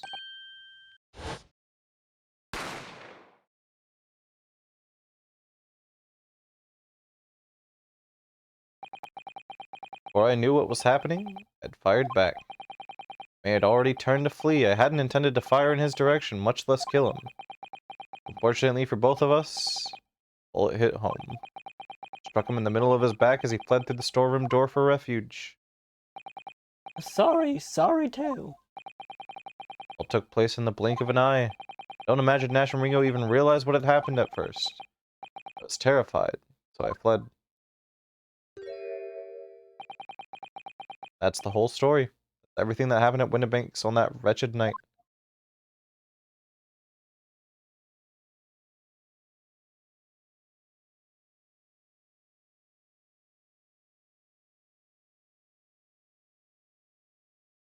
Where's my confetti? Yay! Yay! Yeehaw. Earlier, you called McGilded a monster, a man who used his wealth and influence to distort the facts, escape justice for the crime of murder. What tragic irony. For what you have done is exactly the same.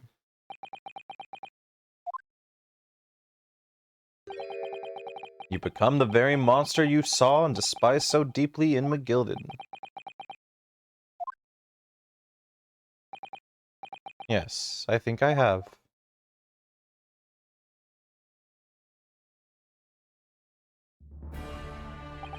Well, this has been a long and exhausting trial. Yes, Your Honor, it has. However, it seems that we have arrived at the truth. Dr. Gregson, one of Mr. Ashley Graydon. Been restrained, my lord, and is being escorted to the yard. Charged with the murder of Mr. Windibank, the stealing of government secrets, and perjury, and a lot of other things that I'm not mentioning. Also, why am I still here? And you, Inspector, regrettably, you will have to face charges yourself. Oh. Yes, my lord, of course. It inspires that you were complicit in helping a criminal escape justice. That fact remains, whether or not you were doing so in the line of duty. Crime is a serious one, Inspector, and inexcusable. Now to the defendant, Miss Gina Lestrade. Yeah? It is time for final adjudication. Is the jury ready, Mr. Foreman? Yes, sir. Garrett Squadron, standing by, sir. This is really it now.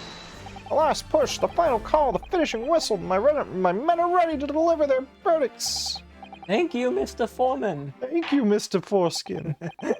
Thank you, ladies and gentlemen of the jury. You will now declare your final verdicts. Muzai. Muzai. Muzai.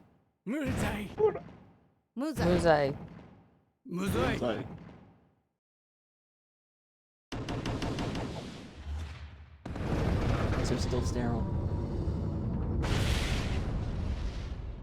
Heyo. Ha ha ha! That's the stuff. I'm off the hook. Finally, Runo, you finally managed to do it. Finally is the word. I really wasn't sure if we'd come out on top for a while there. Susie was right. You're the best lawyer in the world. Miss Lestrade, I am not finished with you yet. Yeah. What are you looking at me like that for? Before you start enjoying your freedom, there are certainly other crimes to consider. Eh? 2 months ago, in my courtroom no less, you gave false testimony, did you not? And in relation to the trial today, not only did you unlawfully enter Mr. Winterbake's pawnbrokery, you also attempted to abscond with Mr. McGilder's property, it seems. Bruh. Him. Got him. I've never done nothing of the sort. Oh, come on. Of course not. Not like you were gleefully wearing McGilder's overcoat in the cell yesterday or anything. Oh. Just when I was getting excited about throwing a party for Ginny this evening. And turning our attention to the defense. Determining that when played together, the music box disc contained a message in Morse code was certainly a most unexpected revelation, counsel. Quite so, my lord. Prosecution was caught entirely off guard. In fact, I think we should applaud my learned friend's courage here today. I propose a toast. Demanding that government secrets be disseminated before the entire courtroom. Oh, man. To demanding that the government secrets be disseminated before the entire courtroom. Cheers. Cheers. Very sorry about that. It was the only way I could get Inspector Gregson to admit what he'd done, so... If I may say something on that. Isn't that... It's, about the sounds produced by the music box before. I do wonder if that was really Morse code at all. What are you saying, madam? Oh, well, it's just that I'm really rather fanatical when it comes to Morse code, you see. So much so that the whole world seems to be covered in dots and dashes to me, in fact. Goodness, madam. Unhealthy level of obsession one feels. But I must say that in my opinion, the sounds produced by those 2 discs were nothing more than that. A meaningless series of 2 different tones. What? Can that really be? Wasn't Morse code after all? My lord, the defense would like to listen to the music box again. Are you off your nut? How many times do I have to tell you those discs contain ministerial secrets, Sunshine? This courtroom is not an appropriate forum to discuss the nature of the government communications. We know McGilder conspired to trade national secrets with our enemies. Secrets acquired from Mr. Graydon. Now that the man has admitted to his crimes, we have no need to pursue the matter further. But it's really going to bother me. Miss Lestrade! Yeah, my lord. That what you have seen here today in this courtroom has been extremely disturbing. Falsified evidence, intimidation, perjury, a grim catalog of depravity. Sholmes has a copy of one of these discs that contains And caramel. government secrets made of fucking caramel. An appalling experience to befall any child. Come on, it ain't nothing I didn't see most days in the back zone. I beg your pardon. If you're weak, you pay for it. That's just how life goes. Gina. But look, I reckon I've worked something out today. The world ain't fair, but if you want it to change, gotta start at home. Gotta change how you are yourself. Well, that's a very laudable lesson, I would say. I eagerly look forward to the born-again Miss Lestrade never gracing my courtroom with her presence again.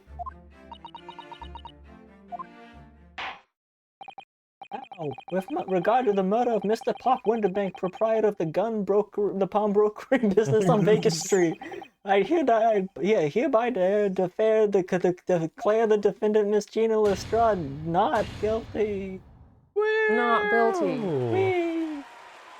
Confetti. There it is. Oh, feels good. Giving it Ooh, the some fireworks. fireworks. Oh, Aww. cute touch. We made it out. That is all. I'm going the fuck home. It's time for a nap. This judge's got to poop. Oh? Are they gonna make out in the court? Oh, it's empty. Come on, talk your shit. Let me hear it. Let me hear your secrets. On a personal note, I must say you've surprised me, my Far Eastern friend. Oh. Despite being a Nipponese, you saw through the pretense to the malice that festered within the Englishman. At the same time, you saw through the grime to the surprising heart of your English client. You have a curious talent for judging character, especially considering our very different cultures. I don't think there's anything curious about it. Whether we're from the Empire of Great Britain or the Empire of Japan, we're all human beings. We're not so very different on the inside. You know, I took this case for one very simple reason. Lock swords with you once again here in the courtroom. Drop your pants. You did? I encountered you for the first time 2 months ago, it reminded me. Posting friendship and trust with another Nipponese, only to find my trust betrayed. Through you, I hope to look into the eyes of the man I once knew and tried to understand. Interesting. You mentioned something similar earlier today, about total betrayal at the hands of the Japanese.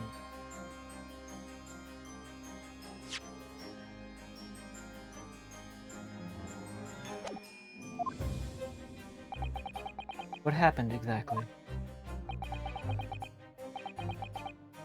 Well, you may ask, and one day, when the time comes, you will learn the answer, whether you like it or not. This dude knew Kazuma, didn't he? Worried. If I have to wait for that day, I will. Prediction and a fear. Prediction. Van Cheeks is gonna end up in the defendant's seat in the second game. Vis-a-vis Edgeworth style. We're gonna fucking defend him on some shit. Some false allegations. Fear. Kazuma is not dead. Is up to some stinky poo-poo shit. It was maybe pen pals with Van Zeeks. Some of both of the things you said are right, and some of both the things you said are wrong. What? Dear God. Bruh! Dear God. Gives me cause to wonder if our meeting has some deeper purpose. I think it does. So, farewell, my learned Nipponese fellow. Oh, no longer friend. Until we meet again.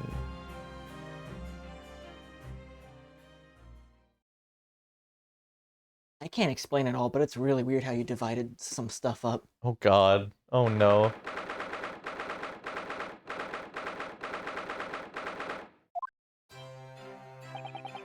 It's done. It's over.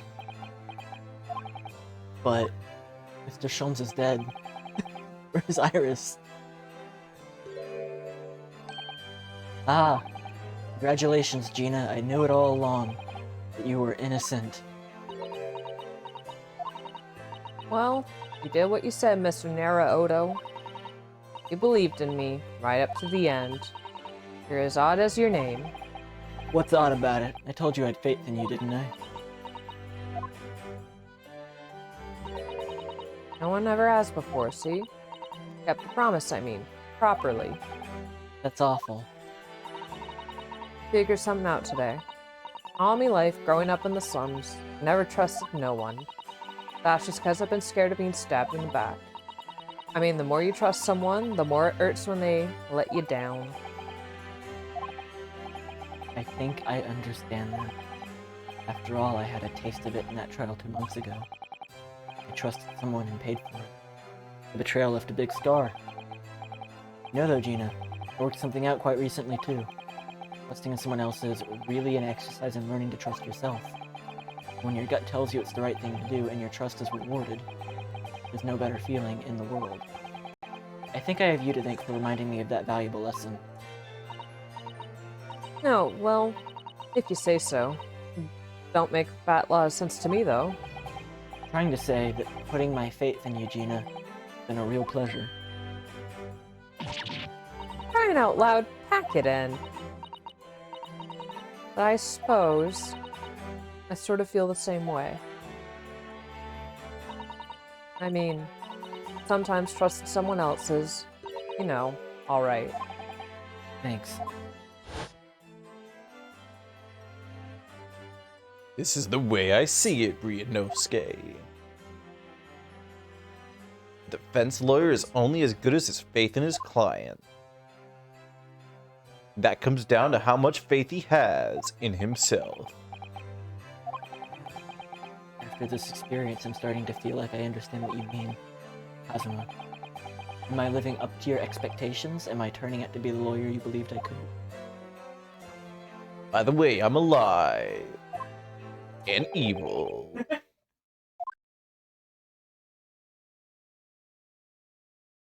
What the deuce does a man have to do to be noticed around here, my dear fellow? That voice. It's too late for that voice now, Mr. Naruhodo. I've been standing here patiently in the corner of this room for an eternity. Ah, yes, it was me all along. Would have said when you finally noticed me. But you people with your incessant babbling. Mr. Sholmes! Ah, yes, it was me all along. You see?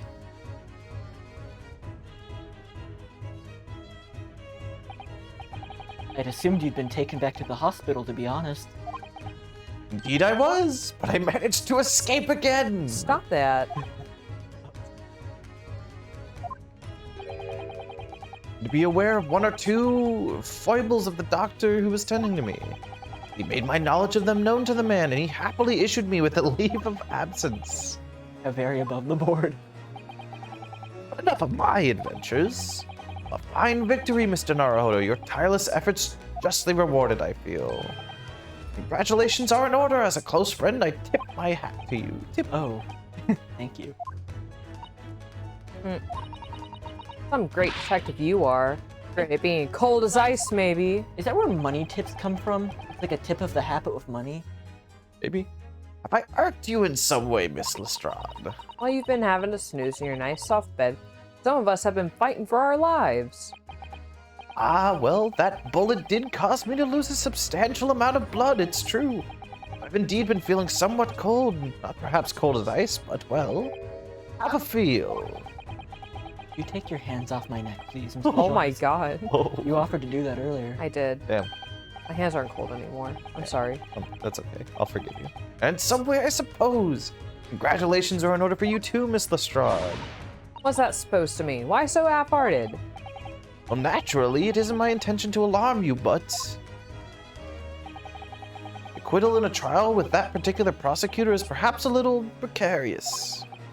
Well done, Mr. Sholmes. Not alarming in the slightest. Oh, the Reaper, you mean?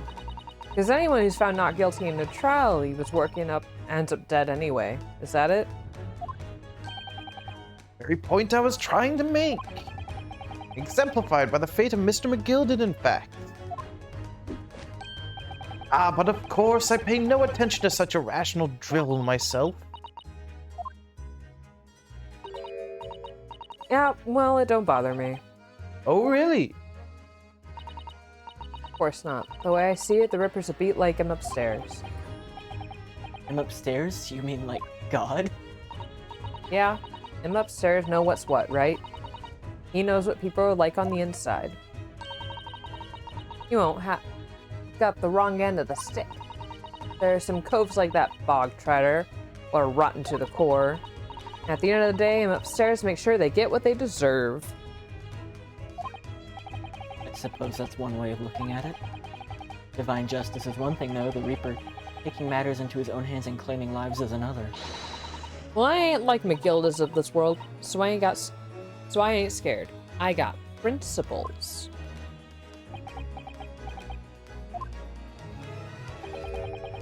Great in you which is to be admired, Miss Lestrade. Boy, just give it a rest, alright? I was saying congratulations are in order. News of your acquittal was very welcome news to me indeed. Let me express my heartfelt congratulations, Gina. Well, there you are, Hurley. How long have you been here? Okay, dear God, I have been holding in a piss for like an hour and a half now. I have to. Alright, Just run. you gotta go. Do it. I'm sorry. I don't know how much. It's how many okay. more cutscenes there are gonna be. Honestly, I went to the main entrance especially to meet you there. Whoa, whoa, whoa. I wanted to get through the line. Oh, just the one. What's line. wrong with Okay. that? I thought you were just like going.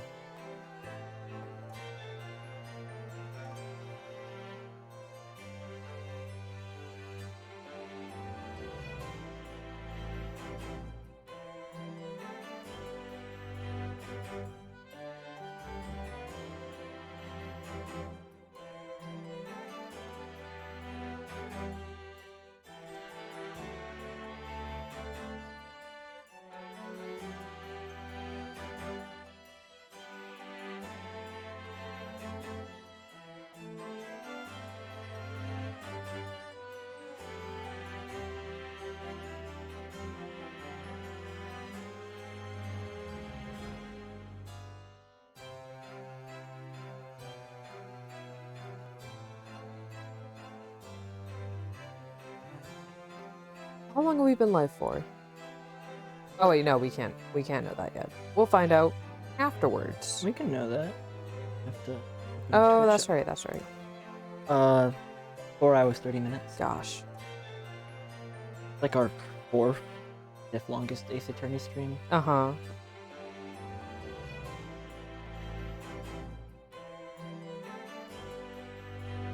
Good Pithin. I am, as it turns out, the most damaged people because long piss It seemed pretty quick to me. felt like a million years to me. Iris, sorry. Into But Pith. wait until I tell you what happened. This pair made utter fools of themselves. What happened? As you know, I have a penchant for disguise. I was hiding in this room dressed as a bailiff. These dolts didn't notice my presence at all. I had no idea. Can you imagine, Iris? Would you credit it? I'm not sure, really. Beg your pardon? I'm sorry, Hurley, but you just don't have the witty presence you seem to think you have. In fact, you really ought to be careful about that. It's gonna land you in trouble one day. Death flag, death flag, death flag. I'll be careful. Ouch. Anyway, it's such a shame. I was so hoping to throw a party for Ginny tonight. But you won't be able to come, will you? Don't look like I'm gonna be going nowhere for a while. You were at the judge's patter. I got stuff to make amends for, apparently. All them offenses. What was it again? Breaking and entering, taking the bar tar stuff within the lug, blah blah blah. I think you'll find that basically being a pickpocket is the main offense. But diving ain't an offense. It's a job, isn't it? Nope.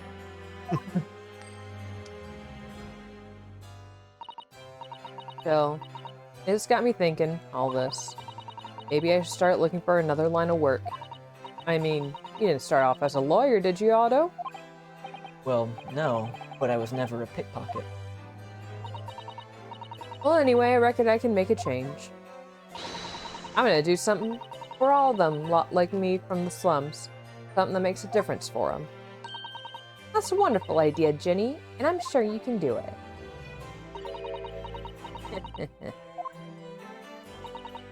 What is it?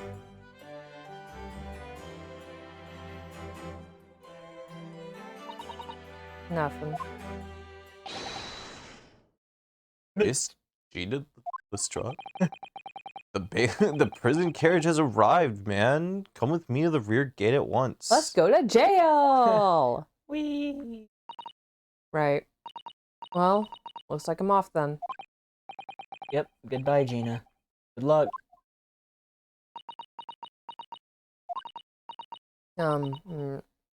Otto? Yeah?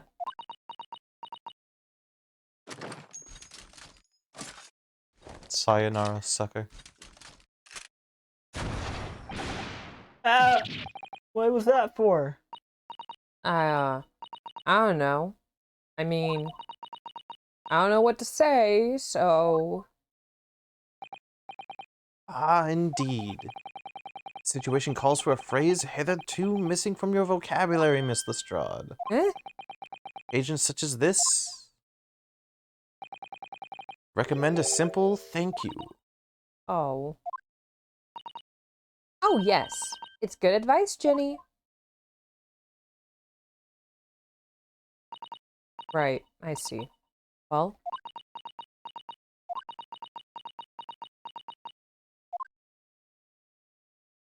Aw.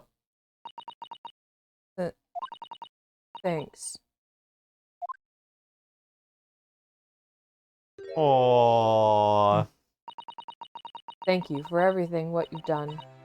For believing in me. Oh my god. Oh, I need her smile. Not at all. In fact, that would be my line. Thank you, Gina.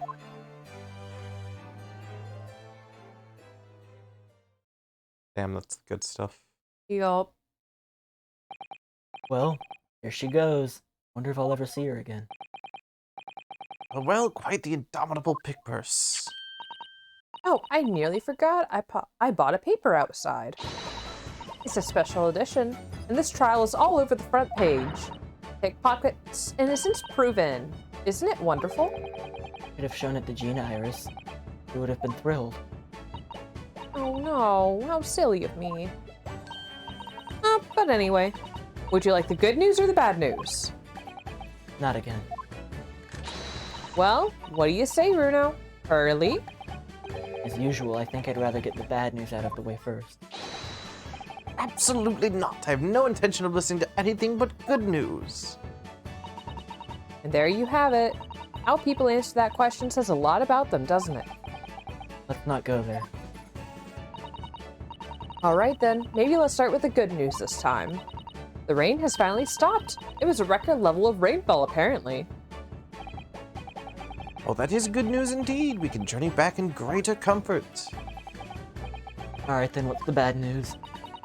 A huge storm has left the seas very choppy. The channel in particular is awful, so sailings out of the Dover have been delayed by a day or more. Wait, Dover? That's right. If we head to the station immediately, we may still make it in time to wave Susie off. But... there won't be a train, surely. Couldn't be that lucky. Who do you think I am, Mr. Naruhodo? Mr. Sholmes. Rushed to Victoria Station earlier and made arrangements for a special express. If we hurry now, we shall be there in time for dinner. I know of a fine restaurant that serves the most delicious baked sole. I don't. The great detective does it again. Indeed he does. Oh, I called him the Great Detective. I happen to be aware of a number of the rail transport director's foibles. What? I merely made my knowledge of them known to the man he happily laid on the locomotive. Elementary. Just an idea, but it might be wise to stop manipulating people that way. What are we waiting for then? To London, Victoria.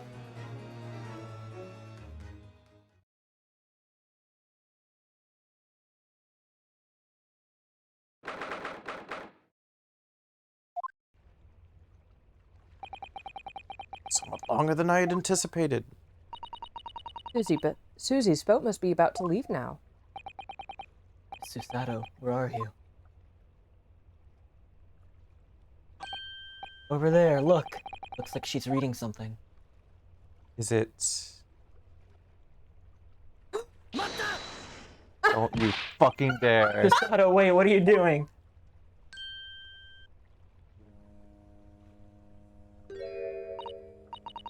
Mr. Naruhodo, what are you doing here? We came as soon as we could after the trial. I mean, we heard that the sailings had been delayed due to the bad weather, you see. Oh, I see. Then tell me, how did Gina's trial go? It went well. He was acquitted.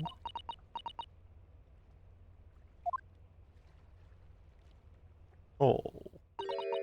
That's wonderful. Really wonderful news.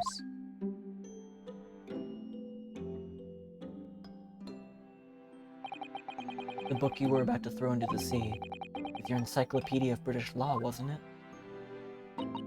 Oh, dear. I was hoping you hadn't seen that. I'm not worthy of practicing law in any way now. So I was saying my final farewell. Saying goodbye to law? You? Sato-san? Would I be correct in assuming? It's because of the peephole, Miss Susato. I deliberately altered the scene of a crime, and I tried to hide that fact. What I did is utterly unforgivable. That reminds me. How did you even come to have this, Susie? On the evening of the incident, Mr. Sholmes had invited Gina to dinner, if you remember. Oh, yeah, we had a wonderful time. Well, Gina gave us a little introductory lesson, didn't she? To the art of pickpocketing, I mean. Oh, that was so much fun. I stole Runo's armband. Please don't do that again, Iris. That band's very important to me.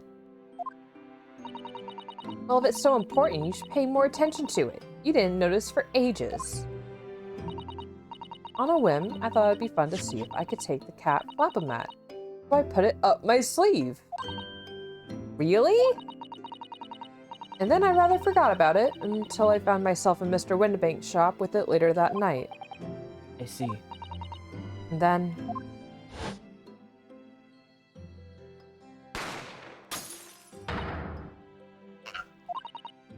Charms! Leave me. Right! No, hesitate, you bitch. After Mr. Naruhodo had left the shop, I started to think. That door started to play on my mind. The room door, you mean?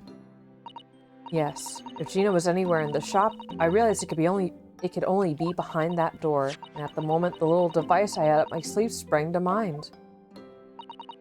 I was so worried about Gina, I simply had to know. So you used the cat flap-a-mat to make the peephole in the door. As captured in a photographic print of the shop by one of Hurley's red-handed recorders. Indeed, it was the first importance, that point. Precisely when the peephole was made, that information would prove to be Mr. Naruhodo's greatest weapon. Naturally, without proof, it would have amounted to nothing. But when I looked through the hole in the door, the sight that met my eyes made my blood run cold. Thoughts started to run through my mind. I remembered that trial 2 months earlier. The trial of McGilded. I thought about how he had manipulated the evidence and arranged false testimony to secure his freedom. It made the British justice system feel very dark and sinister to me. And then a terrible thought occurred to me. What if some wicked criminal was planning to do the same thing now? Because from the appearance at the crime scene, it looked exactly as though Gina had shot Mr. Windibank. Even though I was sure she would have never done such a thing. We're worried about the true culprit. We're worried the true culprit would try to frame her for the crime. That's right. But then I realized it would be very difficult for anyone to give false testimony in this case. What do you mean? Well, the crime appeared to have happened behind the door of a locked room. Someone to claim falsely to have witnessed it, there would have had to be a way to see beyond the door. Ah. Which, a peephole would be the very thing. Only the people I had made wasn't actually there until after the crime had been committed, of course. And the criminal would know that, so it wouldn't make any difference. The possibility of a rather ingenious trap was there, was it not? Crap. Is that why she did it? So, is that why you kept it a secret, Susie? You never mentioned that you made the peephole to anyone, not even to the police. I know. And I knew at the time that what I was doing was wrong, a criminal offense even. That's why I decided to confide in Mr. Sholmes. If Mr. Naruhodo was completely backed into a corner with no other possible means of escape, the truth about the people could save him. That was my plan. She really does think of everything. But then, why didn't she just tell me everything before the trial began? Dear fellow, you're not thinking straight. If you had done that, it would have rendered you complicit in the whole escapade. Ah, Been disbarred if you had been seen to have knowingly tampered with a crime scene. Susato decided to shoulder the burden of responsibility alone. For your sake and Miss Lestrade's. Mrs. Sato. The truth is, when it happened, I did it because I'd lost a little of my faith in the law. Oh, I was worried that the right person wouldn't be convicted of the crime. But the moment I allowed myself to think that, the moment I lost my right to call myself a judicial assistant. what you did isn't comparable to what he did. Graydon is the one who lied in the witness stand using that people as a way to implicate Gina. Besides, if the people inconsistency hadn't existed, I'm not sure at all what we would have been able to acquit her in the first place. Sato, what you did saved her life. Well, with your kind words, Mr. Naruhodo, you've saved me too from my regrets.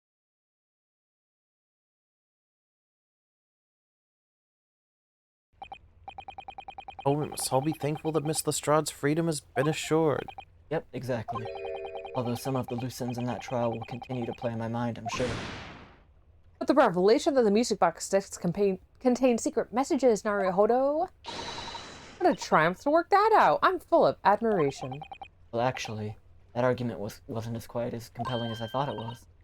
It wasn't? There was a communications officer among the jury members, you see, a telegraph operator. She said that the majority of the sounds on the disc were just meaningless tones. I bet that was...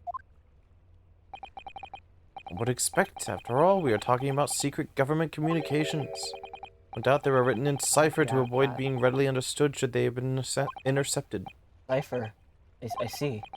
So then we never could have hoped to understand the message anyway. Nonsense, my dear fellow. It's quite a zero-pipe problem, I assure you.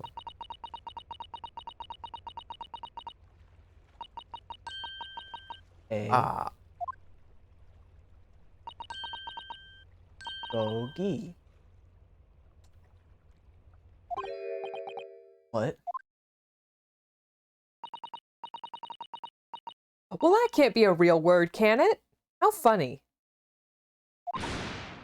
Wait, Iris. What the fuck did you just say? I just said asogi. Does that word mean something to you? Means something. Gogi was the name of my best friend. Boyfriend. What? But how? How do you know that name, Iris? I wrote it down during the trial before, when the message was playing on the music box. He transcribed it on the fly. He's a genius. I thought the message probably wouldn't be written out in plain Morse code, so I tried various ways to interpret it. But whenever I tried, the words just didn't seem to make any sense. That is, in English at least. It suddenly occurred to me, you see. There's more than one Morse code, not just the English variety. Various countries around the world have altered and added to Morse code to use it in their own languages. I don't believe it. Are you saying... That's right. I've only actually seen a chart of Japanese Morse code once before.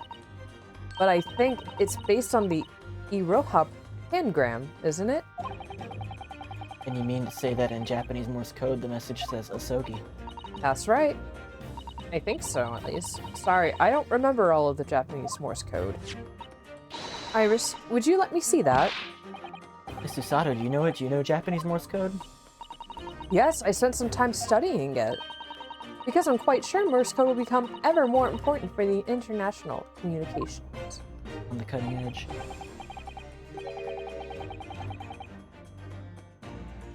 You good?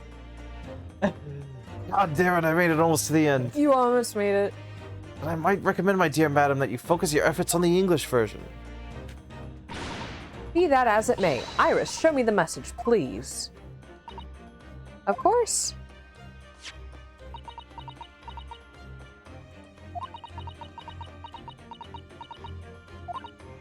But what can this possibly mean? Whatever is in that long sequence of supposedly meaningless dots and dashes, it's made the color drain from Susada's face. There's no doubt that this message is written in Japanese Morse code. The British Empire has been using Japanese for its secret communications? I don't understand the reason why, but the message appears to be a list of 4 people's names. 4 names? Wilson, Asogi. The first is Kei Asogi. Kazuma Asogi. Why was his name on it? The second is A Shin. Jin. Don't recognize that name. Third, T Guregusun. Greguson. Tobias Gureguson. God damn it. Gregson? Yes, Gregson is the 3rd man on the list. What's his name doing in a secret government communication as well? Alright, who's the last name? Who's the last name? It's I either don't remember. It's Van Zeeks. if it's a hit list, it's probably Wilson. Uh-huh. If it's a like conspiracy list, it's Van Cheeks. A conspiracy If it's fuck this person in particular list, it's Ryunosuke. Yeah. Oh yeah. It's just so strange. So unexpected.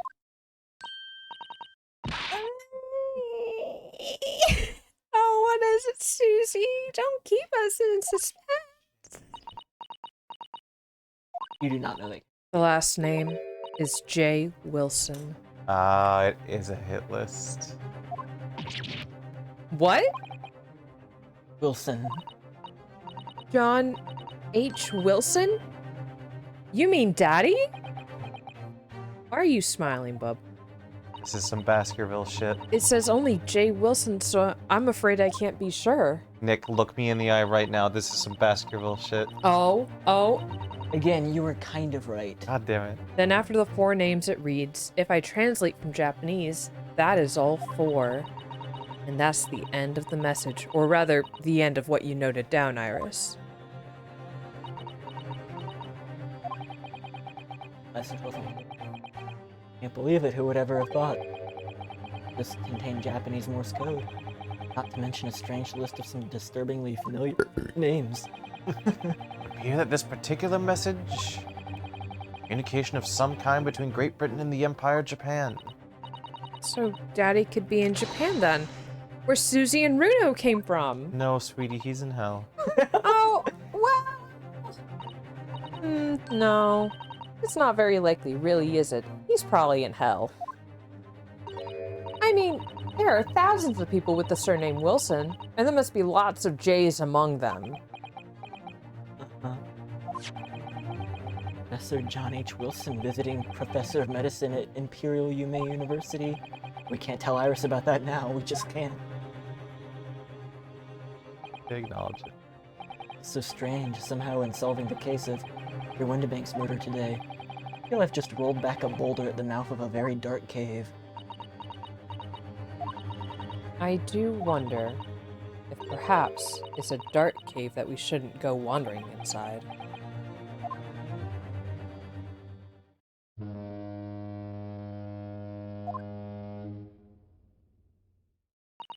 Oh dear, the ship is going to set sail soon. Seems so. I'll sail on that steamship first to the port of Dunkirk in France. Then I'll change onto a larger passenger vessel bound for Japan. You're really going then, Susie? Wish you a safe passage, Miss Susato. Thank you so much. I wish all of you the very best. Miss Susato, I'd hope to have you always at my side to guide me and support me. Mwah. To have and to hold till death do us part. Mr. Naruhodo! Please come back soon. As far as I'm concerned, you really are the very best judicial assistant in the world.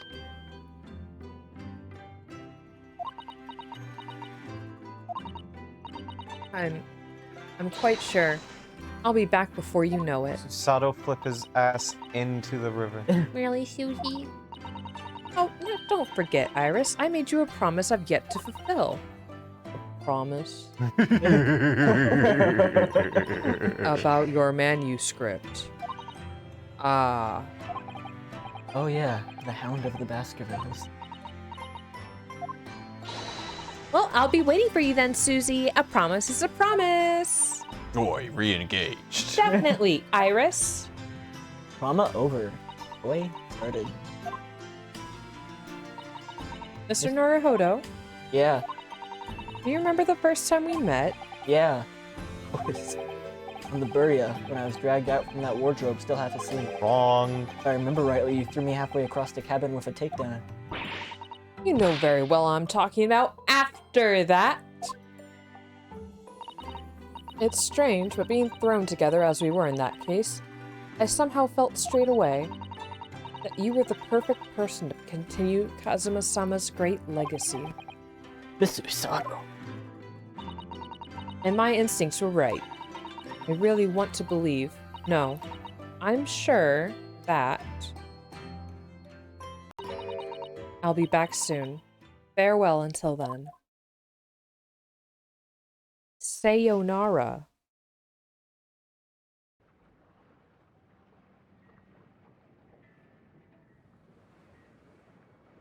Would you mind Closing the that rest of that window. Yeah, it's window? bad. Yeah, that glare is getting bad. なるほど龍之介最初の冒険の物語はおしまいだ Oh, the cat.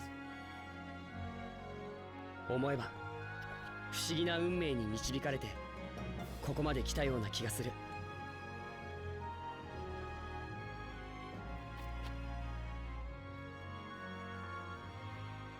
僕は弁護士になって異国の街で名探偵と出会った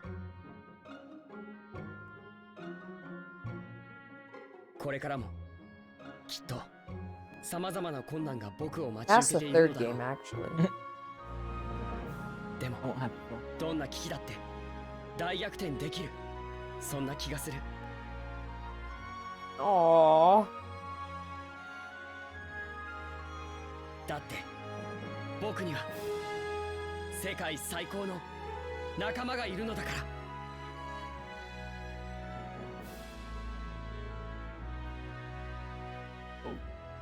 Oh, oh, oh.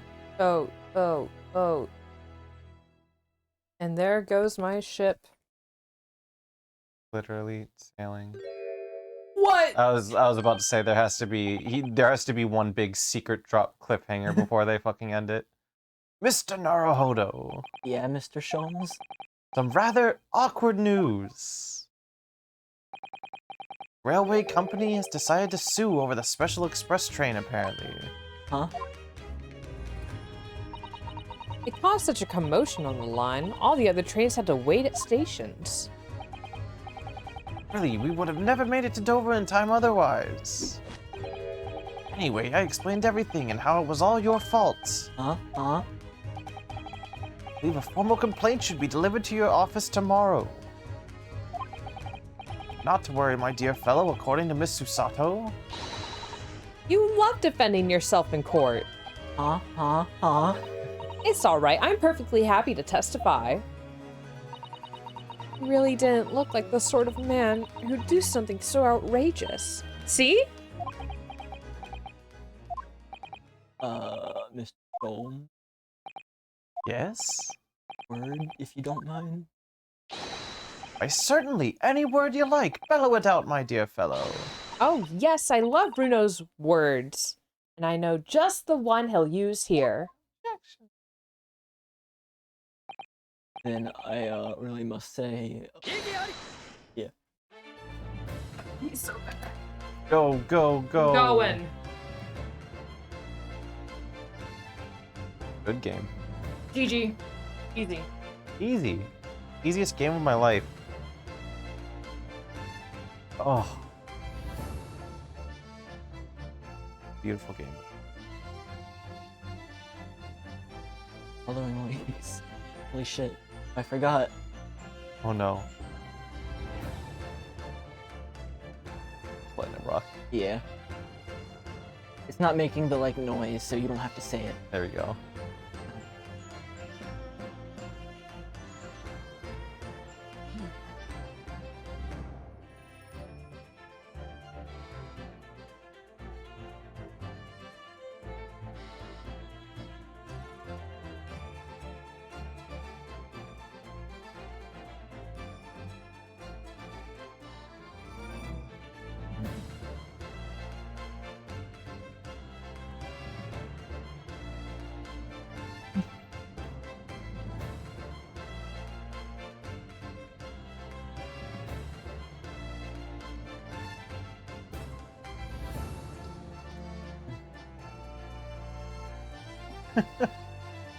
Oh, gee. Oh goodness. I've just brushed that microphone trying to pet this cat. I'm sorry, y'all.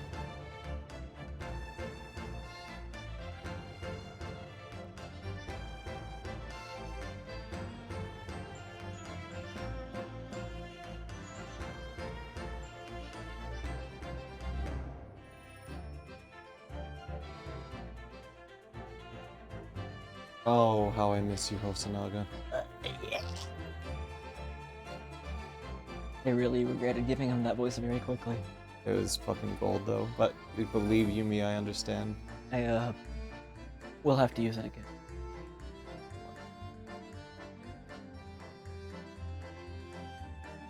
And bring some kittens on board. Hardened criminal.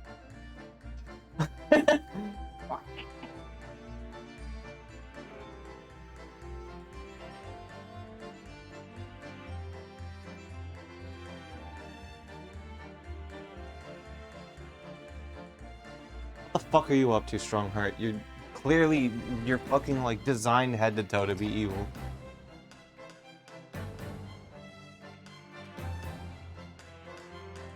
It's like to live in a big evil clock with suits of armor and scheme. Nothing wrong with that. Not with that at all.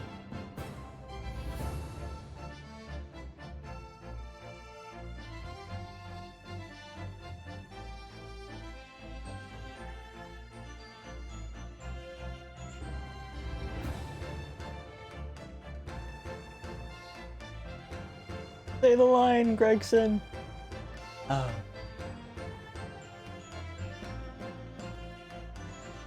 Glug, glug, glug.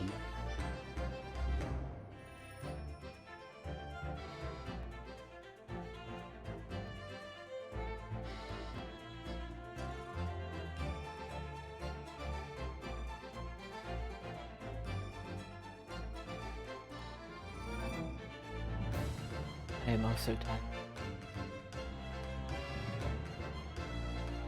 Aw.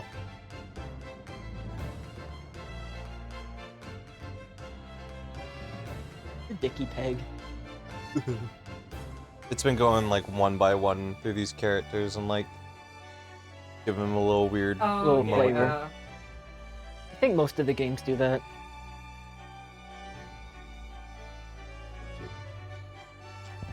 You gotta tell me twice. The cuties. Thanks, Reaper.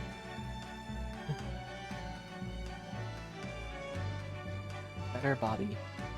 Good Bobby.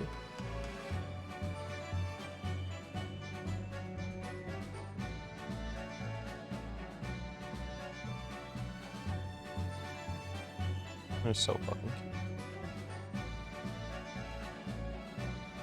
Speaking of fucking cute, this cat. This cat. So, did you want to do the thing where we like play Inscription and then when we beat that, then go to the second game here? Is that what you want to do? What do you want to do? Sure. Okay. Nice.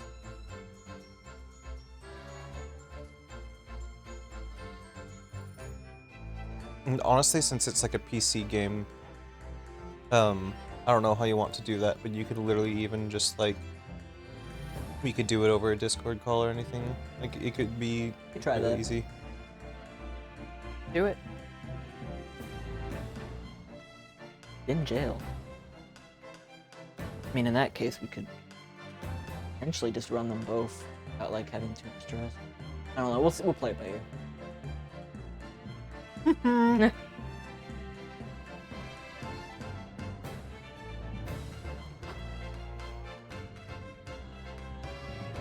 That's amazing. Cute.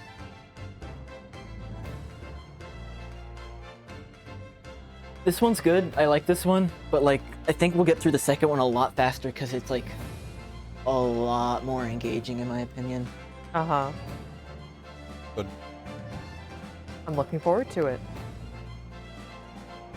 There's one case in the second game that's on par with the ones in this game, and then like all the rest of them are better. In my opinion, at least.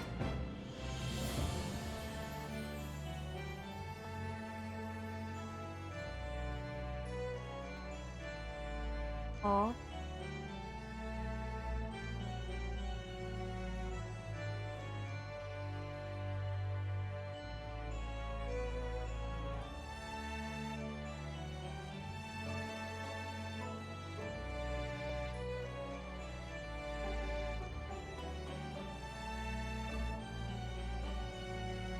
Is it? I thought it was. Oh, it's right next to the thing. Aw. Oh, the cat. Oh, this is too precious. But who took photo?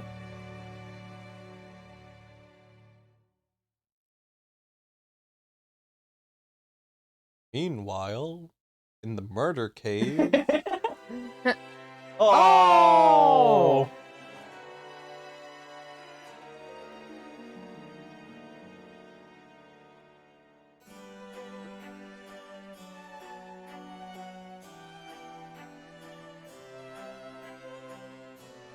No, got me fucked up. Mm-hmm.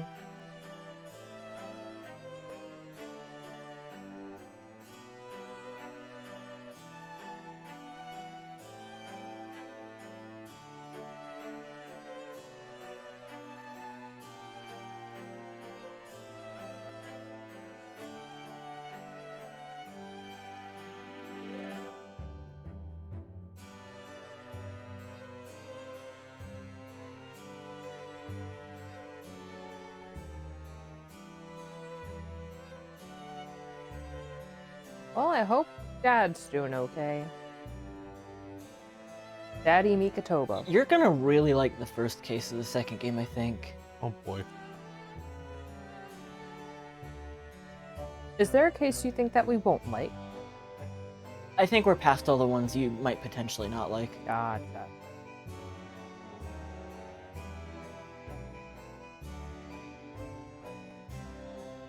Hate it.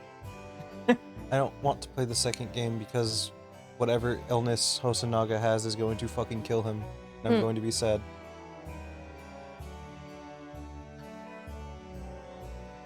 Or What? he's going to be like, Inosuke, I'm dying. No. Anyways, he's gonna be like, Ryunosuke, I'm dying of an It's your illness. fault." Help me. And then he's gonna be like, I'm gonna help you. My name's Ryunosuke. I love you. And then he's like, Ryunosuke, here's the twist. I actually died of murder. Now you gotta solve it.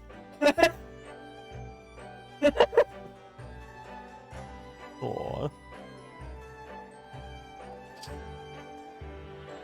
And now you must lead.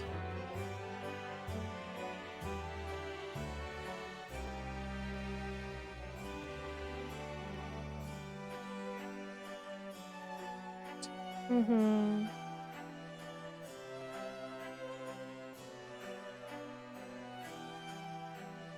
Evil. Yup. Very cool. Yup, you just think he's up to no good, don't you? Very cool, very evil.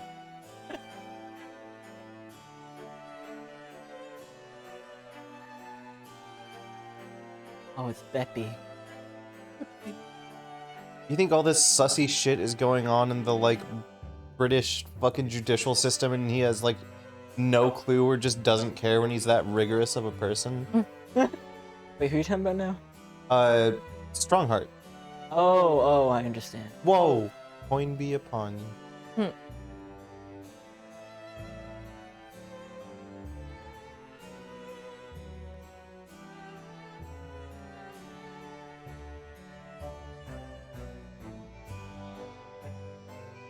Don't let him follow behind you, but clinging to the walls.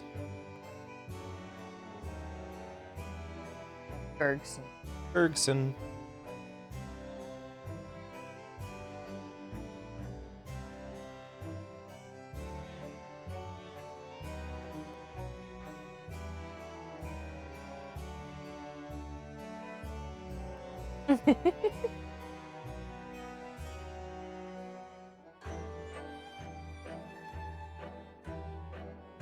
Important characters introduced relatively late. Yeah, right? What happens when the first 40% is like set up in travel? Yeah. There he is.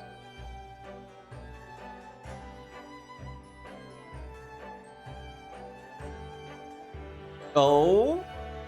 Get one more. That one's on the house. Aww. Look at that beautiful smile.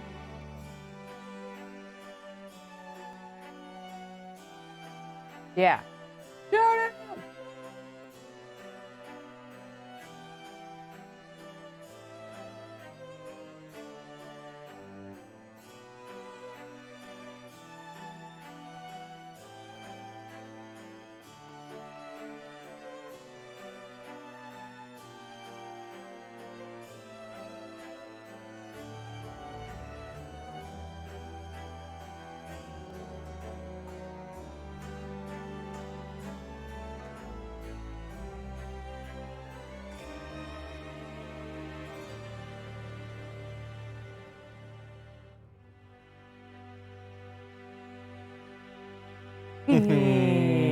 Oh, that's good. The adventures are over. Who's Finn? Meanwhile, in the murder cave, I'm fucking waiting for it.